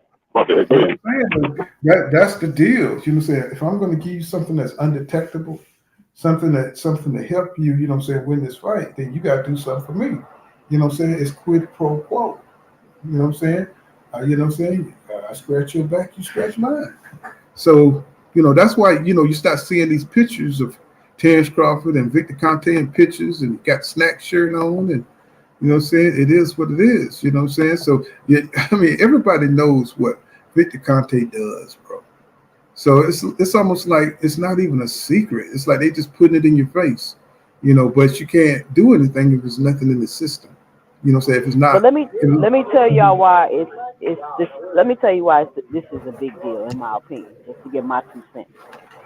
Victor can make designer. Let's say Victor can make designer drugs to mimic and imitate the illegal ones. Right. So it's a gray area. So no, I'm not giving you something that's on the ban list or that's illegal, but I'm giving you something that's illegal-ish. And you will be able to pass a drug test because this is not what they're testing for, and it's not going to show up in your system. That's how dangerous Victor is. Hey, okay, that makes a lot of sense. Go ahead. Yeah, and then on top of that, you don't even understand, and it's even deeper than that because you don't even understand the effects that this stuff is going to have on these fighters. So essentially, he's experimenting on them. So you don't know if Victor could be doing this. He's taking our strongest athletes, experimenting on them. He could be doing this for the government. He could be doing this for the military. Like, you never know. This could go so deep. That nigga sounds like a mad scientist from a Marvel movie. This some big shit. He is a villain. But the way you broke it down, that make a lot of sense though. So, because I heard people saying it, but you broke it down in a way that I understand. Because other people said it sounds like a conspiracy theory, but that makes sense. If this man got this much experience with drugs and the human body, he like you said, he made a formula that mimics steroids, but it might be steroids. That's possible, right? And we know this. And he's had 30 years to perfect this, y'all. He's had 30 plus years to perfect this. And who's not to say that he's an informant of some sort, and everybody you keep seeing with that snack logo in the future, their name or their legacy is going to be tarnished because they was dealing with Victor. Mm-hmm. And you can see it with drugs today. Like, you know, crack is a derivative of cocaine. You know what I'm saying? You can see it with the drugs, how they advance. You see Molly, you know, with heroin and cocaine and everything mixed. That, you know what I'm saying? It was a time when cocaine wasn't illegal. There was a time when marijuana wasn't illegal, you know what I'm saying? Because it wasn't on the market yet. It wasn't a epidemic yet. You know what I'm saying? So, you know, if you can change, if you're a chemist and you know the molecule, you change a couple of molecules around and you make it something that's, you know, not on the list and you still get the same effects from it, then it is what it is. So he went over to a scientist and say, man, you know what I'm saying? I need to increase my size. I need to increase my stamina. Oh, I got you, dog. You know what I'm saying? So, you know, I mean, but you don't know what the side effects of that shit is, you know? I mean, you might get dudes in there with hard-ons and that won't go down. You know what I'm saying? They got to make their head bigger. Mm-hmm. Mm-hmm. I mean, you don't know what the side effects are, you know? And then Bud Crawford, he said, I ain't like Crawford head did get big, but Crawford used to have an antenna here, bro. Crawford head was big as fuck the whole build up for Errol Spence fight. I did notice it. Well, and did you notice how he had that hood on? And he always had long sleeves on. Yeah, and you know, they say the PEDs put pimples on you. You know what I'm saying? On your face, on your back. You know what I'm saying? So, you know, these are some of the side effects of PEDs. You know what I'm saying? When you have those pimples, you know what I'm saying? Those big pimples on your back. You know what I'm saying? Like Jalabek when he was fighting, he had them big ass pimples on his back and shit. That'd be that shit working through that poison, working through their system. You know what I'm saying? And then you got to have, it's a certain process that it puts your body through. And, you know, one thing Terrence Crawford said was, I never put nothing illegal in my body. Yeah, but that's because the shit ain't on the illegal list that they're making for you. You know what I'm saying? So, you know, it's like, so, you know, EJ gonna have to be smart. I ain't saying he got to, you know, put nothing in his body like that, but he's gonna have to realize that these guys would stoop to any level to take his spot. I think he should just walk away, man. I think he should just walk away from Man. Crawford. Wow. See, I ain't gonna lie. I think he missed his opportunity to just walk away. See, his opportunity to walk away is when Crawford was bullshitting him for that undisputed fight in the first place and making him wait till he got smaller. But now I'm not gonna lie, like the way, you know, the way he built as a man and as a fighter, he in a situation where, you know, part of him, he gotta have his rematch to see if he can win at 100% or if he can do it. Like, he's just in that position now. But like, his chance to walk away. He's not finna let you be at 100%. He's not finna let you be 100%. He's still trying to fight at 147. I said the same thing, Pedro Torres. He said, you know, and I hate to dump on Derek James, you know what I'm saying, because they did warn Errol Spence Jr. about the situation. His team, everybody, and Errol Spence Jr., you know, having a lot of pride, having, you know, just being a man, a bull-headed man. You know, he wanted the challenge. You know what I'm saying? This is the difference between Bud Crawford and what EJ stand for. You know what I'm saying? So, you know, you got a lot of people over there, man. You know what I'm saying? It's like, let's zero in on the Jamel Charlo. And I know Jamel got other trainers and stuff like that. But I want to see the man that got them there. You know, so I want them to have a focus, you know, saying on his two best champions, you know. I know people say, you know, say he can what you call it, he can you know, he could distribute the responsibilities or delegate the responsibility, but I want to see a effort to like really isolate, because I think we really need to get EJ at his best. You know, I want to really see, you know, Derek James do his thing, man, you know what I'm saying, and really make a turnaround. You know, so not to put it all off on Derek James, but, you know, when I'm looking at AJ, I'm looking at, you know, saying Ryan. I don't even think Ryan Garcia is over there anymore because he moved around so damn much. But no, I think he's still over there. I think he's still over there. You still over there? Yeah. No. Shit. You know, I think he's going to help out. Those guys, their fight game are improving. I saw AJ. I saw AJ improve his boxing IQ. Raised a little bit, but he's still a basket case, bro. He's still AJ just soft, man. He's soft. He's too big to be that soft. He's like a big nerd. He's like a big nerd. Hey, that's exactly. You can tell, but he was probably a nerd, and it's like, so we found boxing. He a nerd naturally. Like he probably a passive dude too, like natural. You know what I'm saying? It looked like he'd be about to pass out at the damn face end. The face, you know, looked like he'd be about to pass out. Like he got to use the bathroom, something like when you go face to face. You know, I don't know, man. It's like AJ, he just cut from a different cloth. I mean, I give him credit for going into the ring, doing what he got to do, facing his fears and everything. But, you know, I've just never been a fan of AJ, you know. I really, just like you say, a little just too soft, you know. He says, No Mercy say, he say, they have endurance-based steroids as well, brother. Mm-hmm.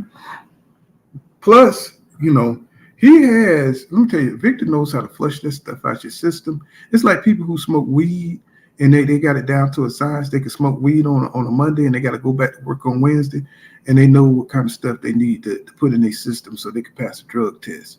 You know what I'm saying? You know, it's kind of like that. You know what I'm saying? I know guys who got that down to a science. I know a lot of guys who messed that up too.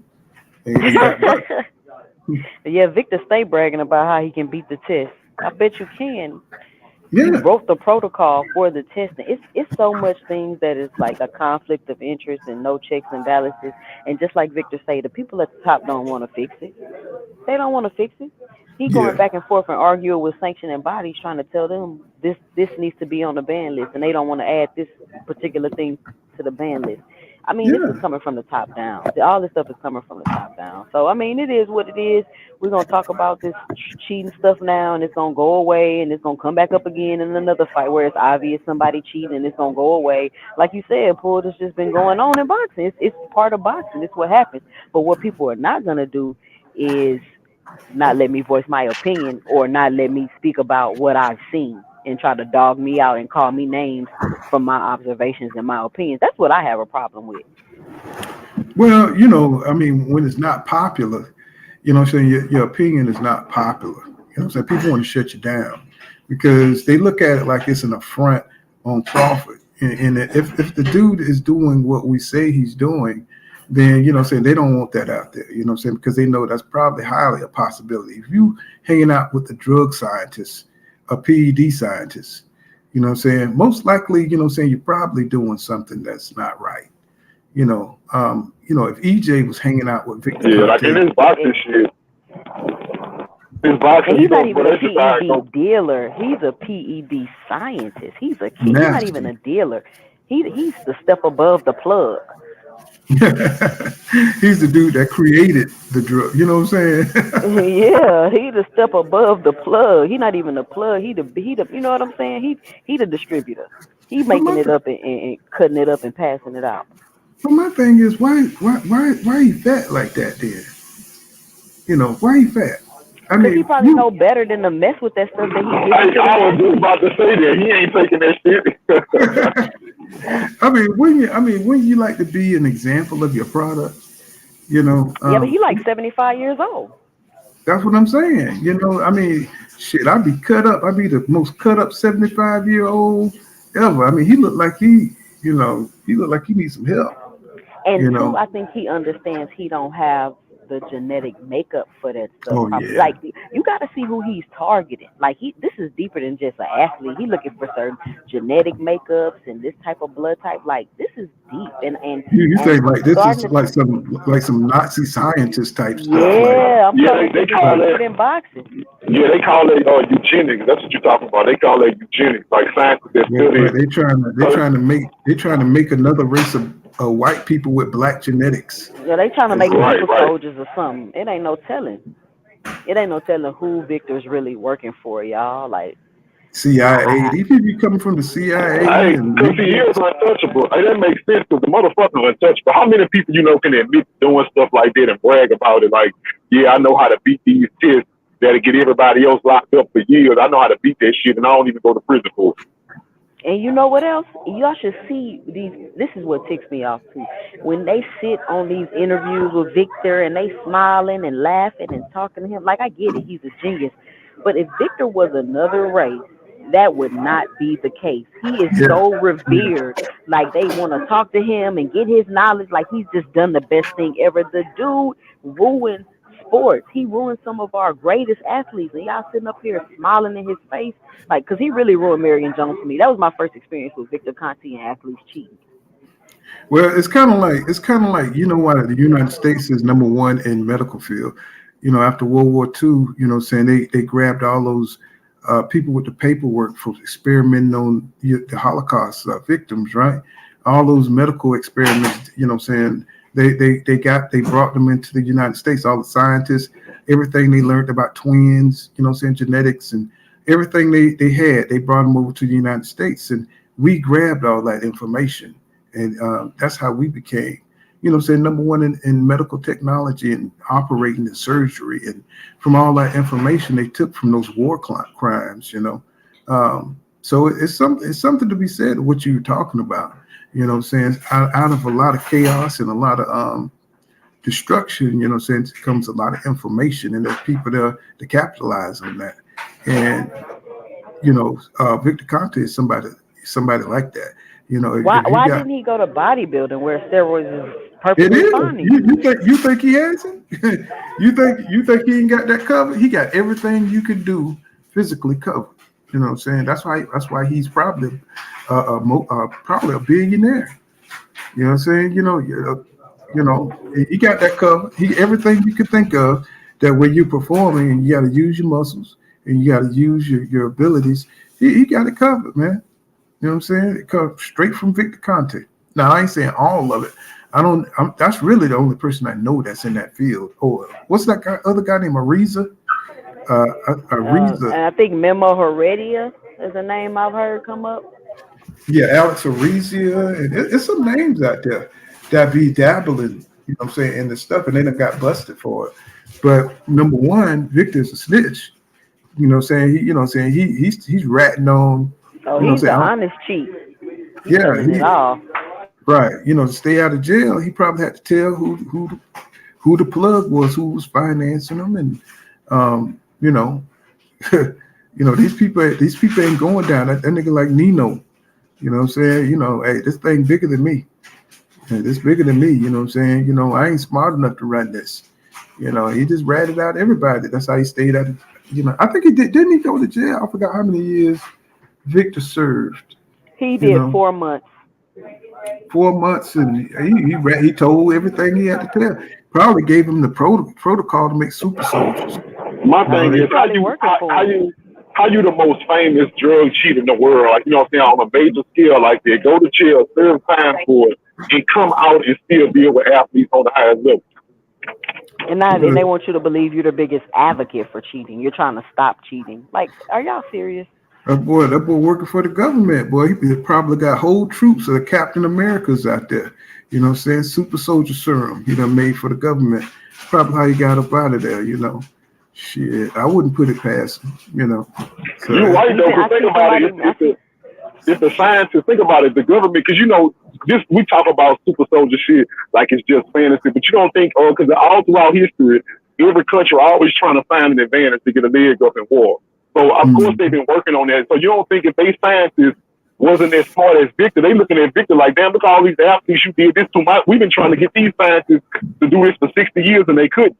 So, it's not far-fetched to think that they'll go after Victor because Victor can do what they scientists can't. Exactly. Mm-hmm. But all that powdered milk back in the 80s and the 70s, you know what I'm saying? Got niggas jumping out the gym. You know what I'm saying? All that government cheese, they stopped giving it out. Hell no. These niggas getting too strong right big old block of cheese. And that honey that came up in there, that was experimental shit right there. You know what I'm saying? That was experimental stuff. So they had to stop that. Dudes, people, the government will experiment on the people without their knowledge. It'll come through these programs. I mean, if they want to get rid of the black community, all they have to do is put it in Kentucky Fried Chicken. You know what I'm saying? Put it in churches. You know what I'm saying? We be dead. I gotta have my chicken. You know what I'm saying? I don't even eat it. Is that considered meat? Chicken? Is that Absolutely. Meat? How about fish? No flesh. Fish? I eat fish. That's seafood, so it's not really meat technically, I guess. Mm-hmm. Yeah, I can't. I'm a meat eater. I'm a carnivore. Man. I gotta have. I don't see. I don't like burgers too much no more. I don't like burgers. After I found out with ground beef how long it takes the body to digest it, I don't like. You know what I'm saying? I don't really like red meat too much. Mm-hmm. Yeah, I want to make the transition to vegetables, raw vegetables at that. But I think it'll be better for you, to live long, especially at my age right now, because, eating them hamburgers now, they don't go down the same. This is what I tell people that want to change their eating habits. Watch as many documentaries as you can about where your meat and your food come from, and I guarantee you will not be able to continue. I promise you. Hell no. I saw some of that, especially the chicken. They showed them chicken farms. Chickens ain't got no eyes and nothing. They too fat to run around. Oh, God. Yeah, I ain't gonna lie. I drove for Tyson. That was my first company I drove for. And when you smell how them chicken farms smell, that made me not want to eat chicken no more. Like, this shit stinks, bro. And you see how pathetic they be looking on the highway? You know what I'm saying? When you pass them, right. Like, oh my God, where are the activists, baby? You know what I'm saying? They don't care nothing about no chickens. It's like them things be. Sometimes they fall. Some of the racks fall and be chickens in the rack, and oh God, bro, it's like I don't even want to talk about this food. Oh, God, bro, y'all gonna make me a vegetarian? Nah, that ain't gonna happen. I have a piece of chicken in my mouth so fast.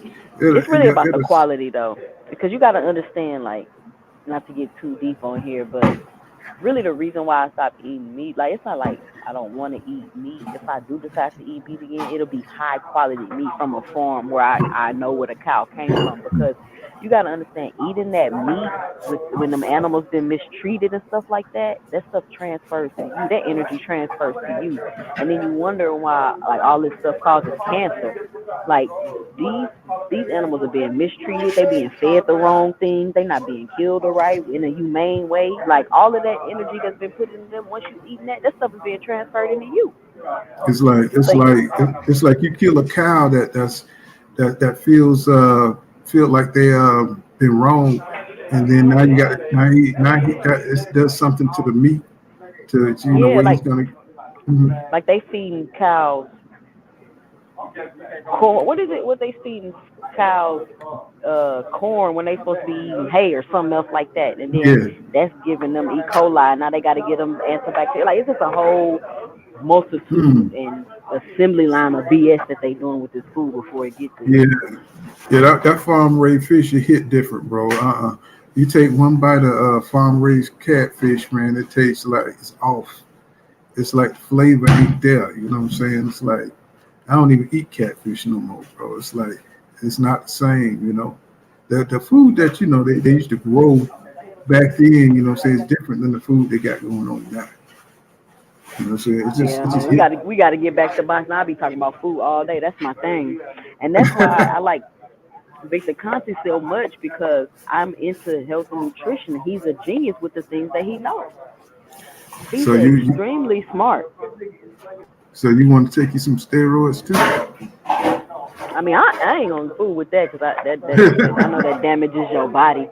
But like, just his information about oxygen and testosterone and how it affects your workouts and this and that, like it's very informative. Well, you can see the dudes that's overdid it. It was a bodybuilder that just passed here recently, like maybe a couple of weeks ago. A lot of them bodybuilders they pass away early, man. They be like in their late 20s, early 30s, they be dead. Yeah, I mean, I forgot what the guy's name was, but they say he, you know what I'm saying, they showed the last video he did, mentally he was gone, bro. And them steroids, you just never know what they're gonna come out at. I seen one dude, his muscles were, his arms were like 20-inch guns and had like this big dent in it, and it was super hard. And now you got to walk around with puffy arms, big in some places, small in others, and you know what I'm saying, because of those steroids, keep his arms hardened. And I was just like, wow. It's like, what is in that stuff? You know, it's almost like it got plastic for muscles now. You know what I'm saying? It's like, I mean, you ain't see that dude with the big old arms? And what's that guy name? The black guy. I've never seen it, but that's terrible. Oh, yeah. It's a guy that they be having heart attacks. And what's that big dude name that won Mr. Olympic like 8 times or something like that? He went in the hospital, and the dude from the Muscle Beach guy, he was, that stuff break you down after a period of time. And, they don't say that it's the steroids. Some of them will tell you it's the steroids, but most times out of 10, that stuff is terrible on your body. It's just, I don't see what the big deal is. Just so you can be wide. You can't. Yeah, I don't understand. Yeah, I don't understand why. Because I played football. I played football, so I was a linebacker, so I was big. You know what I'm saying? But I never understood why people wanted to be bodybuilder big. Because I mean, once you get that big, you're not even athletic no more. You're slow. You're not agile. Like when you that big, you know what I'm saying? Like, I don't understand what made people want to get that big. I ain't never it's like a form of body dysmorphia to me. Yeah, because it's aesthetics. You know what I'm saying? Kind of like when Arnold Schwarzenegger was in there. You could get your body. They got that V. You know what I'm saying? And they create that image. But the thing is, but chicks don't even like that though. Like, that's the crazy thing about it. Like, chicks not really attracted to their body. Like, you a bodybuilder. They don't like that. A lot of you chicks do like muscle bound dudes. They like work for the women though. I'll be like, y'all look crazy. Yeah, the women look crazy. And in my experience, but dudes who real big bodybuilder type, like the chicks don't go for this. Like they don't, you know what I'm saying? They don't. Not the professional, not the professional dudes, but dudes, you know what I'm saying, that keep a hard body, you know, keep Right. Well, that's what I'm saying. That's how I was. That's how I was. Like, it's okay to get big and muscular, but that's overdoing it. When you overdo it, like, women don't like that shit, but when you look like one of Schwarzenegger for real, they don't be going after niggas like that, man. Yeah, well, you know what, these Pookies and Ray Rays out here, you know what I'm saying, they stay working out. You know what I'm saying? They gonna keep doing, they gonna do their push up. You know what I'm saying? So, you know, while you working hard, you know, Boogie Ray, they stay in the gym. They got time to be in the gym. That's why everybody personal trainer now. You know what I'm saying? Right. Oh, hey, you know, the personal trainer, that's the celebrity Pookie. You know, that's the celebrity Pookie right there. Yeah, you know, if you want to, you know, keep yourself up, become a personal trainer. You got time, you know. You be a gigolo out here. That's the new gigolo, being a personal trainer. You know, going to your local gym, you know what I'm saying, and get in there. That's been a hustle. Right. Find you one of them older women up in there, you know, and say, hey, baby, you know, how you doing? You working out? You ain't doing it right. You know what I'm saying? Going over there, you know, she'll take you home, you know, because you got time, you know. It's not like you got something going on. Give them a business card, you know, you'll be all right. But, you know what I'm saying? I think we cooked long enough, you know what I'm saying? I wish I could, you know what I'm saying, stay on a little longer, but shoot, you know, if I don't get no load, you know what I'm saying, today or tomorrow, you know what I'm saying, I'll be back on. And we'll chop it up and cook some more. You know what I'm saying? I appreciate everybody for coming through and checking out the channel. You know what I'm saying? King Judah and 2 Cents Boxing. Y'all know how it goes. Check out their channels. You know what I'm saying? Drop your links in there, y'all. You know what I'm saying? She's becoming, you know what I'm saying, very popular around YouTube. You know what I'm saying? Really great boxing mind. Love chopping it up with 2 Cents Boxing inside Square Circle. You know what I'm saying? Y'all check them out. You know what I'm saying? They be going around causing havoc around YouTube channels. You know what I'm saying? So if you don't know your stuff, you know what I'm saying, you might not want to talk to them. You know what I'm saying? But if you do, you know what I'm saying, you enjoy having them. You know what I'm saying? And, you know, I got to go, you know what I'm saying, see what's happening with the Errol Spence Jr. camp. You know what I'm saying? That's just something I just really want to get in. You know what I'm saying? Yes, sir. Thank you, Robert and Emily Jones. As I see you guys in the next one, and you know, I see you guys tomorrow. Peace out, y'all.